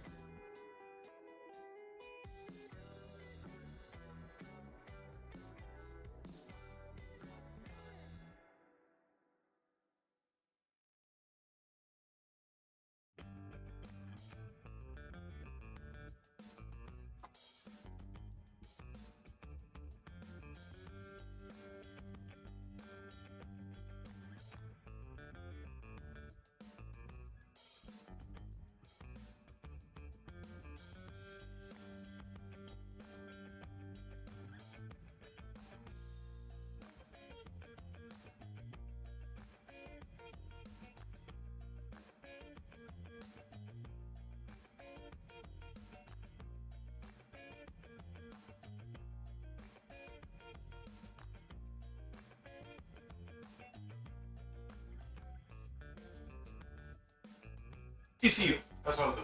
ECU.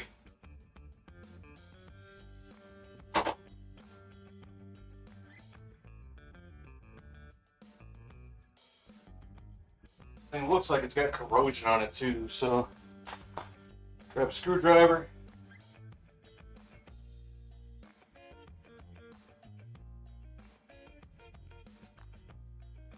That's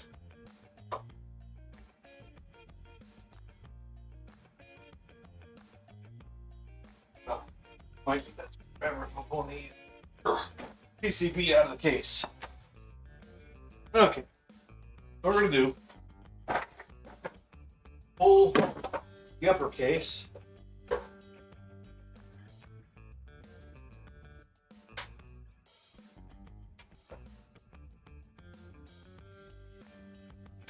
I have a spare case? I don't even know.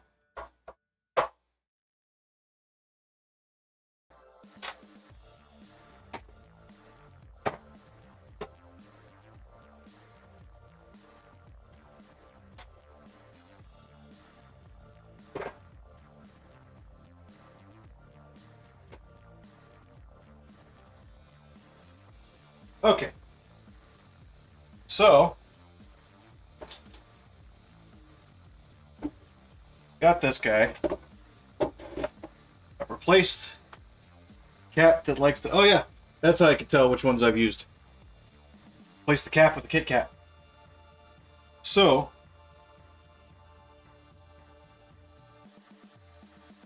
what is that? R's 1, 2, and 3. R3 is right there. R1 is still installed. That's probably why.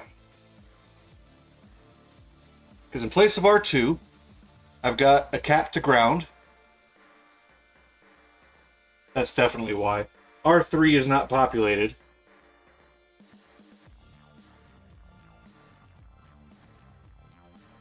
That's definitely why I've got a freaking voltage divider.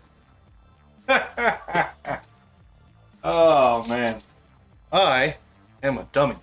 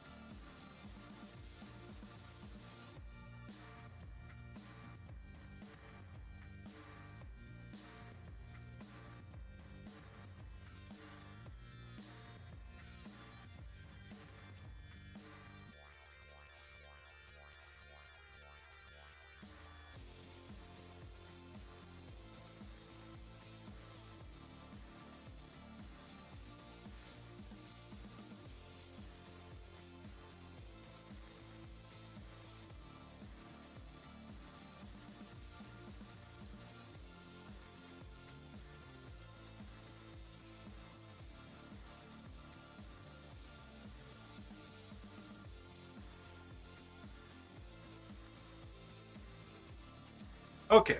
I need to fix this ECU, actually, after. Tell you what I could do. I can go get the signal generator.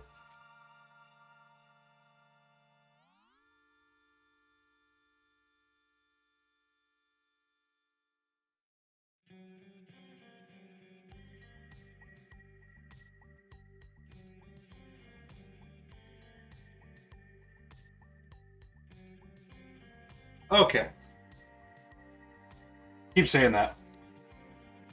Every time I turn back, I say okay. Like I'm going to start doing something, like right now.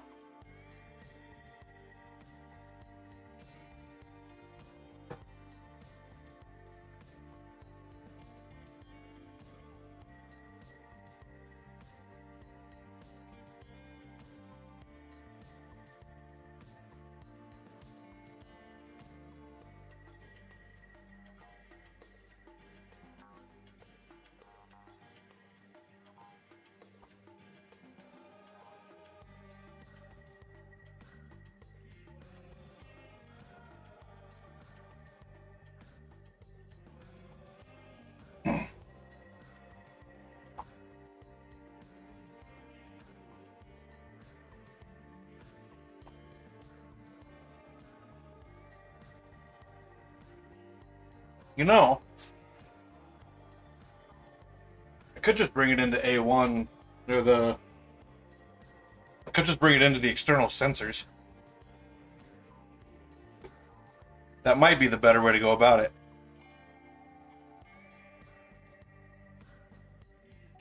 There's 5 analog ins.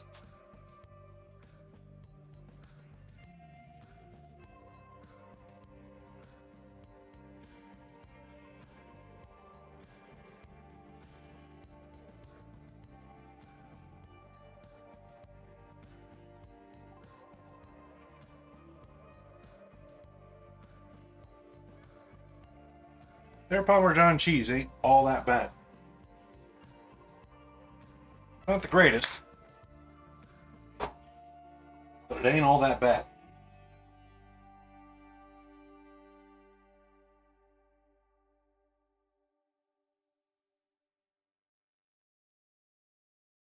Yeah, because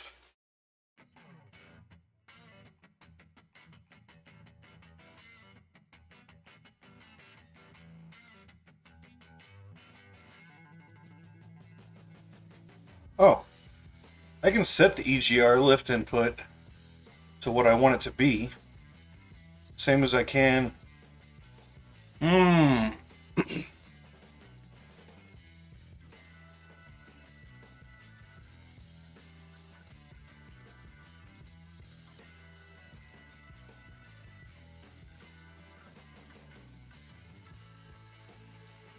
I think this is going to be a much bigger project than I initially anticipated.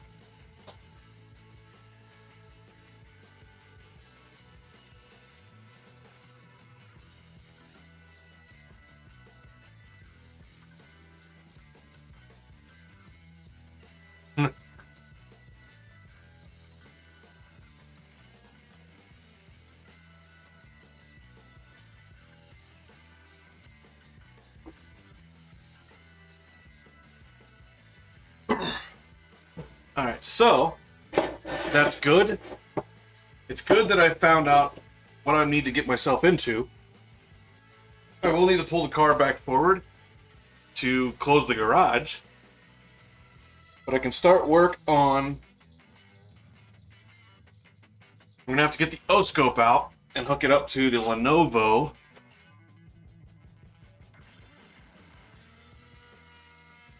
Do some measuring on this guy, specifically for the B6 input, because I've done the same mod to this guy that I did on that one, and that explains why I didn't actually look at the circuit, the input circuit, when I installed the mod. I was working off of assumptions.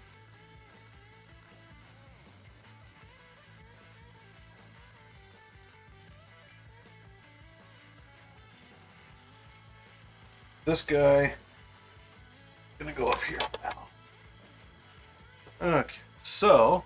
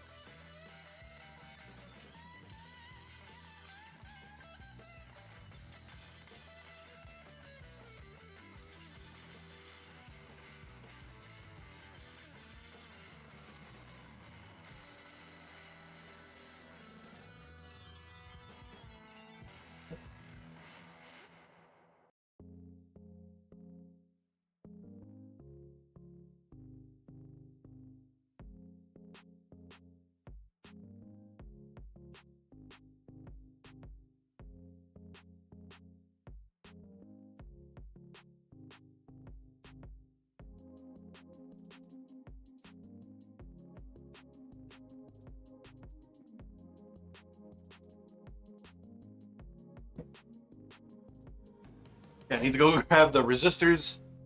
Well,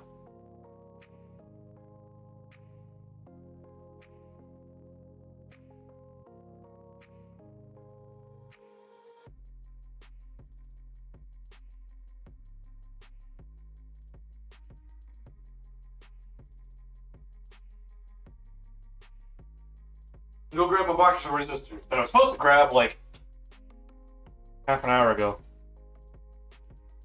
I'm gonna need both boxes. Oh. I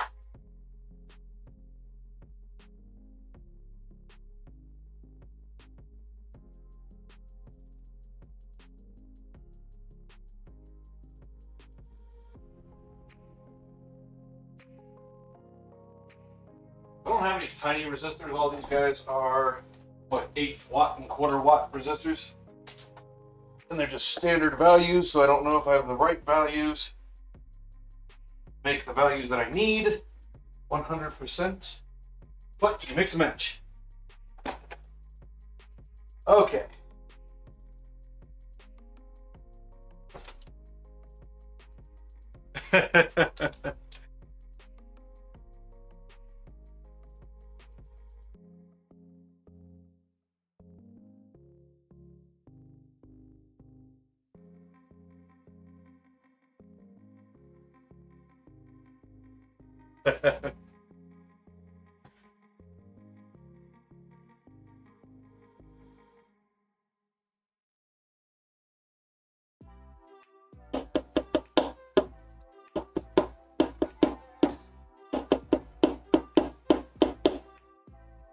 Okay, so it's going to be an A to D converter inside this IC. I would imagine. Let me look it up. What is the IC again? 4051, yeah.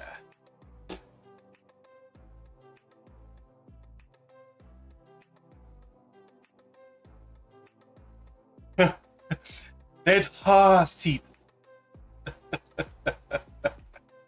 I think probably data sheet. Oh, 8-channel multiplexer. Digital and analog signals, okay. Analog, less than 20 volts peak to peak. It's fine.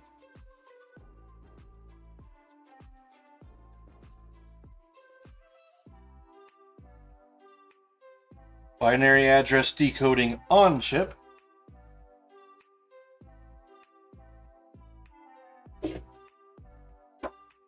I mean, for its day, this thing is, this ECU is pretty fancy.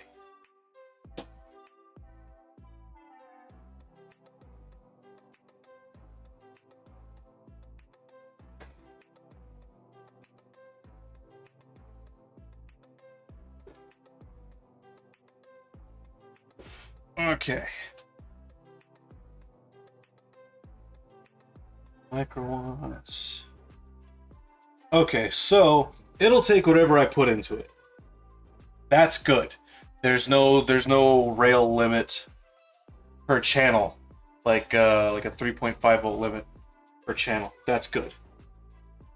That means I can modify that input circuit and make it identical to the intake temperature sensor. Because if I make it, well, hold on. What's the output impedance of the wideband? I might need that information. Does the book tell me?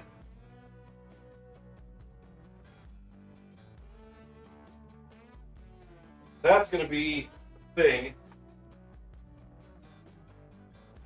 I'm going to have to do a little bit of research because I don't remember impedance matching all that well.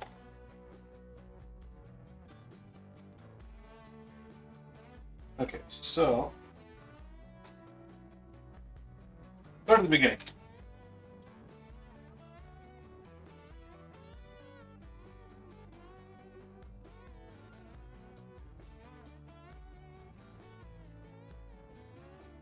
Probably should not have paper on my EC.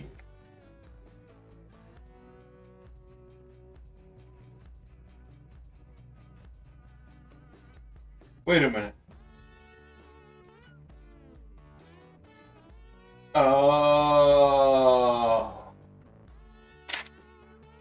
Do I have brown connected?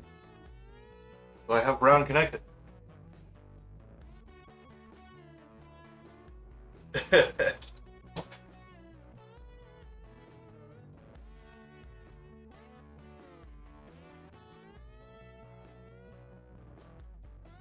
White and brown.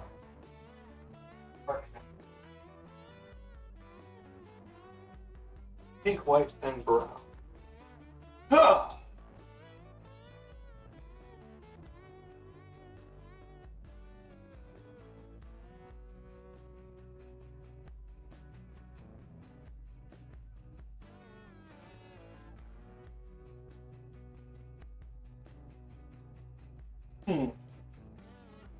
This just says white. Looks like pink to me.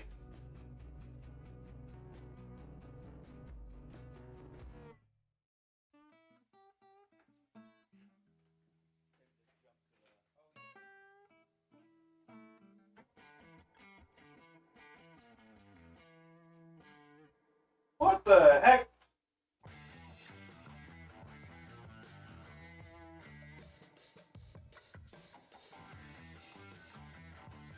Hello?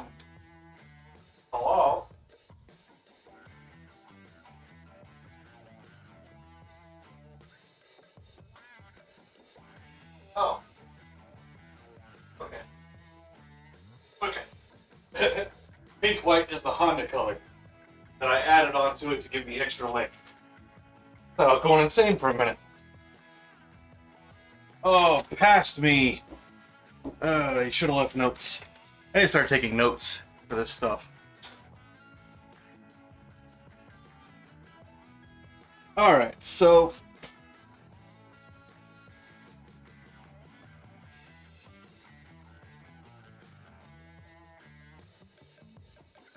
we got those hooked up correctly.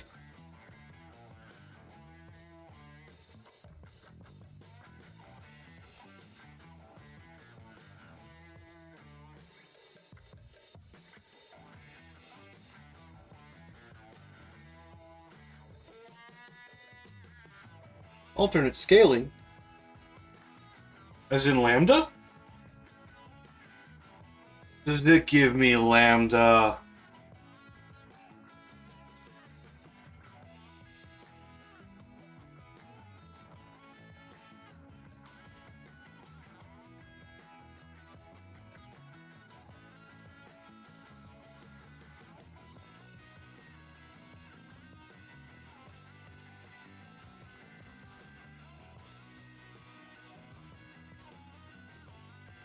Huh. Interesting. Didn't know that.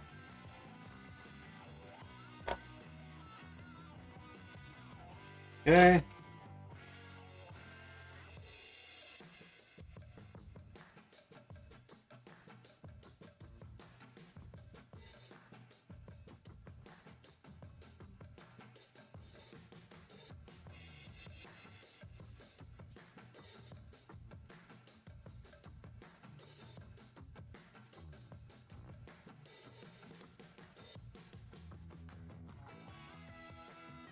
"18 inches of the cylinder head's exhaust port.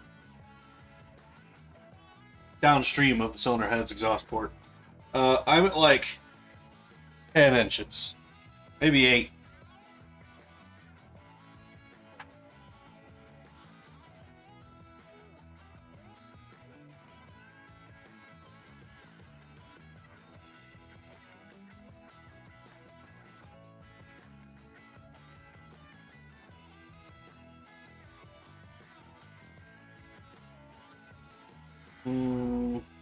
How to install.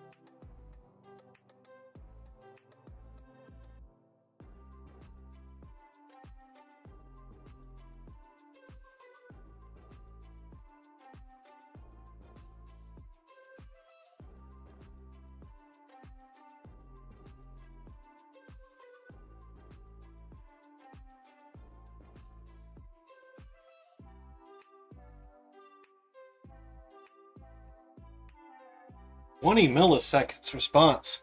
Man, that's slow.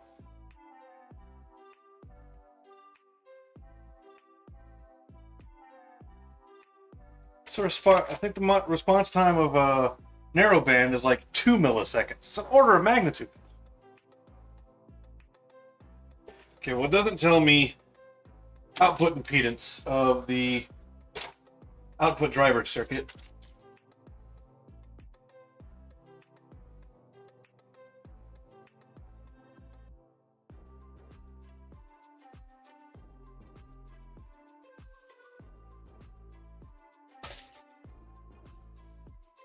Ooh. Soft brownie, yeah. Oh. Oh my.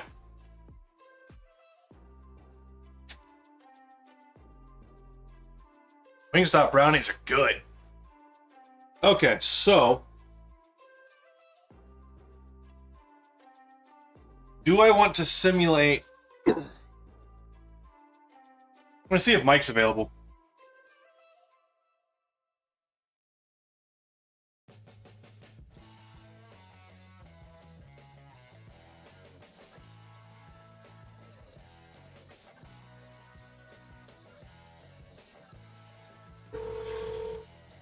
Because he'd probably be able to give me a hand figuring this out.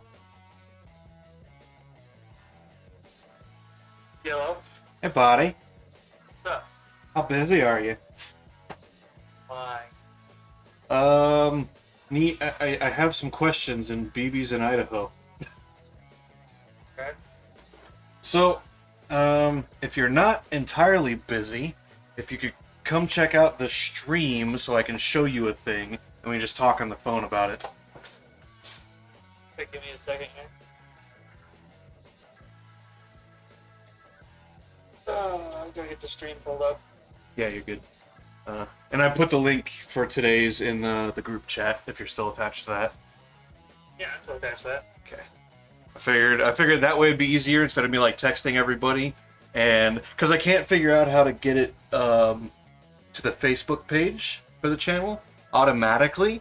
I could do it manually, and I'm gonna start doing that, but it's just a pain in the ass. So, the future thing. Okay, so I'm watching it. Okay, so where we're at right now. Ooh, that was an ECU smacking into the table. All right, so where we're at right now is I'm going to switch this guy. We're going to turn this guy off. We're going to move this guy up the list, make him smaller. Okay, so ECU on the table. Got this guy right here. This is the spare that I was using like when I was in Vegas, living with you guys still, and I determined that the MCU is bad because it's not reading the speedometer. So this is my sacrificial. I can experiment with this guy. So where I'm at right now is that is page 3. I'm on page 3. Sweet. So I'm trying to add a secondary intake temperature sensor pre-filter, so I know how much the air is heating up from the time when it enters the air box to the time that it enters the intake manifold. I'm trying to get as close to the temperature heating difference as I can to inside the cylinder with the available hardware. Okay, so the current ECU, this is called, in all of the aftermarket and the racing Honda guys documentation, this is called B6. You can see here it's actually B14. And of course the stream updates a few seconds later, so you'll see it will kind of go slowish because of that. So B14 is B6 in the tuning program and in the wire harness pinouts that you find online. And I've had to figure this stuff out the hard way. So the circuit coming in, well, there's two things. The circuit coming in to B6 right now is the wideband. I have a couple of options. I can take the temperature sensor, the temperature sensor number 2 pre-filter, plumb it into B14 and match the circuit at B14 to what is at D4 for the intake temperature sensor, which is this voltage divider here. And then it comes down, this schematic's poorly written, mind you, comes down here and actually goes into U6, a multiplexer. Whatever voltage that pin gets analog, there's an A to D converter inside the multiplexer. It sends it out to the MCU, the main calculator unit, as digital data, right? So there's you're gonna have some error in that signal. The other option is to go down here to D17, which is EGR position. My car doesn't have an EGR system. It's not a California model. I don't plan on putting an EGR system ever in this car. So I can butcher this circuit on the PCB to make it work.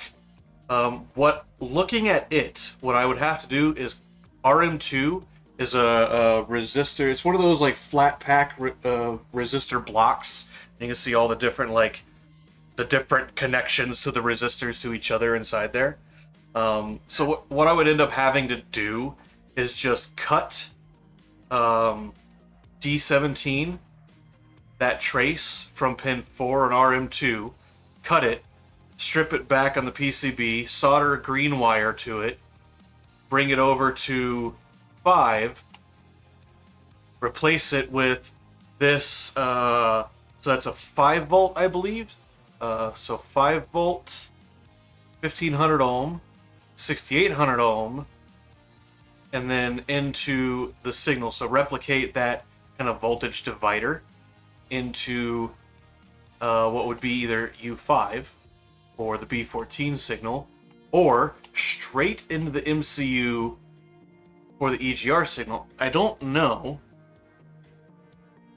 So the tuning program, I can look at the EGR signal and I can set it in the program to redefine the values. So the voltage, I can give it a table. This voltage means this voltage means this voltage means this.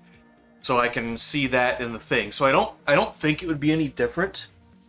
My first question is, through a multiplexer, do you remember anything about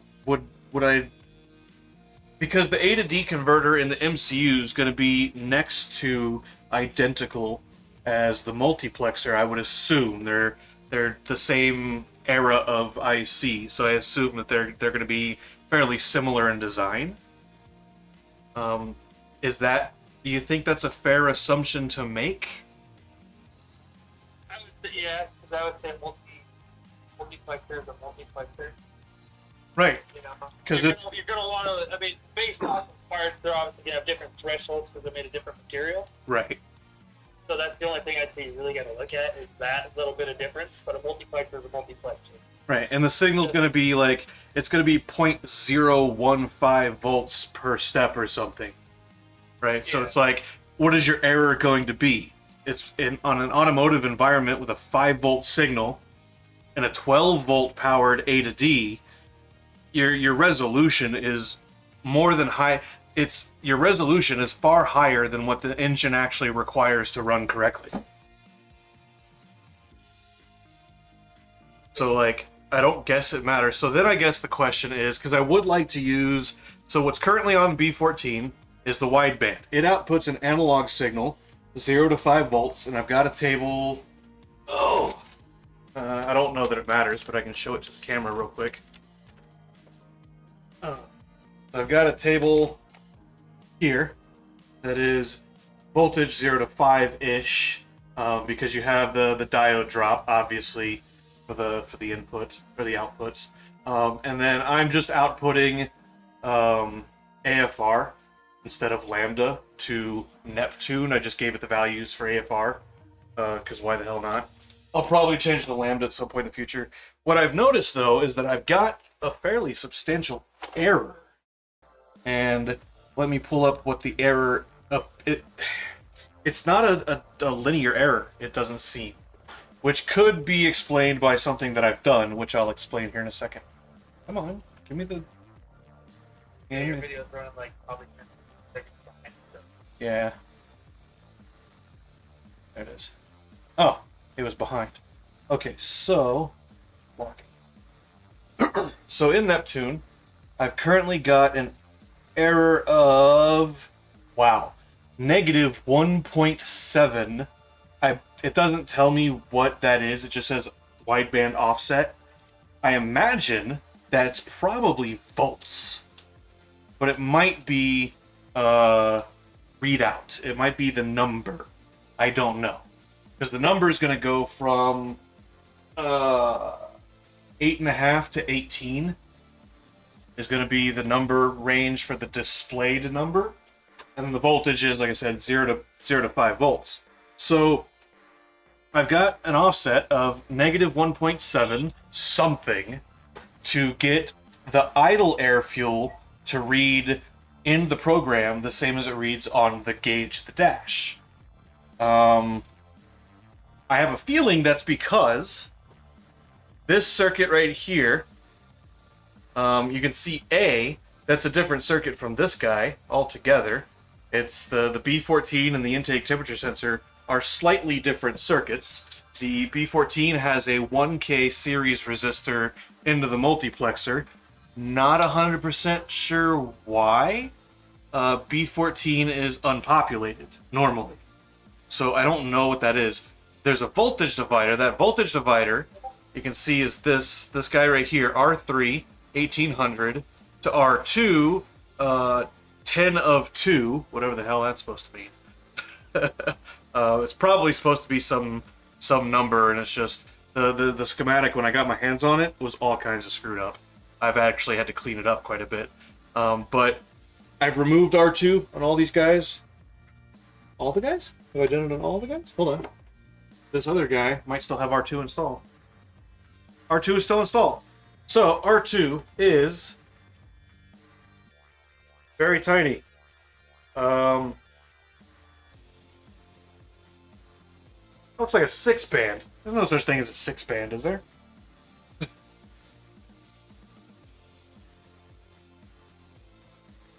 Let me get the flashlight thing out. The R2 looks like brown, silver, green, brown, or brown, green, silver, brown, or gray. I have no idea what value that is off the top of my head. Bunch of ones. Green is 6 or 7. Anyway, it's a voltage divider for B14, and it holds that line at the multiplexer at a specific value, obviously. I imagine that's just because you don't want it floating, otherwise it gives you spurious data and blah blah blah blah, right? Standard IC stuff. If I remove R1 and green wire it, just jumper it, and then I take R3. No, if I remove R2, that's what it is. If I remove R2 completely, replace R1 with a 6800, replace R3 with a 1500, that will make that circuit electrically identical to the intake temperature sensor circuit. That is super easy because the pads are already on the board, there's traces there, easy peasy. But then I would have to move the wideband signal to another pin, which I guess the EGR, I could just cut pin 4 and 5, or yeah, EGR, cut pin 4 and 5 on RM2, that resistor bank, and just run it straight to the MCU through a 1K resistor? Current limiting resistor? So that maybe that's the easier route. I'm sitting here staring at it and like racking my brain, like what would be the best way to go, and now I'm just saying it out loud. And like I was talking to the stream, but I don't know, it wasn't helping. I don't know why talking to a person in person makes any difference. You can get a little more feedback instead of just self. So I think, tell me, I mean, if this sounds reasonable to you if I'm just like well off the wall. Turn B14/B6, whatever documentation you're looking at, into my secondary intake temperature sensor, because the pads and lands are already there to easily put those resistors in for that signal divider, and it goes into a multiplexer the same way the OEM temperature sensor does. So whatever error that is on the one, because they're identical ICs, both U5 and U6 are identical parts, they're 4051 multiplexers, the error offset should be identical, so that I should be able to read very similarly the data out of both of them, and then move the wideband, instead of on B6, B14, move it down to this EGR pin, and just cut jumper wire pin 4 to pin 5, and put a 1K ohm resistor on it. I think that'd be the. If it's already got the pads and stuff there, I think that'd be the best. Yeah, that. Instead of trying to scrape up the board, pull, solder into the board. If it's already got pads, that's the route I would take. Right, because I don't know how well the camera can see it. The one that's currently in the car right now, I've actually pulled a pad on already. But these guys right here, make sure if I got that camera going. Yeah, so these guys right here, you can see look pretty not great. Whenever It's kind of hard to see on camera, to be honest. If it's from here, there you go. yeah. Yeah, see, yeah, that doesn't look that good. And then that, it's not terrible, but pads come off of this PCB pretty easy, just because it's so old, honestly. So I've got this guy, which is my scrap guy. I'll do the experimentation, do the soldering for the resistors that way. And see, I've got this guy. I don't know. Like, he's socketed. He's ready to go, it looks like. I haven't replaced. So you can always tell when I've run an ECU, because we've replaced these caps on the front end. These caps look like the factory caps. They are definitely the factory caps. Solder has not been disturbed on this, other than the chip that I put in. So I think this was the chip burning ECU. Then I moved to this one, which was the first Demon ECU, which ended up not working because the MCU is either non-functional or something's going on. The speed signal gets to the freaking IC just fine, but it doesn't read a speed in the program. Everything else seems to work though, so got to be the MCU. That leg is fried. But okay, so I think, yeah, that's probably going to be the way to go then with that guy, is turn the EGR, so D17, into the wideband input, which is simple enough. I don't even know that I need a freaking current limiting resistor, but I don't want to fry the MCU. I would put a current limiting in there just in case. Yeah, because like the intake temp sensor goes into a multiplexer. If you fry something, it's a multiplexer. Like they're freaking everywhere. It does not have a current limiting. Yes, it actually, yeah, technically it does. That 6800 actually is a current limiting resistor. And you just have a bias voltage from this 1500 guy. Okay, so yeah, it's definitely gonna need. I don't know what it's going to want though, the MCU. So maybe put a 10K ohm in, plug it into the computer with the simulator on the bench, try to run the engine as it were, and see what kind of resistor it likes, I guess. Yeah, or you could calculate it out. See what we're feeling. Well, I don't know I can't find data on the MCU, so I have no idea what the input impedance is. Yeah, the 4051s, the multiplexers are easy, but this MCU, I looked it up once before, and I found a similar, like superseded part, and the pins match up, but it says it supersedes this. So I don't know what this actual part's input impedance is. I don't know if it's the same or not. Yeah, that would be hard. And like these resistor packs, these little flat pack resistor packs, can't find information on them at all. Nothing. Not a damn thing. Yeah, I would say I would start off with a higher resistance and then work your way down. Yeah, that's my thinking. Start it. What I'll probably end up doing is running a jumper between pin 4 and 5, and then just putting a 10k ohm in the wire, or well, nah, because that's what's it? Wait. Oh, it's in the box. What I'll probably end up doing, actually, I can do that, because I can roll the car forward a little bit, take a jumper wire, jumper it, like turn the key on, jumper it all the way out to my engine simulator, which I can hook up to the ECU and pretend it's an engine, and then get because I need to power the ECU to look at it in the program anyway, so I have to hook it up to the simulator regardless. But yeah, I can put resistors in line and adjust the voltage, but I can't run the engine. No. Signal generator. That's how I put it. I got that white one.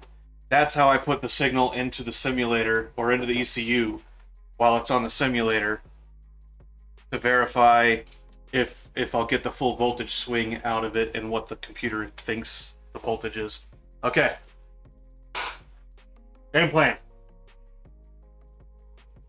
Go team. Okay. I think that's all I needed.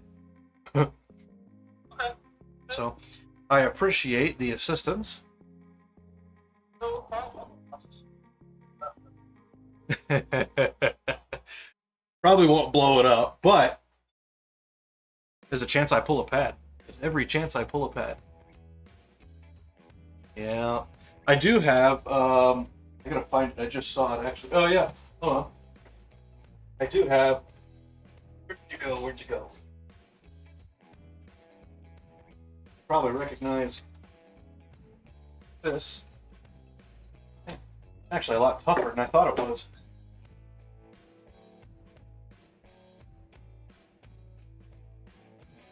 So, other than me, have you ever heard the term green wire?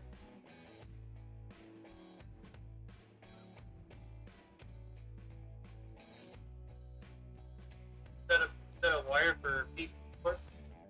So it is magnet wire, is what it is. But it's green, and it's been damaged. There's right there. I don't know if it'll focus or not, but right there, there's some damage, so I'm gonna have to unroll it. But it's a half a mile worth of wire. Yeah, it's what is this? 30 gauge? 30 gauge. So in PCB repair industries, I don't know if people use it anymore or not. It was kind of an 80s, 90s thing. But when you need to repair a trace, you just say you're going to green wire it. And generally, that's because you just get magnet wire that's about the right cross-sectional area compared to the PCB trace. And it was generally just enameled green for the insulator. So, green wire.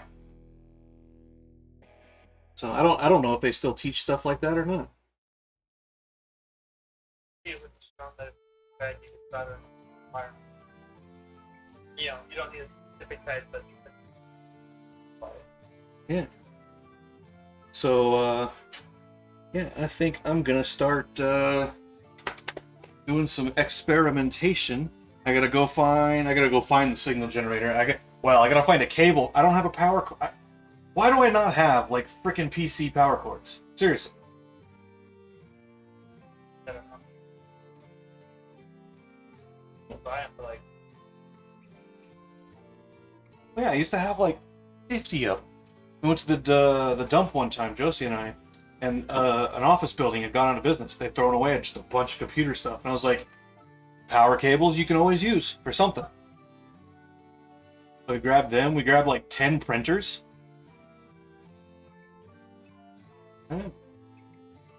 Alright, well, I'm gonna go get the stuff I need. I'll let you go. You can watch the stream and watch me, break stuff. Have it on in the background or something, probably. And then we're gonna move this guy back up here. We're gonna turn this guy back on. Then, alright. And I'll let you go. You can go back to whatever you were doing.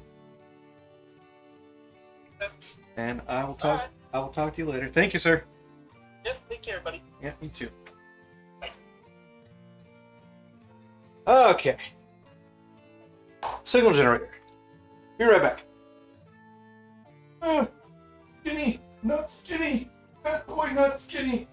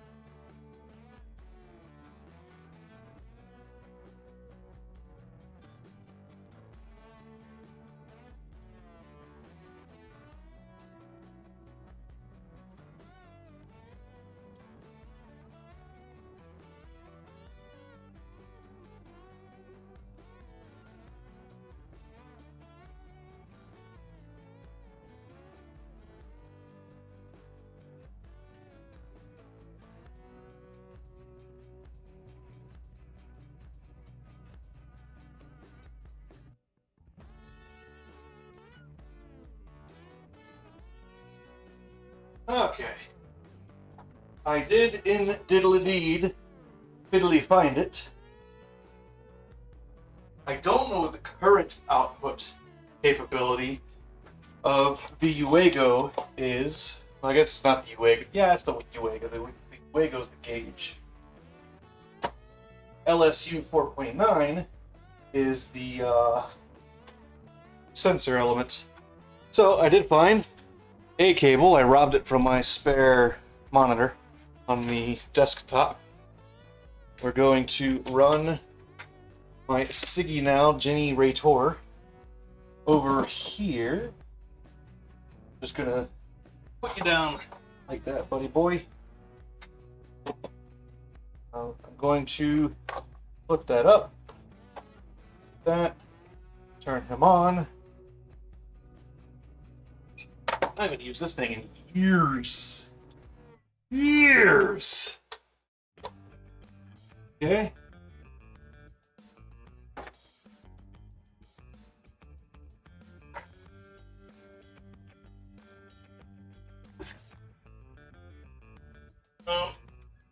Sisters, over there.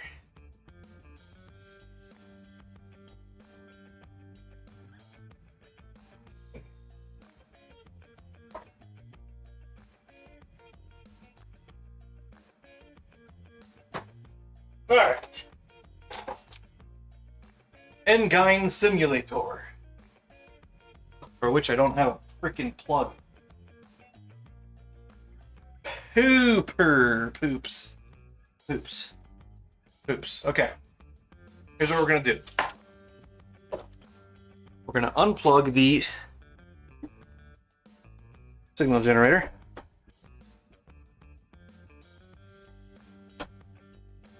Plug him in there. Unplug the Lenovo. Bring him over here. Unplug the Siddeley Subtly iron.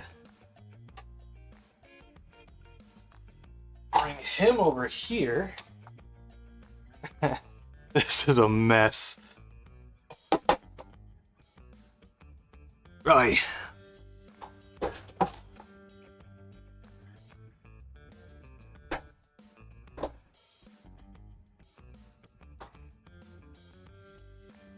Thank you. This guy. Need this guy. Wish this guy had a longer cable. I'm gonna put a longer cable on this guy eventually. Okay. Put you there. And then put the simulator.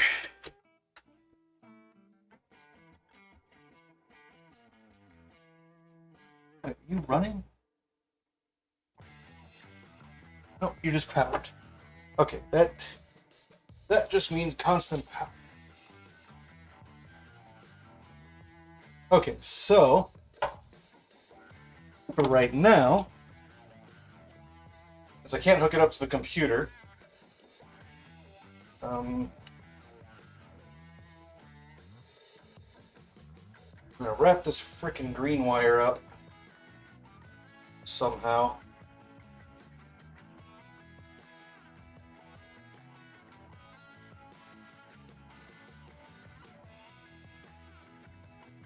Nope. I don't know. Put a piece of tape. Where's that tape? That tape. Tape, tape, tape. Little piece of tape.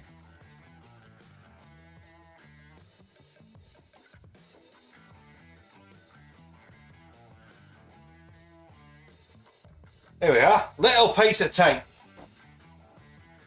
That's good, governor. Throw this box away. Okay. Now, first thing we're going to do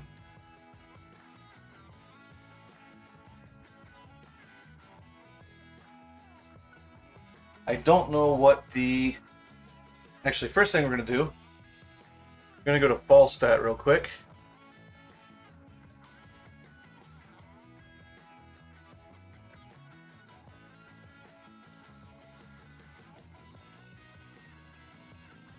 We're going to go over here. I need to figure out what this triangle with no marking is again. I believe it's 5 volts. It is 5 volts. Okay. The triangle with no marking is 5 volts. Triangle with dot is... Not that it matters. Triangle with dot is battery. Okay. Full battery. Not that we care, really. Okay, so...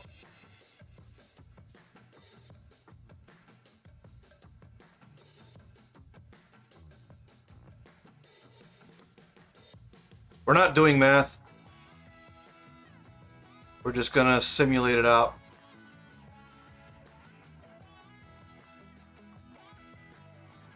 Okay, so the first one is 5 volts.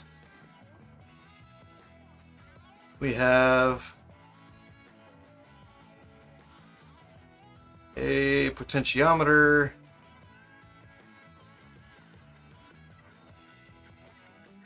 Here. One of these goes straight to 5 volts. Then the other one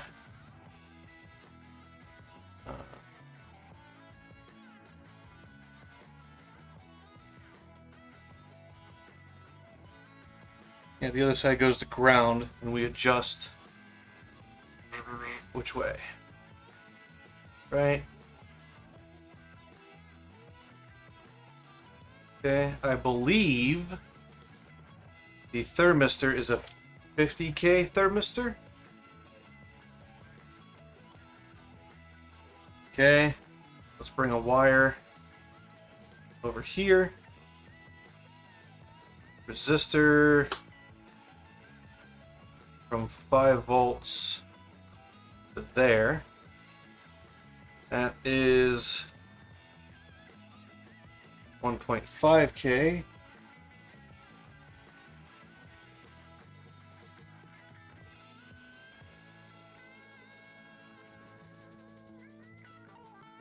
And then wire out here, we're going to get a little capacitor.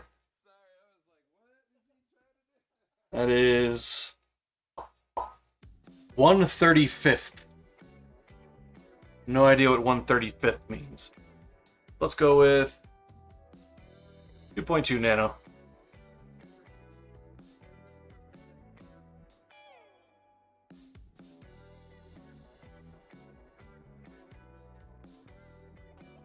Okay, and that goes to the multiplexer. So put that in a scope. What did that say? Wow. That is extremely nonlinear. What the heck? No way. I hear a drone outside.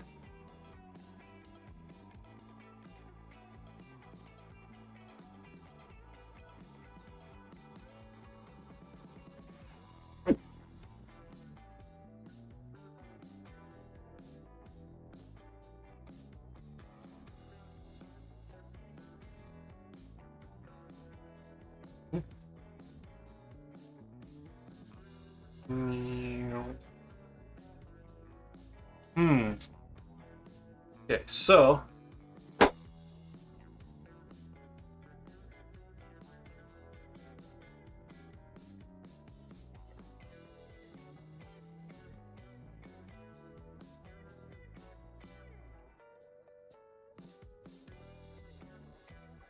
I might need to figure out what that thermistor is.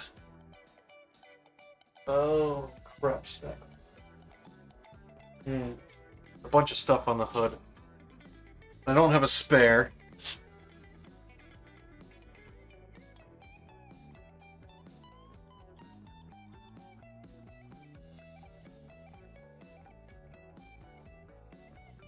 Tell you what we can do. We can futz with this.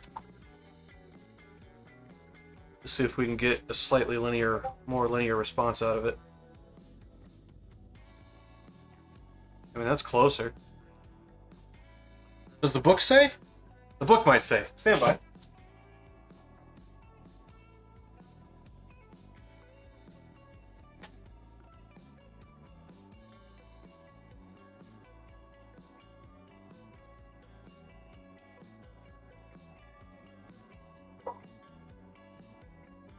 This Honda book, not Volkswagen book.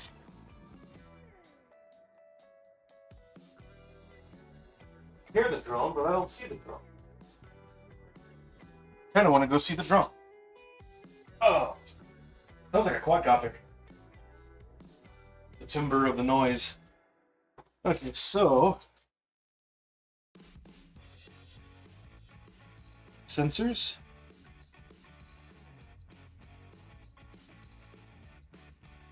There are sensors.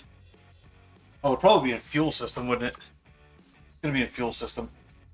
So, move this guy. Brownie.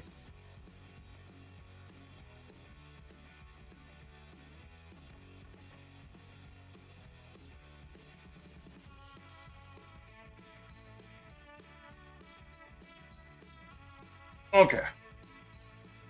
Too small a desk.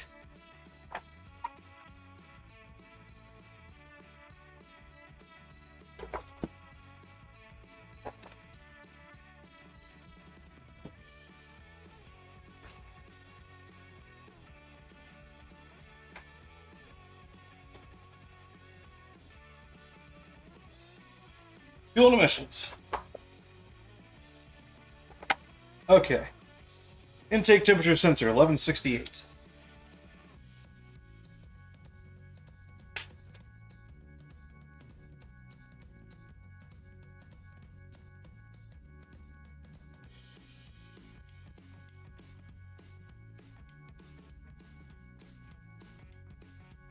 This 0.4 to 4K.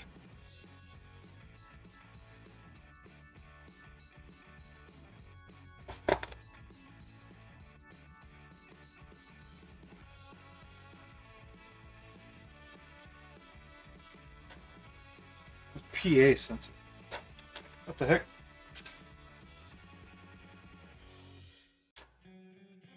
PA.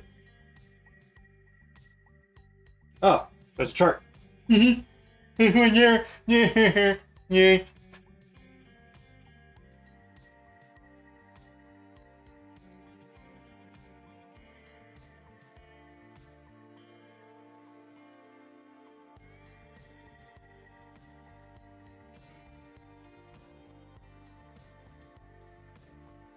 Oh.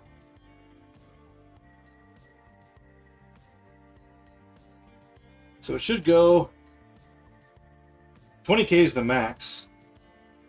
I don't remember how you rate NTC thermistors. So let's look that up.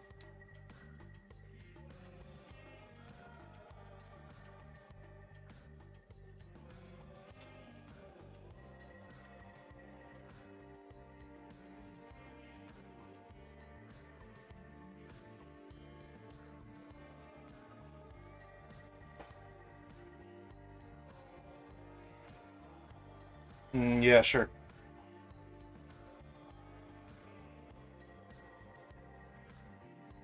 Okay. Yeah, 70 degrees. Okay. So at 25C,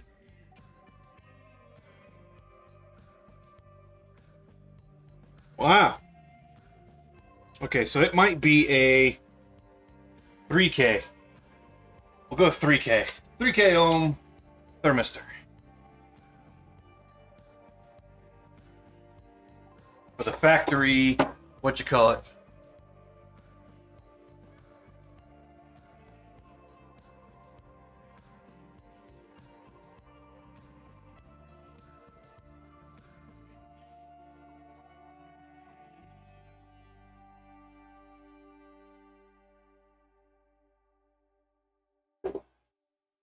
Okay.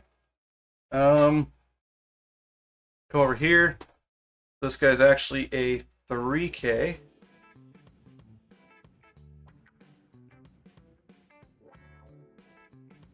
Oh, yeah, there we go. I could have done the math for the current. Okay, so I need to simulate that.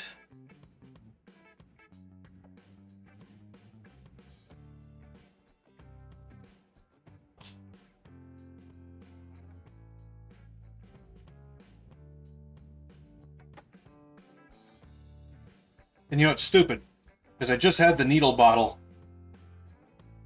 yesterday, somewhere.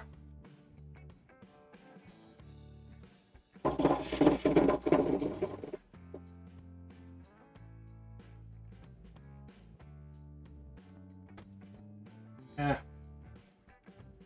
Okay.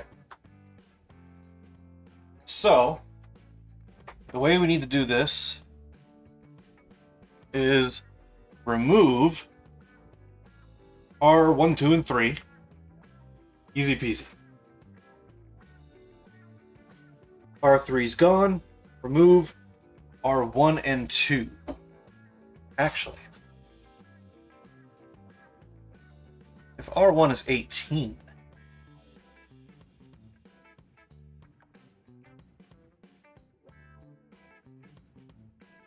I might be able to do this without removing the R3 that's already removed. Never mind. Okay, so remove R2 and R3.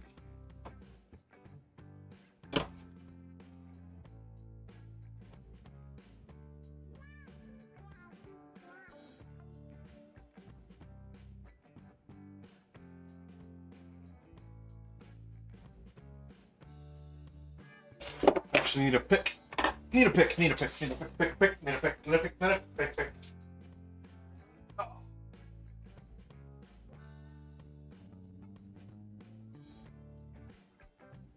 This guy that I have never not used, not ever, not once.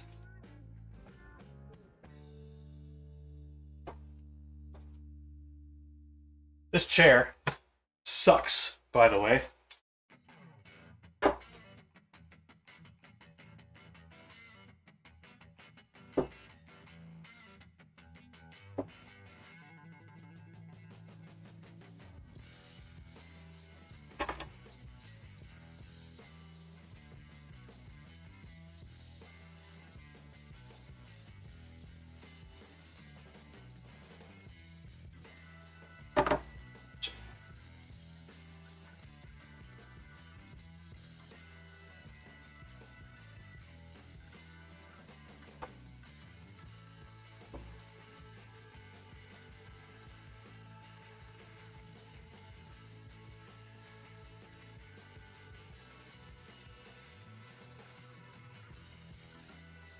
Well, that's not gonna work until I give it a little bit more, apparently.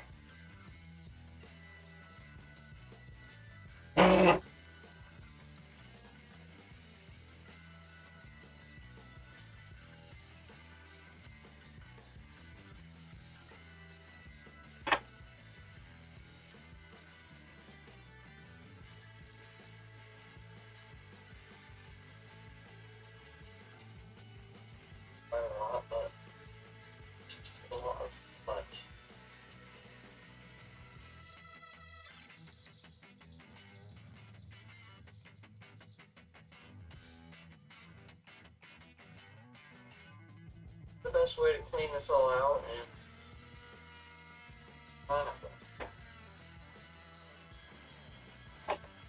Okay. Now let's see if we can get this resistor out. I really wish I had some wick or a solder sucker.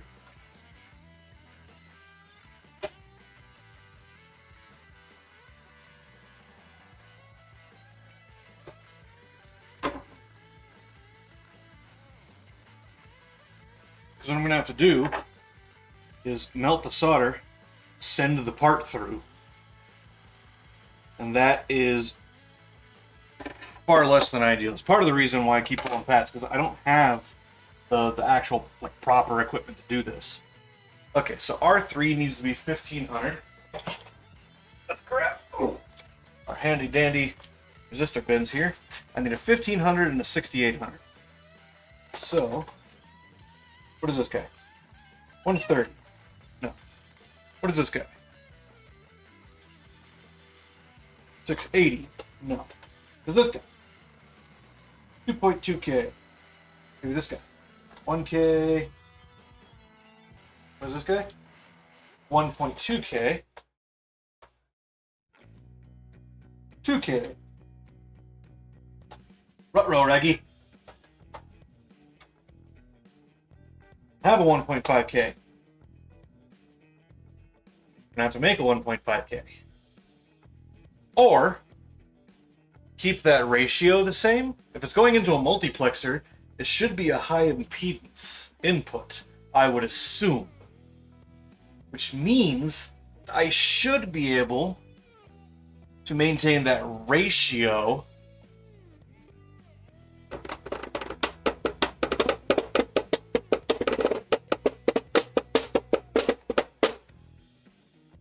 Okay. Figure out what that ratio is real quick. So we'll do it first this way. 68 divided by 50. Really?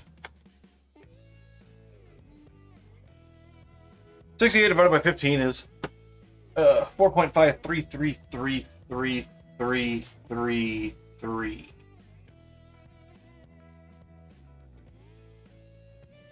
Times, what do I have?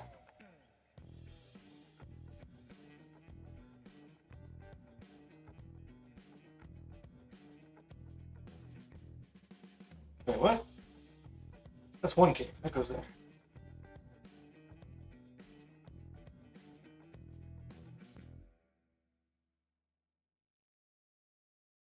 Okay. What's in here?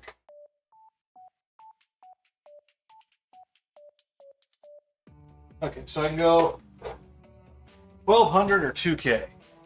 So that times 1200. 5440. Is that close to its standard value? I don't think so.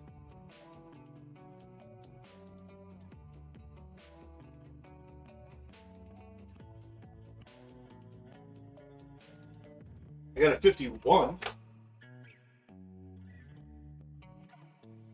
A 56. Okay. How about 2K? 2 times 4.5. 9K. I have a 9K? I don't think that's a standard value either.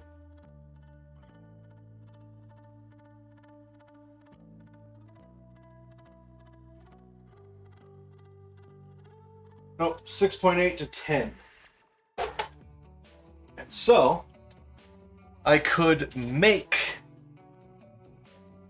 a 1500K resistor.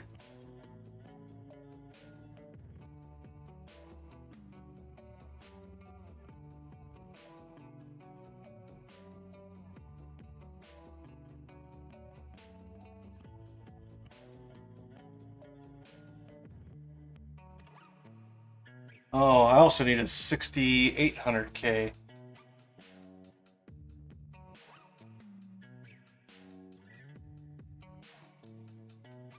Okay, what did I say? 1200?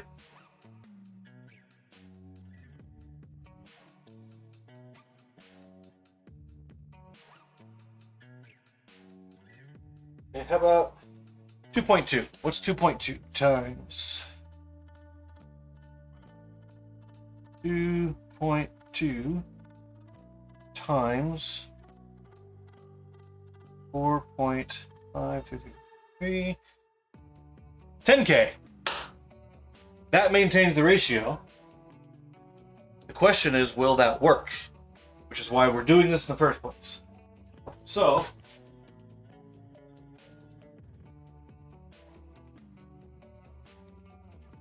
two.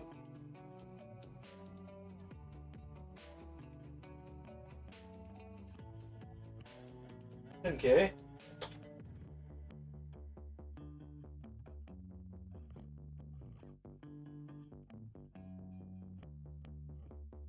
Okay. Okay. Since we are responsible technicians, we always discount double check.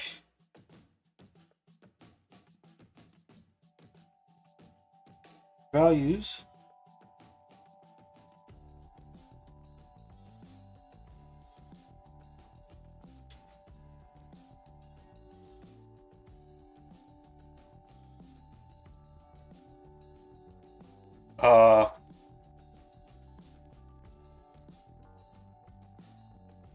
Hello?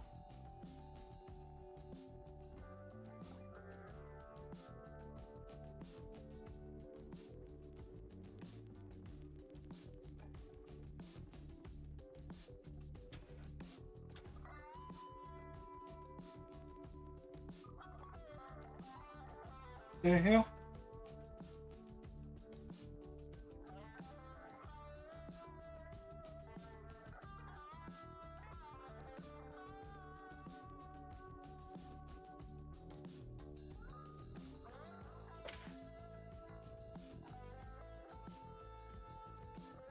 Yeah, we're gonna discount double check. Double check. We're gonna triple check.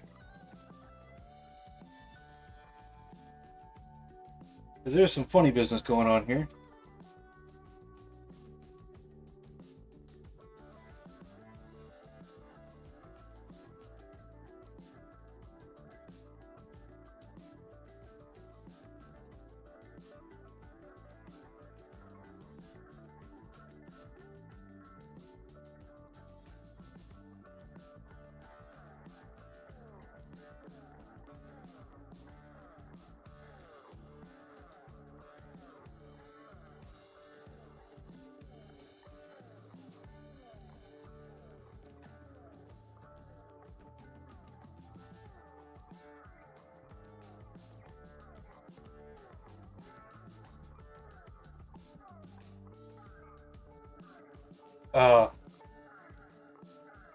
Hello?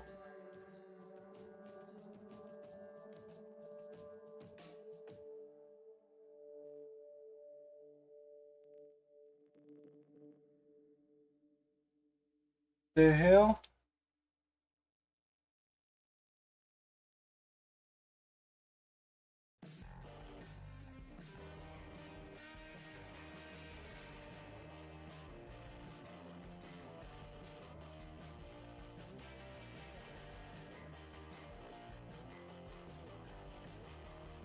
Not even giving me an output.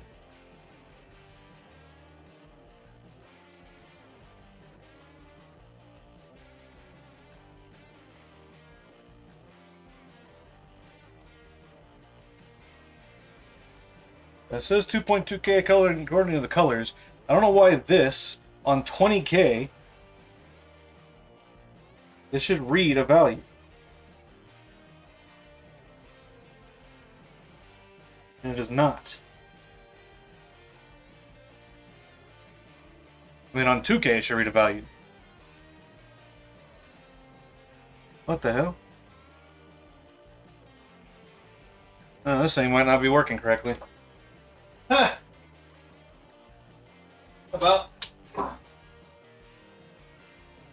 this one?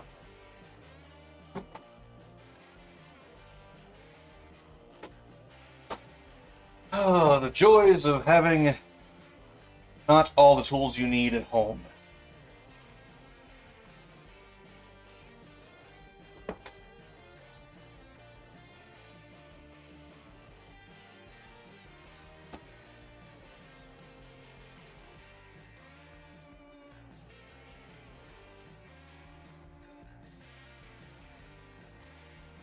Yeah. Huh. That other multimeter's damaged. Nice. That should be 10K.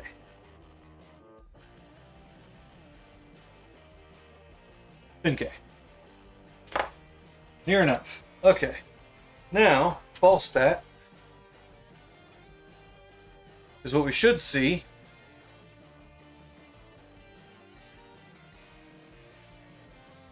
There's an output between 75 millivolts, 4.98 volts.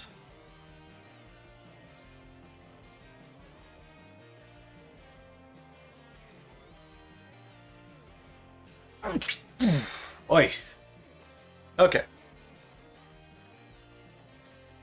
So if we get the same thing from this guy, which means I'll need my telescope, which is in this box, right underneath this laptop.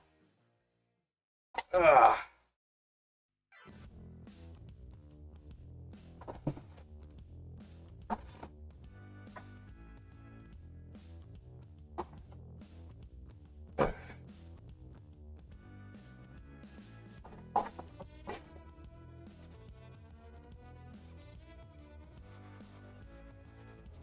Oi. There we go. At the pin on the MCU, we should read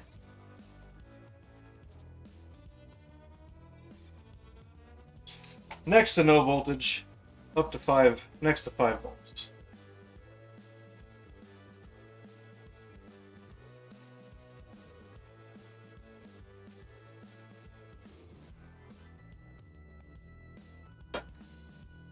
Scope probe. Scope probe.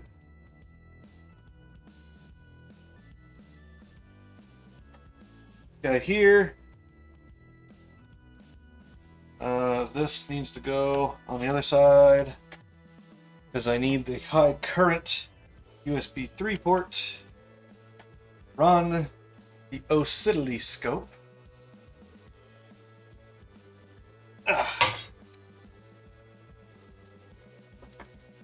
You can go over here. Now,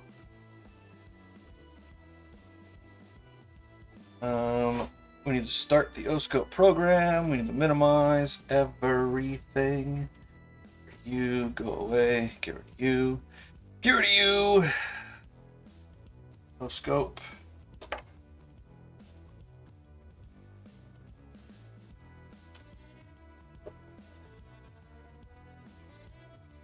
Okay. We're going to need that here in a minute. Going to install the resistors. So 28 from 5 volts. So R3 needs to be 2K.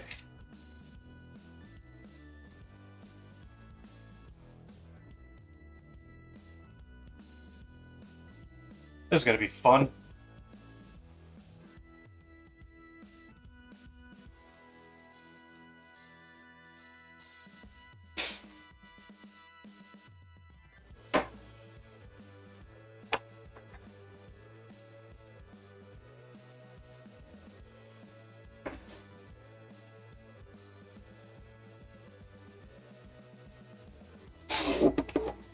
How do I get the solder off of here? Out.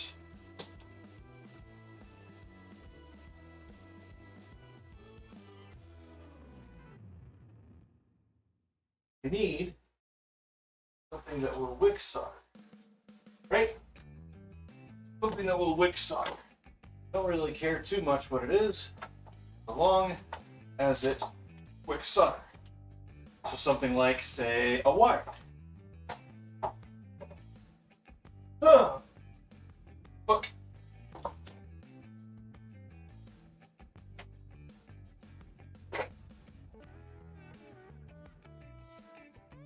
Whoa.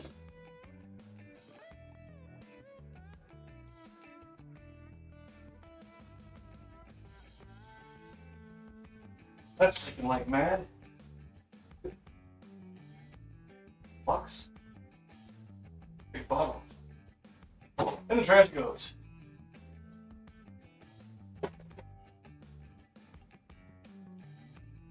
A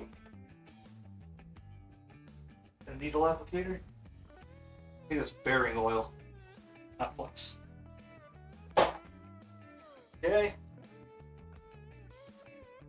Nothing in there. Big thing is solder. Okay. It's something.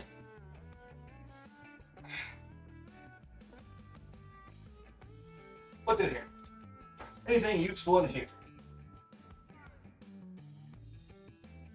Breadboard.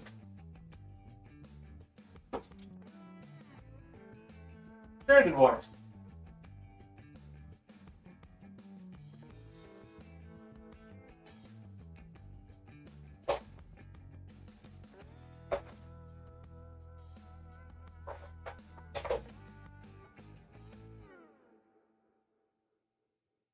It'd be quite nice if I had a hidden solder wick in here.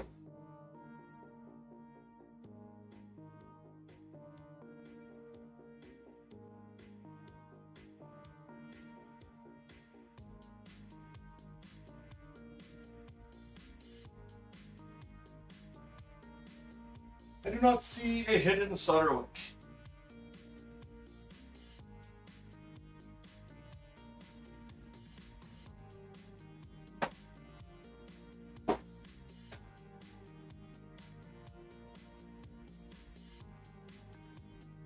Teflon tape.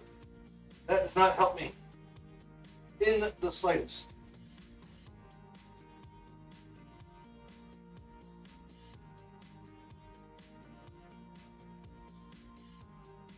Nope, no solder wick. Lovely jubbly. I also found these nifty brushes that are just falling all over the damn place.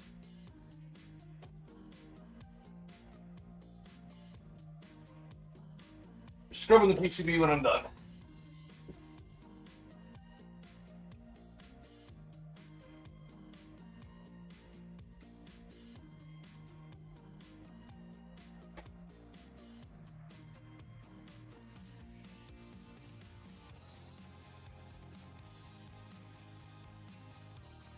I'm going to cut me a little piece of this stranded wire off.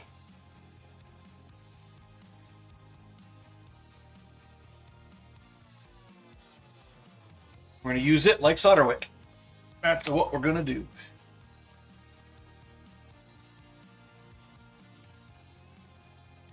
Teeny bit of that nonsense on there.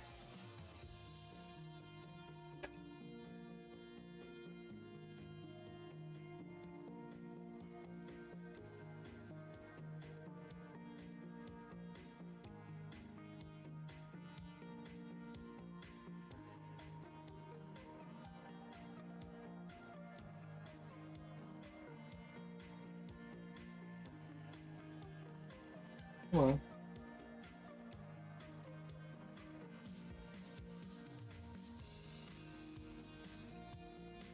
Sort of.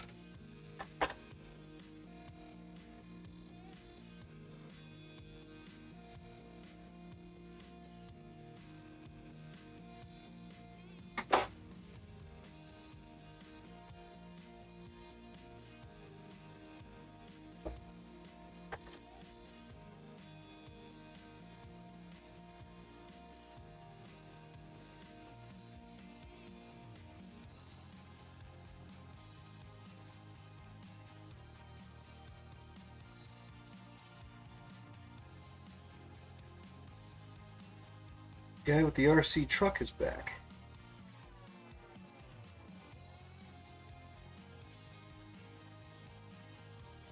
Yeah, we're not getting that worked out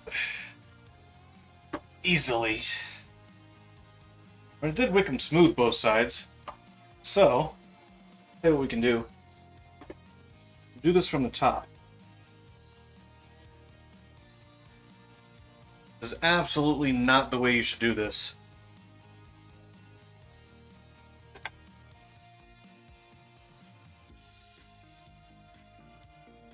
Oh, not the guy with the truck. It's a kid with another different type of kind of truck.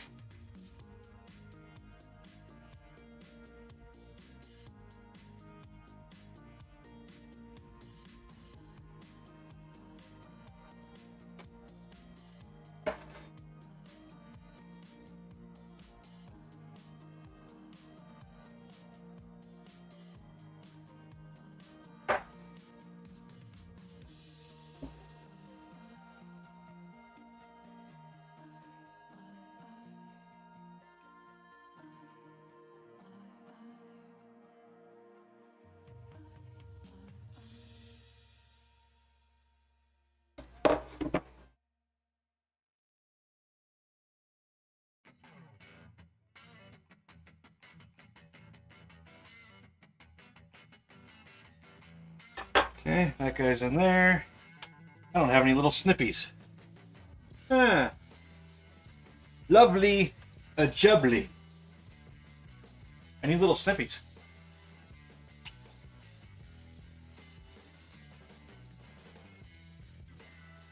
Oh.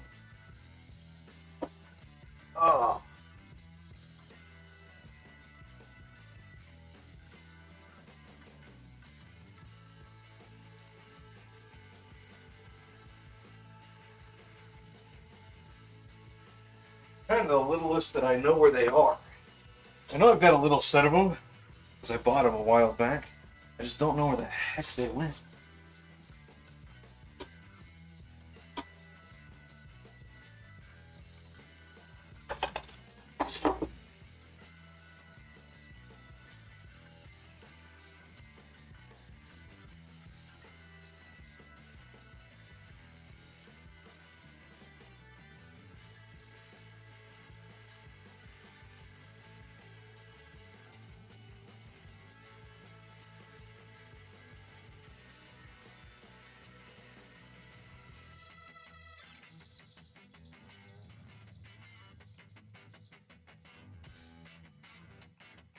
Really?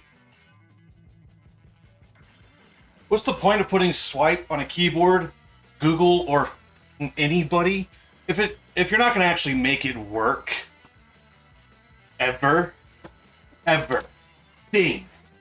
The word ding. You can't get the ding word ding. Jesus. 10K goes in R1 and R2 stays blank.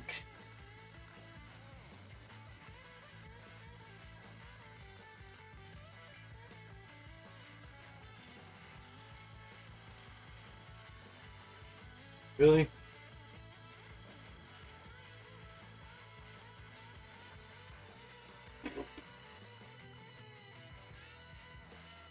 R1.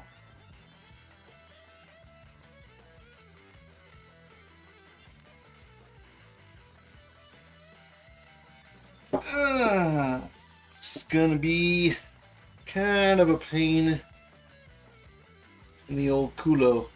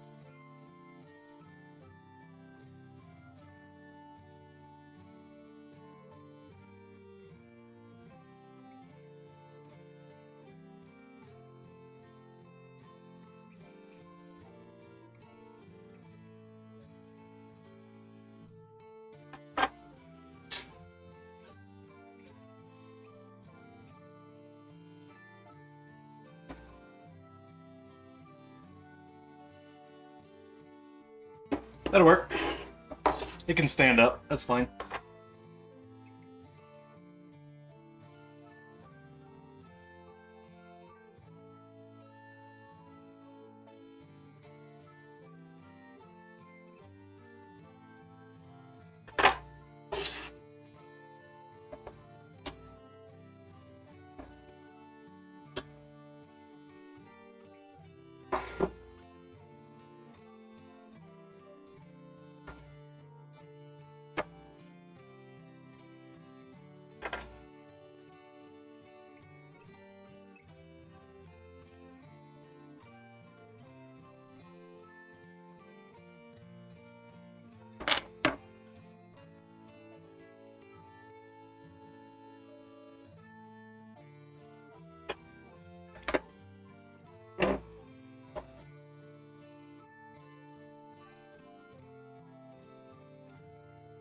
Those two leaves were kind of violating MEC, just the smoochiest of smooches. Alright, so that should be it. We should be able to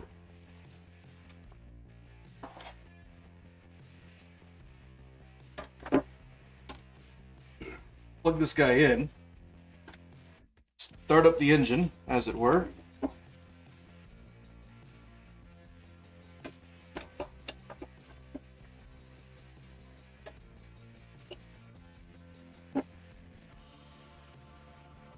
Room. Okay.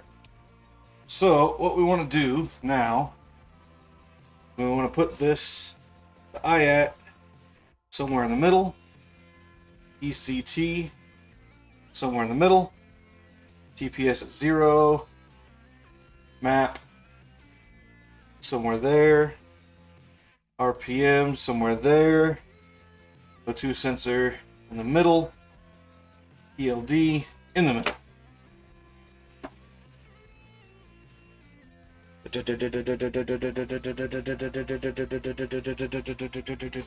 Why are you not starting?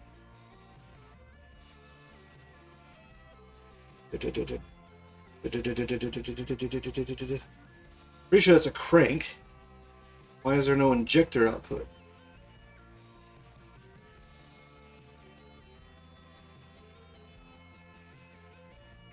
Huh.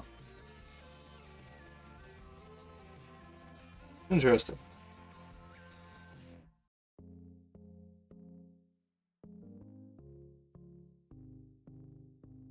There we go. Engine is running.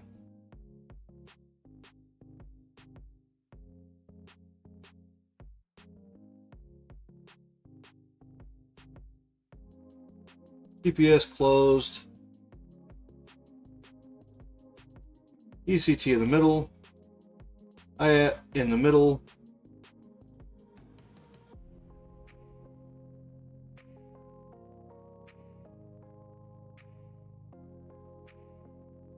Okay. Check engine light on. Check engine light is on. Okay. Shut the engine off. Start it back up. Let's check engine light still on.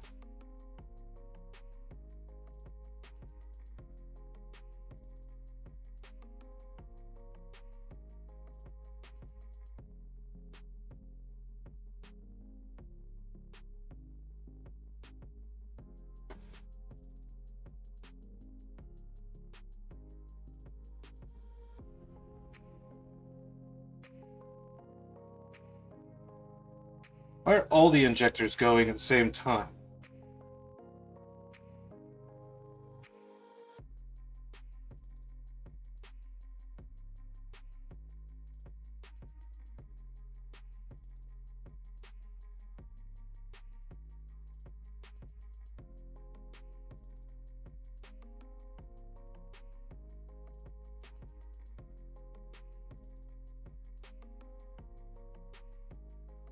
Yeah, all the injectors are firing simultaneously. They should not be firing simultaneously.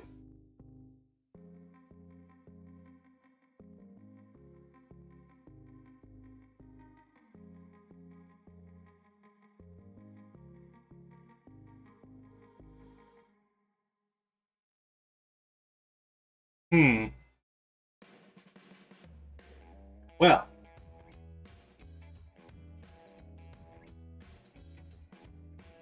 Also, turning on that switch should make the mill flash with whatever code. No flash means 0. Means the ECU is bad.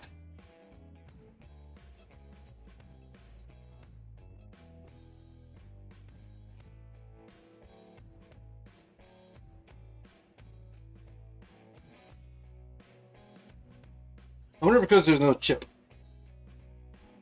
J1 is still cut.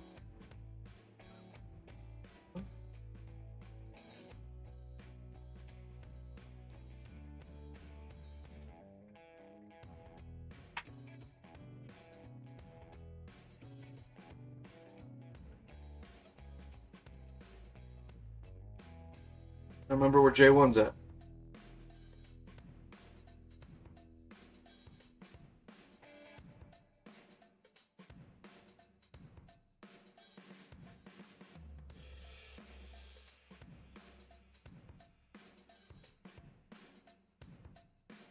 Because it is effectively now an OEM ECU, but I'm pretty sure I'm telling it has a chip. It has external memory. So, let's go look at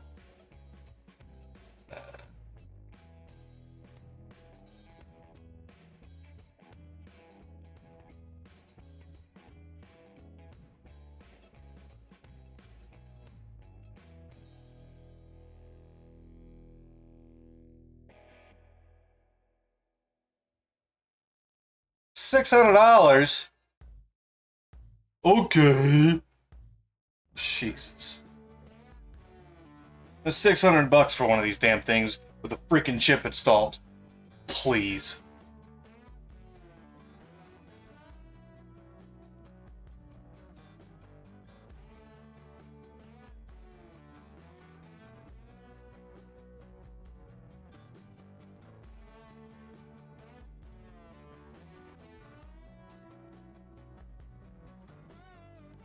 Come on. Now don't tell me Motes has gone down.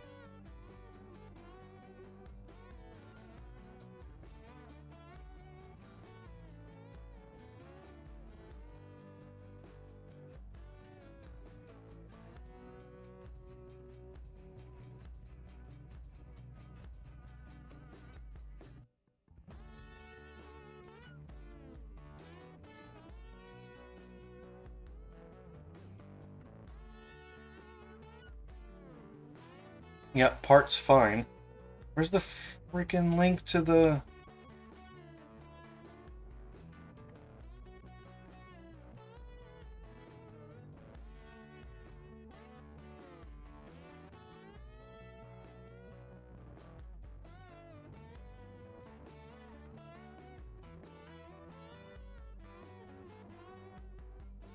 This one?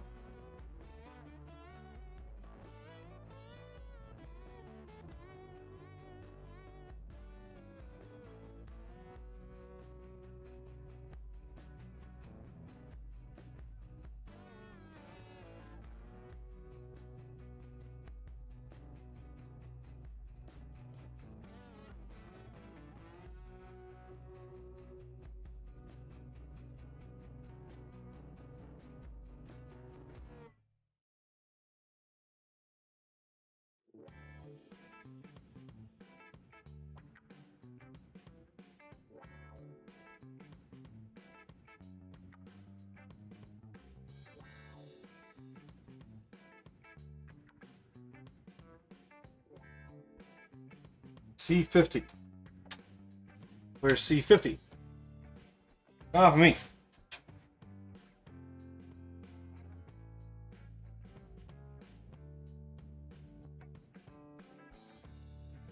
Oh, there he is. J1. Okay, so we need to remove J1.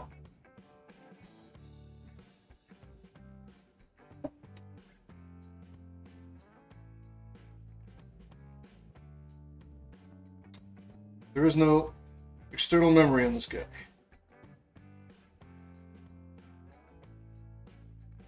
Damn it.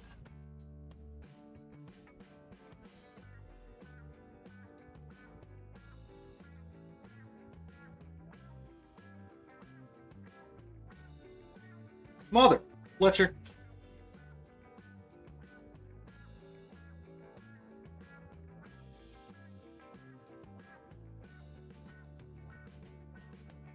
God.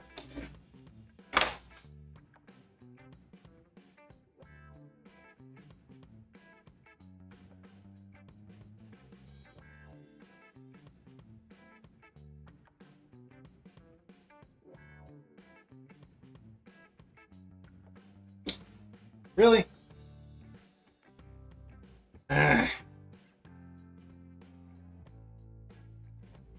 Disgruntled grunt.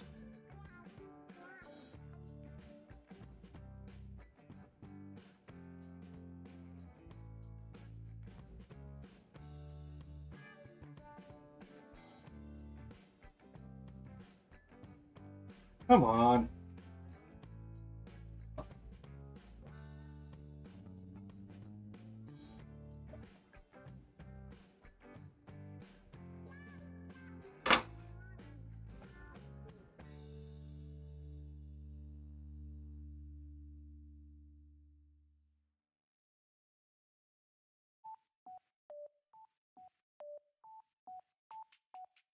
Or just snap it. That's fine too. It's just a jumper.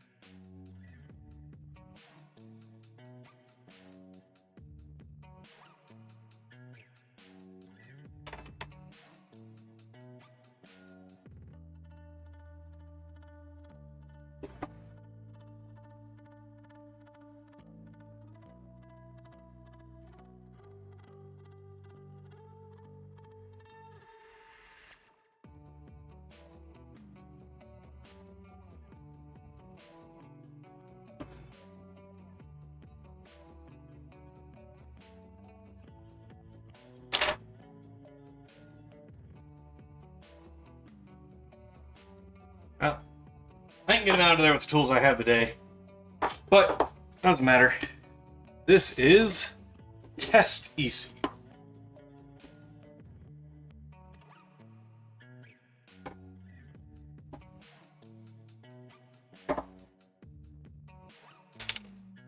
Okay, so now we should start. There we go. Internal memory.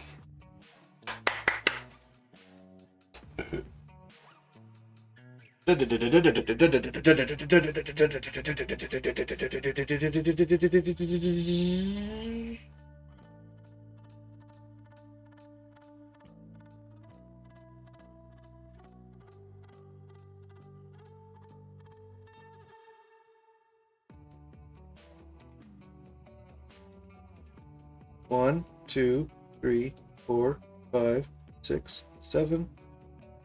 7. Code 7.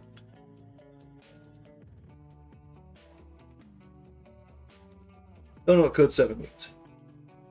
We'll look it up here in a second.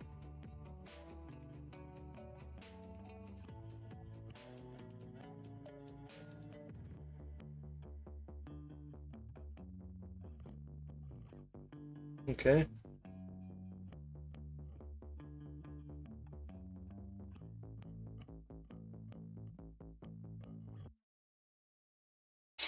Okay.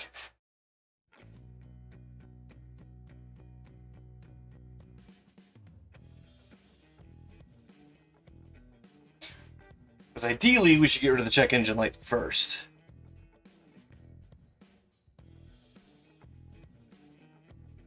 Code 7, throttle position sensor.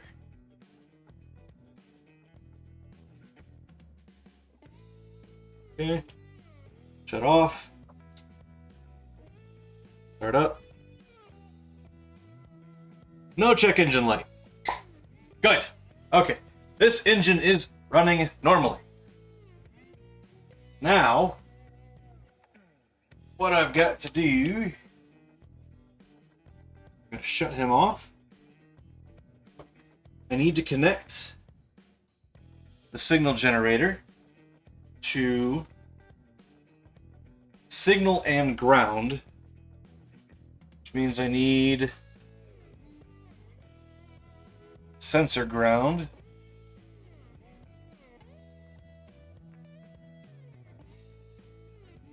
Which is what they're calling D21. Is going to be D1. That is sensor ground. Soldering iron off. Don't burn it up. Okay. And then the signal in is going to be on the side of R3 that is soldered to R1. So, two of these legs should have 0 resistance.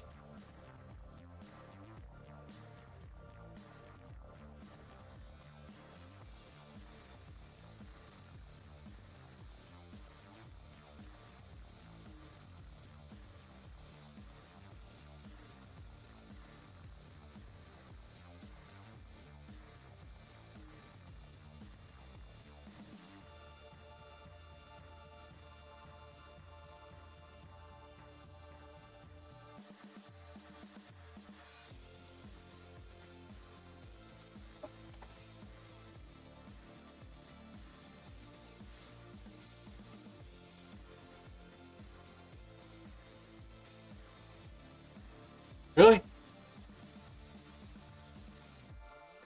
R1 and R3.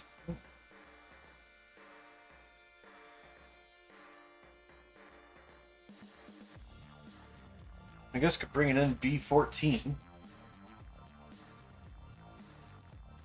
That one.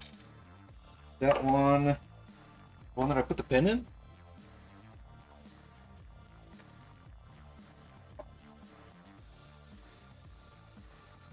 Actually, it is. How about that? This guy right here. Apparently the one I need. Sweet. Gonna go over there. We're going to Meteor. To this guy. To R3.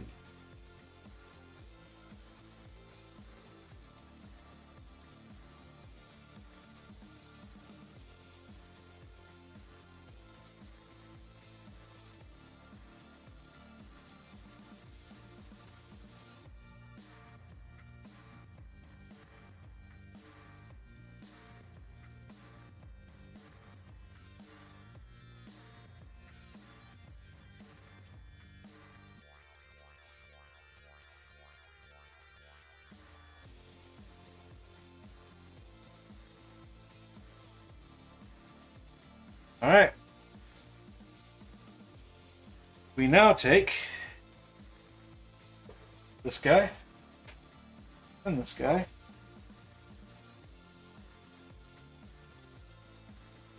Put him on this guy.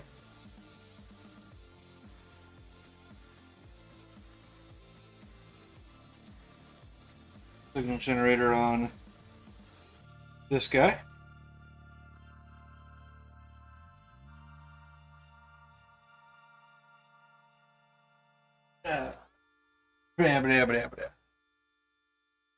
That's fine.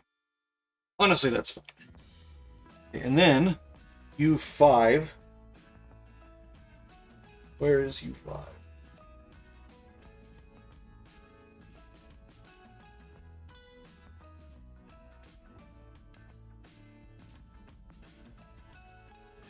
U5 pin 12. So 1, 2, 3, 4, 5, 6, 7. 12.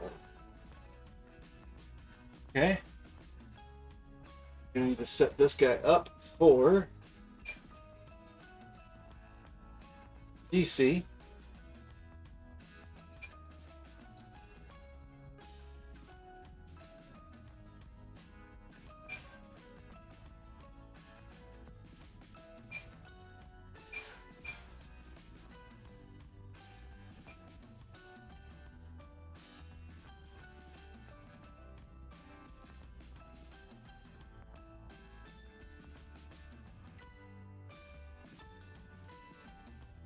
Okay. Before I turn that on, before I turn the ECU on, check this guy.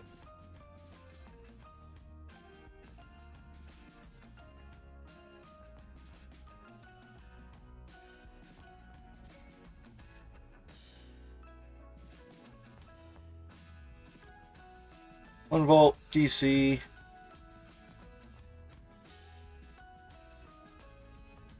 Pretty short time division.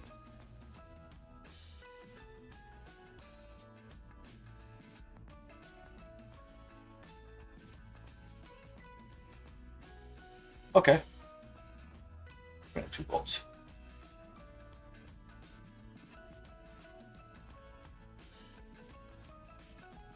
Okay.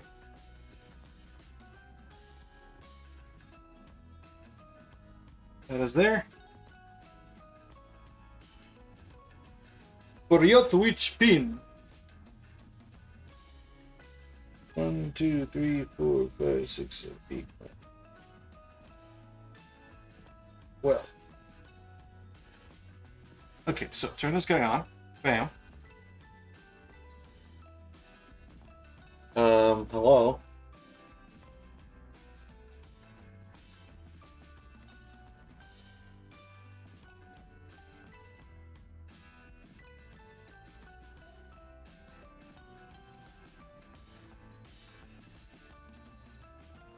Ugh. We're back to limp mode. Why are we in limp mode?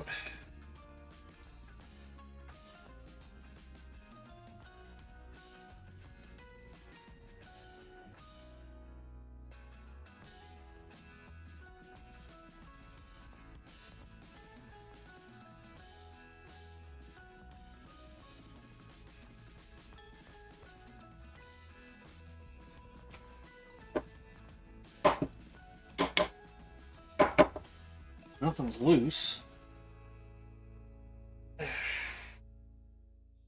Why are you in limp mode?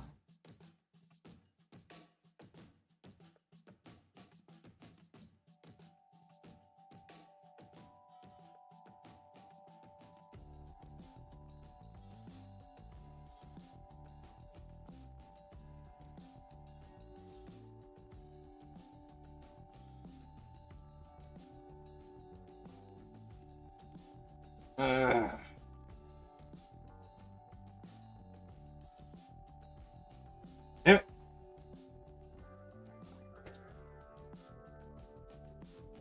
It was just working.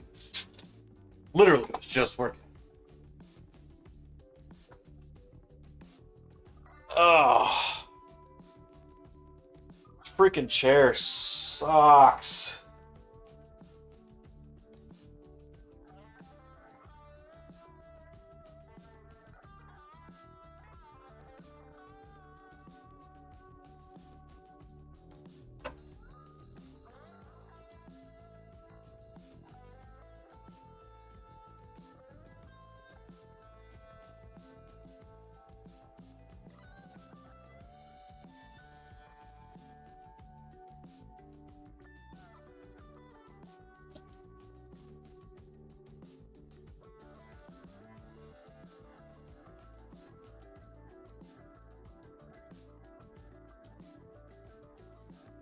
I have no idea why the heck this thing is not working.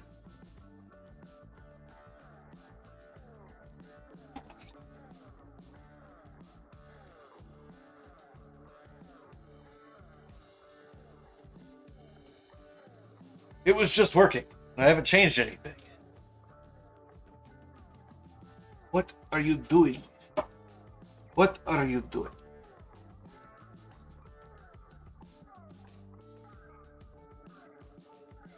See if I can get a code out of it.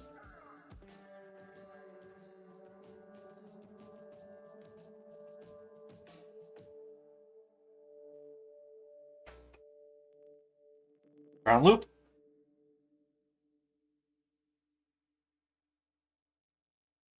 Something to do with ground loop. Interesting. Alright.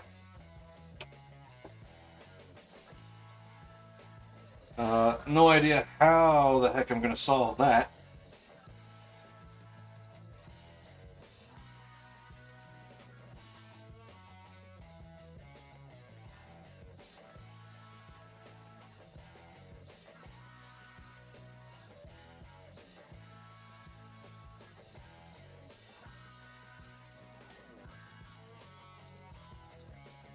Without a ground connection, I'm not going to be able to put the voltage in.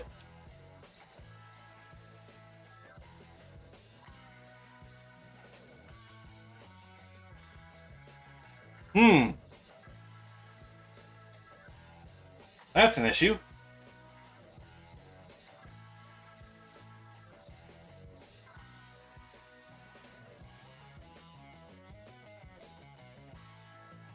So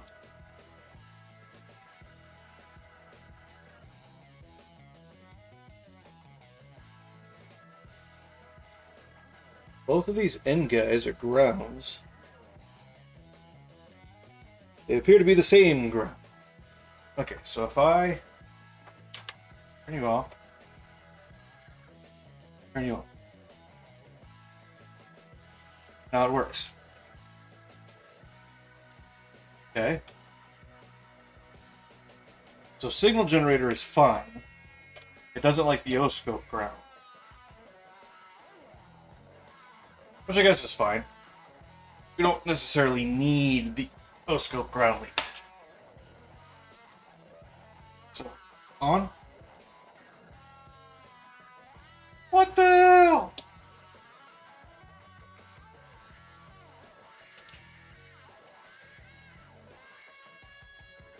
Running.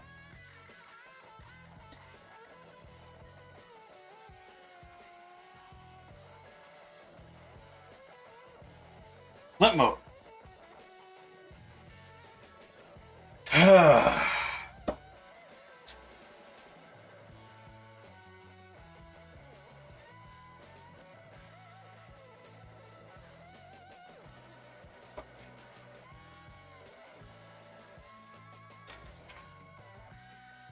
How about damn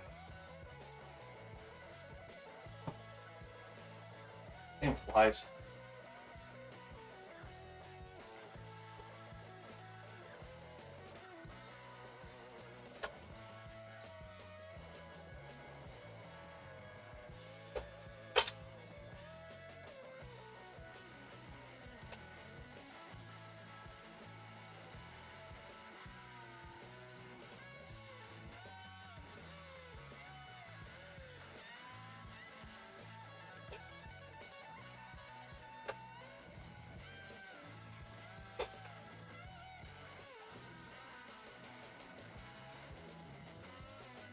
Got diodes in here.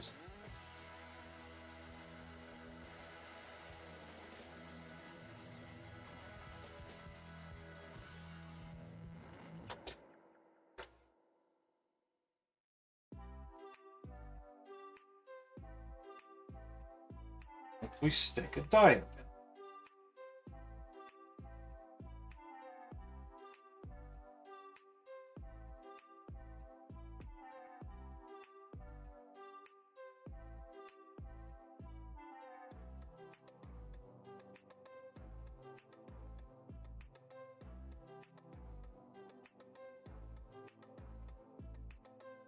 Runs. Okay. I'm gonna measure this guy.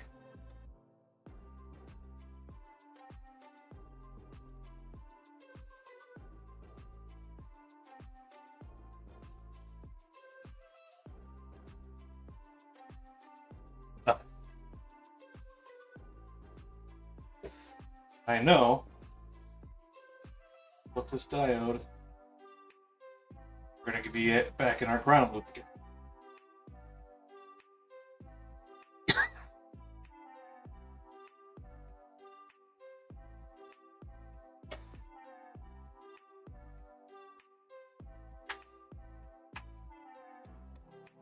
So what if, instead of sensor ground, we have a power ground, power ground. Power ground, that's right.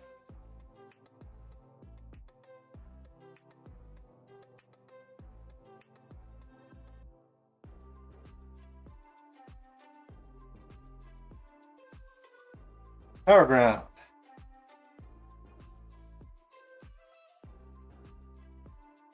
A24. So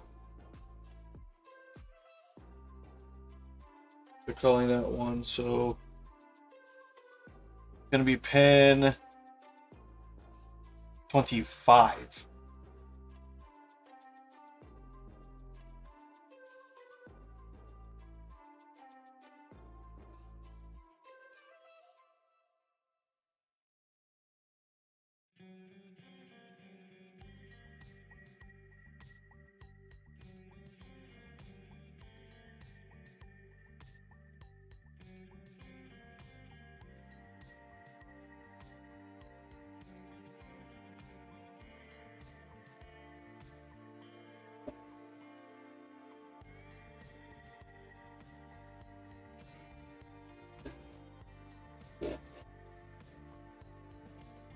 What? Wait a minute.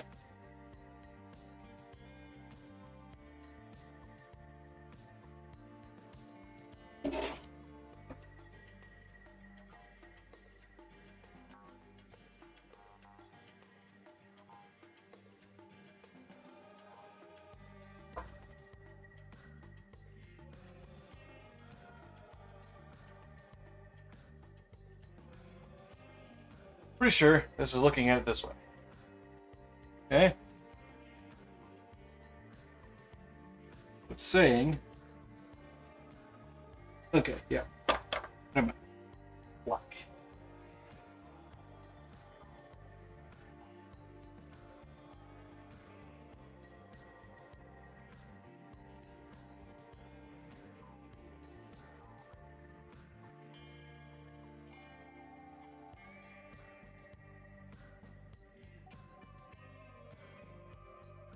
Okay.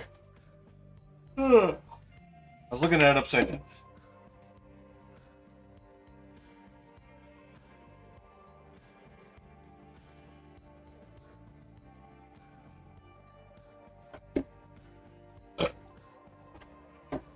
Okay.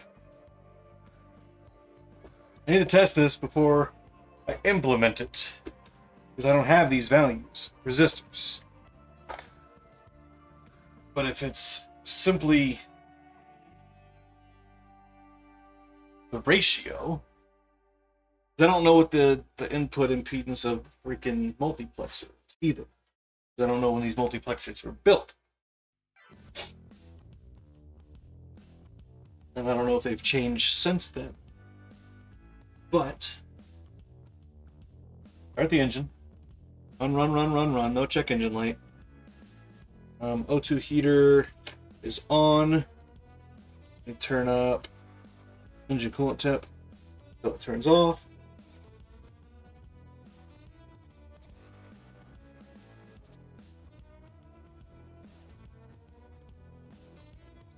Yeah.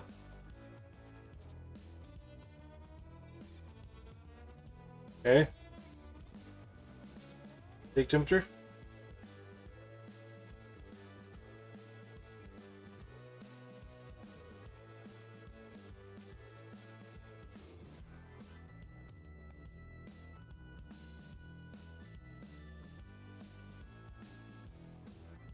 Engine shut off, engine turned back on. Charge canister.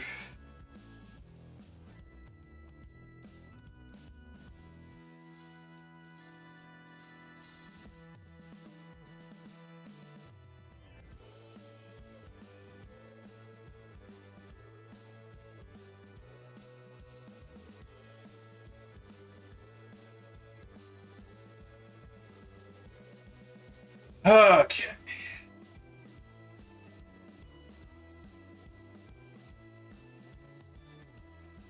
Can't inject the signal.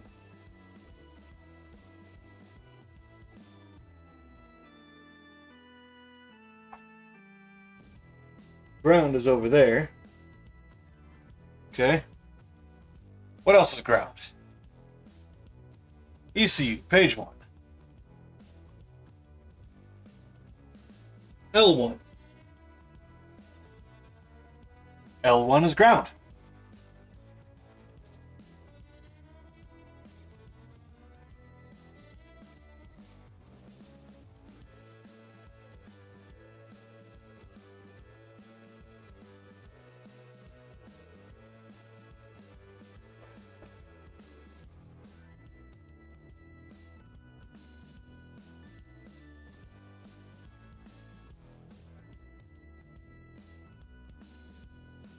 Can't get away from the ground loop.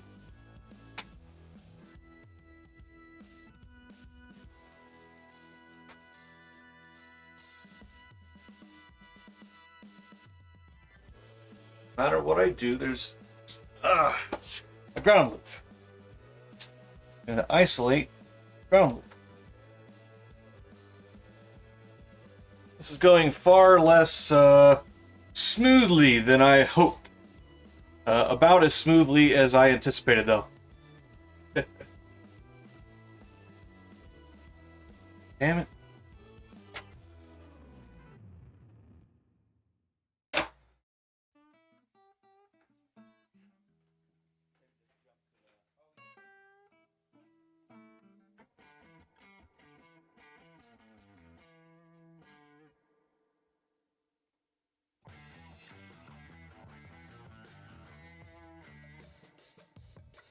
Yeah. Fuck you. Okay, so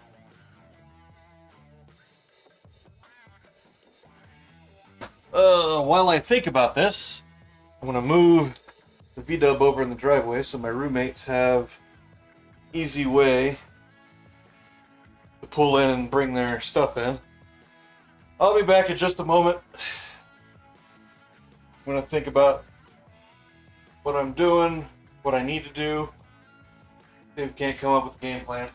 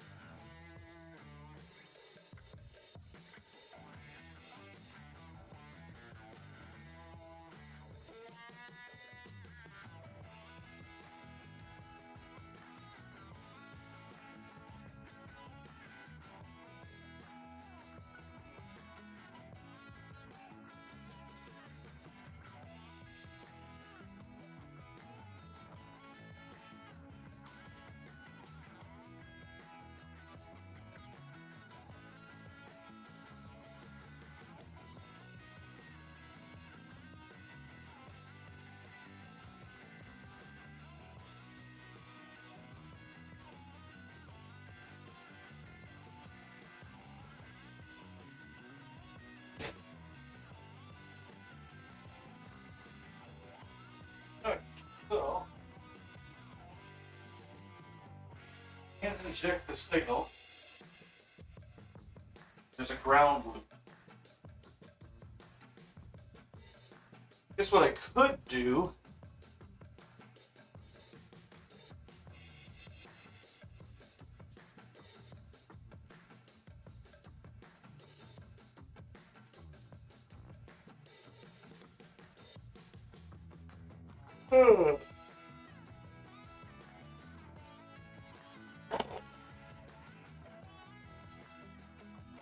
I could maybe find a spare connector in my harness box, cut it off, attach it to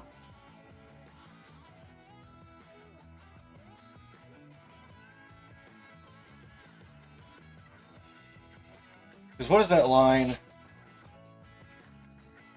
that line in here is red, yellow.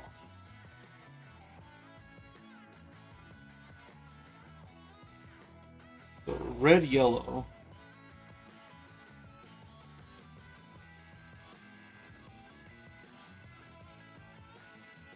Other line just voltage.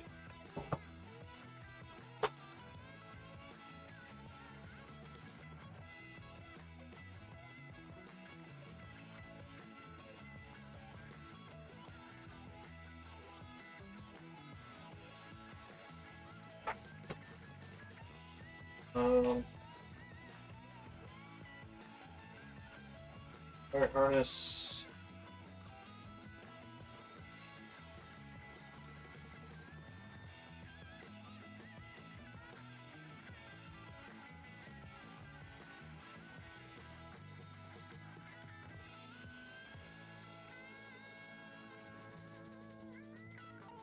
Section 11. The electrical.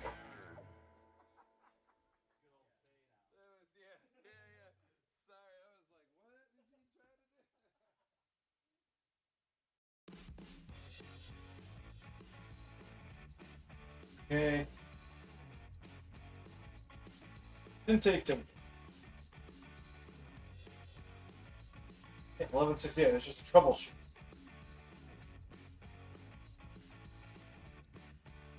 Not the wire.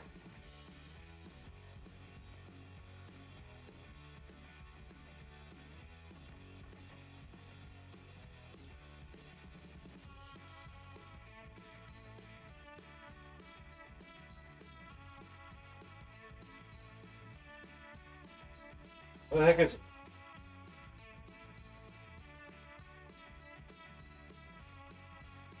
Oh, what you got?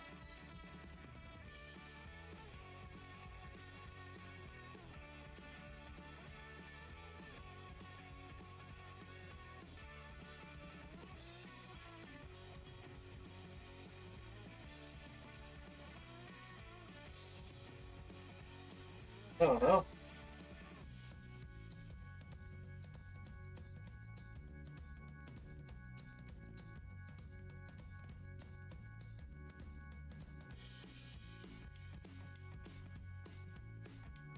Going through every one of these until we find what we're looking for. I remember what the schematic looks like. Don't remember where it's at.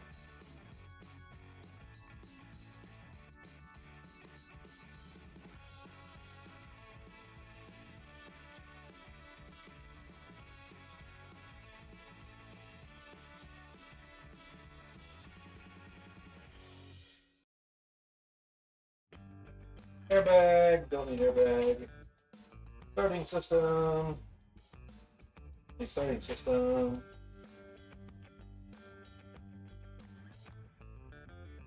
Starting system. Ignition system.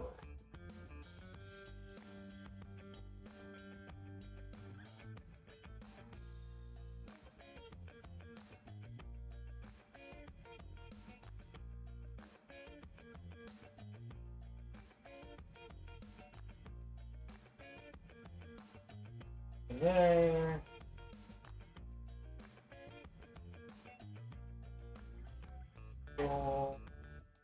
Charging. Oh man. Still charging. Gauges thingy.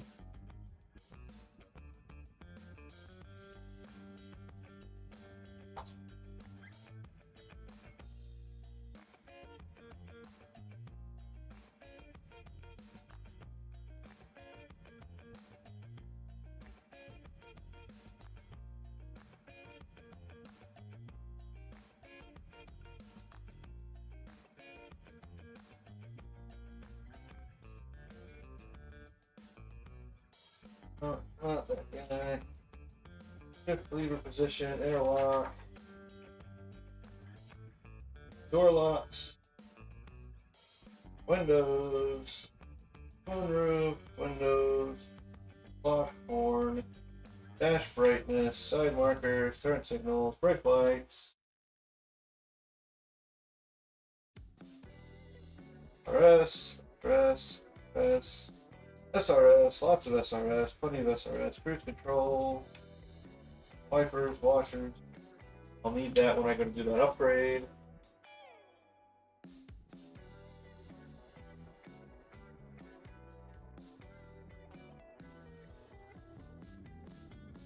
There we go. Just wire harnesses.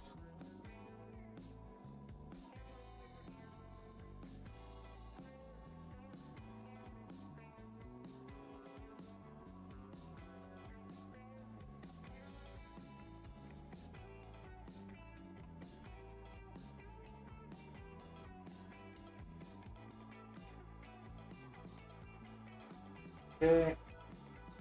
Green white. Green white is what? What is green white? That 5-volt power?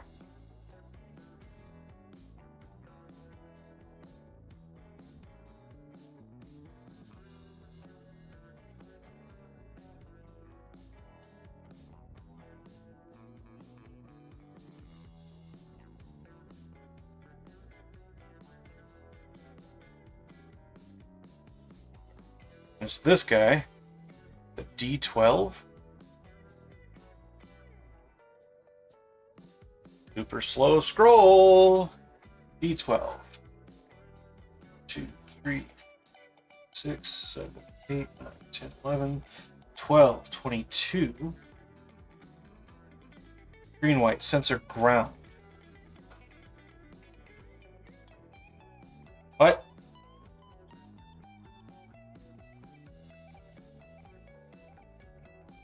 Okay, so 5 volts here.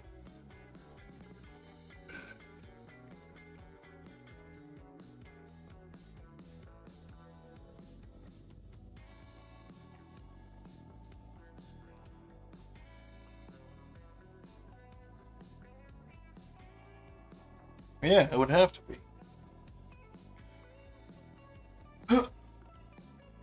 Oh. You know what?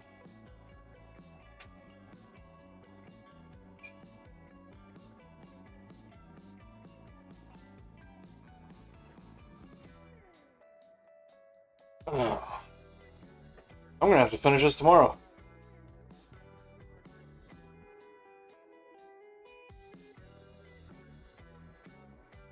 I got half of one of those things done that I said I was going to do yesterday.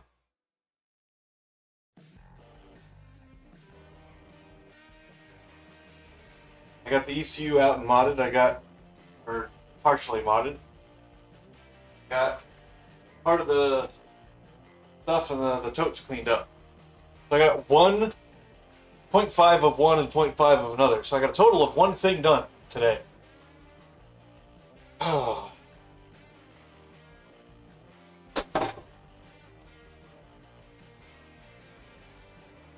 My issue is this ground loop.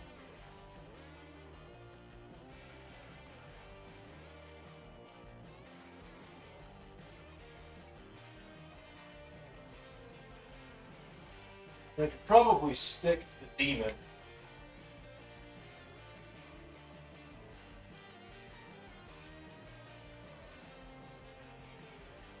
But I can't input a signal. You'd be able to input a signal.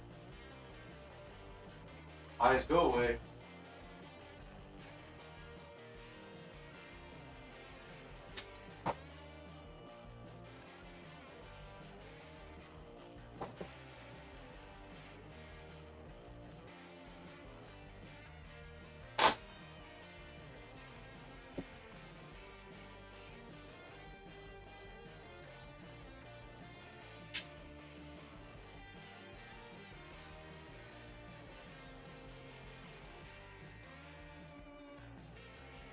Google flies just hovering in the middle of the damn garage.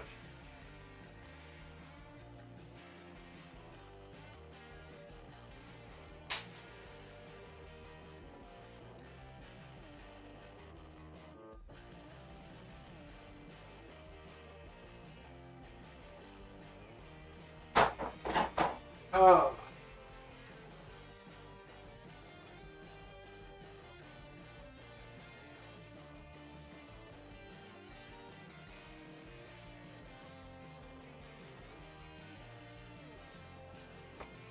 And I can simulate it in a false stack. See what happens. I put a 2.2. No.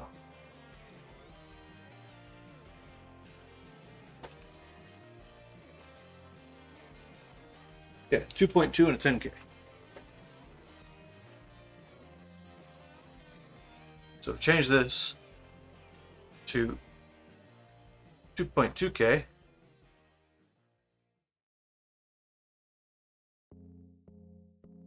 What the? Did I never complete that circuit?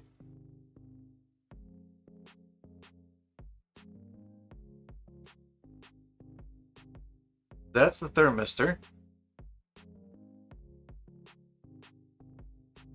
Actually, shouldn't be this.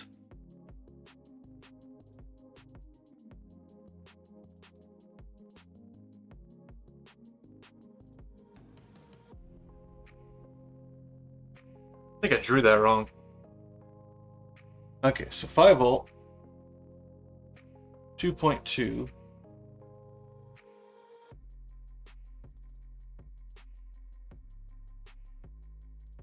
Then a resistor.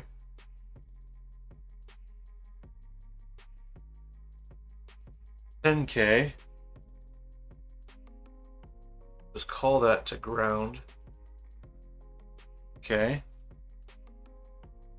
From here comes, yeah, so this would be to ground, and this would be to here. Definitely drew that wrong. Okay, so what we need to measure, this point. No. Power. Through here. Yeah. We measure this point. Because this is your IC. So this scope would go away. This scope.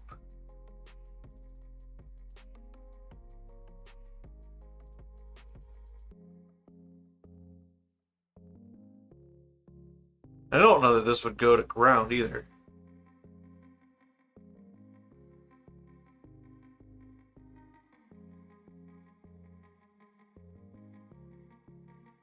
That would probably go there.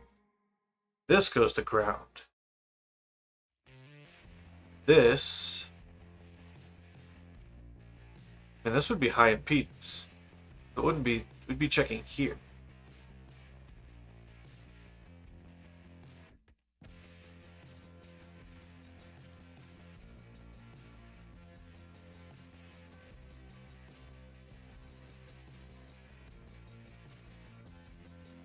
Oh.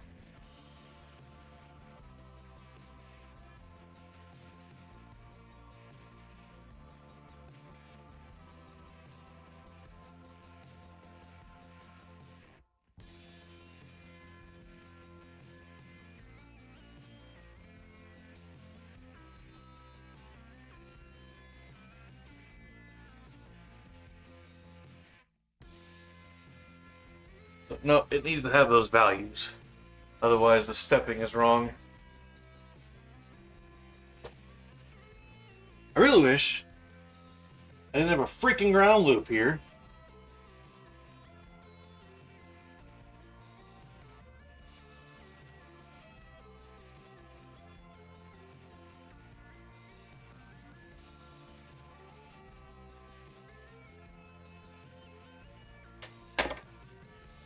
I could measure this damn thing.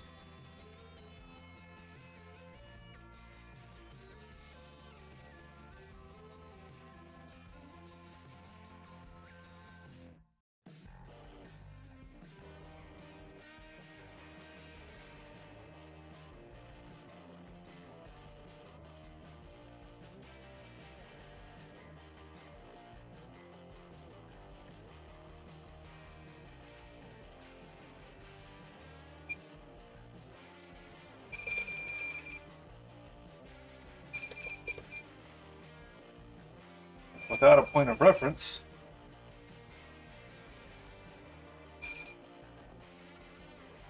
you get nothing. I attach him to there, him to there.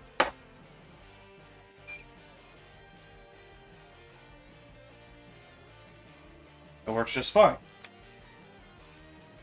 When we connect that to the ECU, we get a ground loop.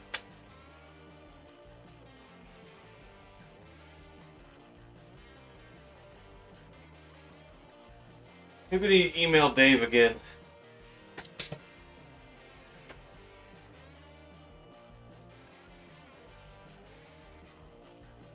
See if he has anything to say on the matter.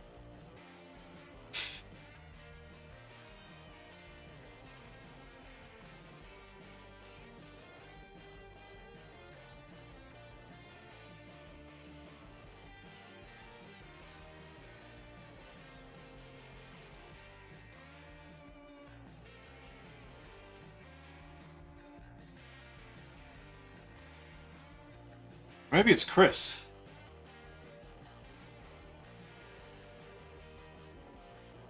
It says motes.net on the bottom of it. Well, I'm gonna have to go do some research and some thinking. Look up resistors and stuff, I guess. So, I'm gonna end this I did nothing stream with more doing nothing, I guess. And I guess I'll see you folks later. Dejected goodbye and all. See you next time.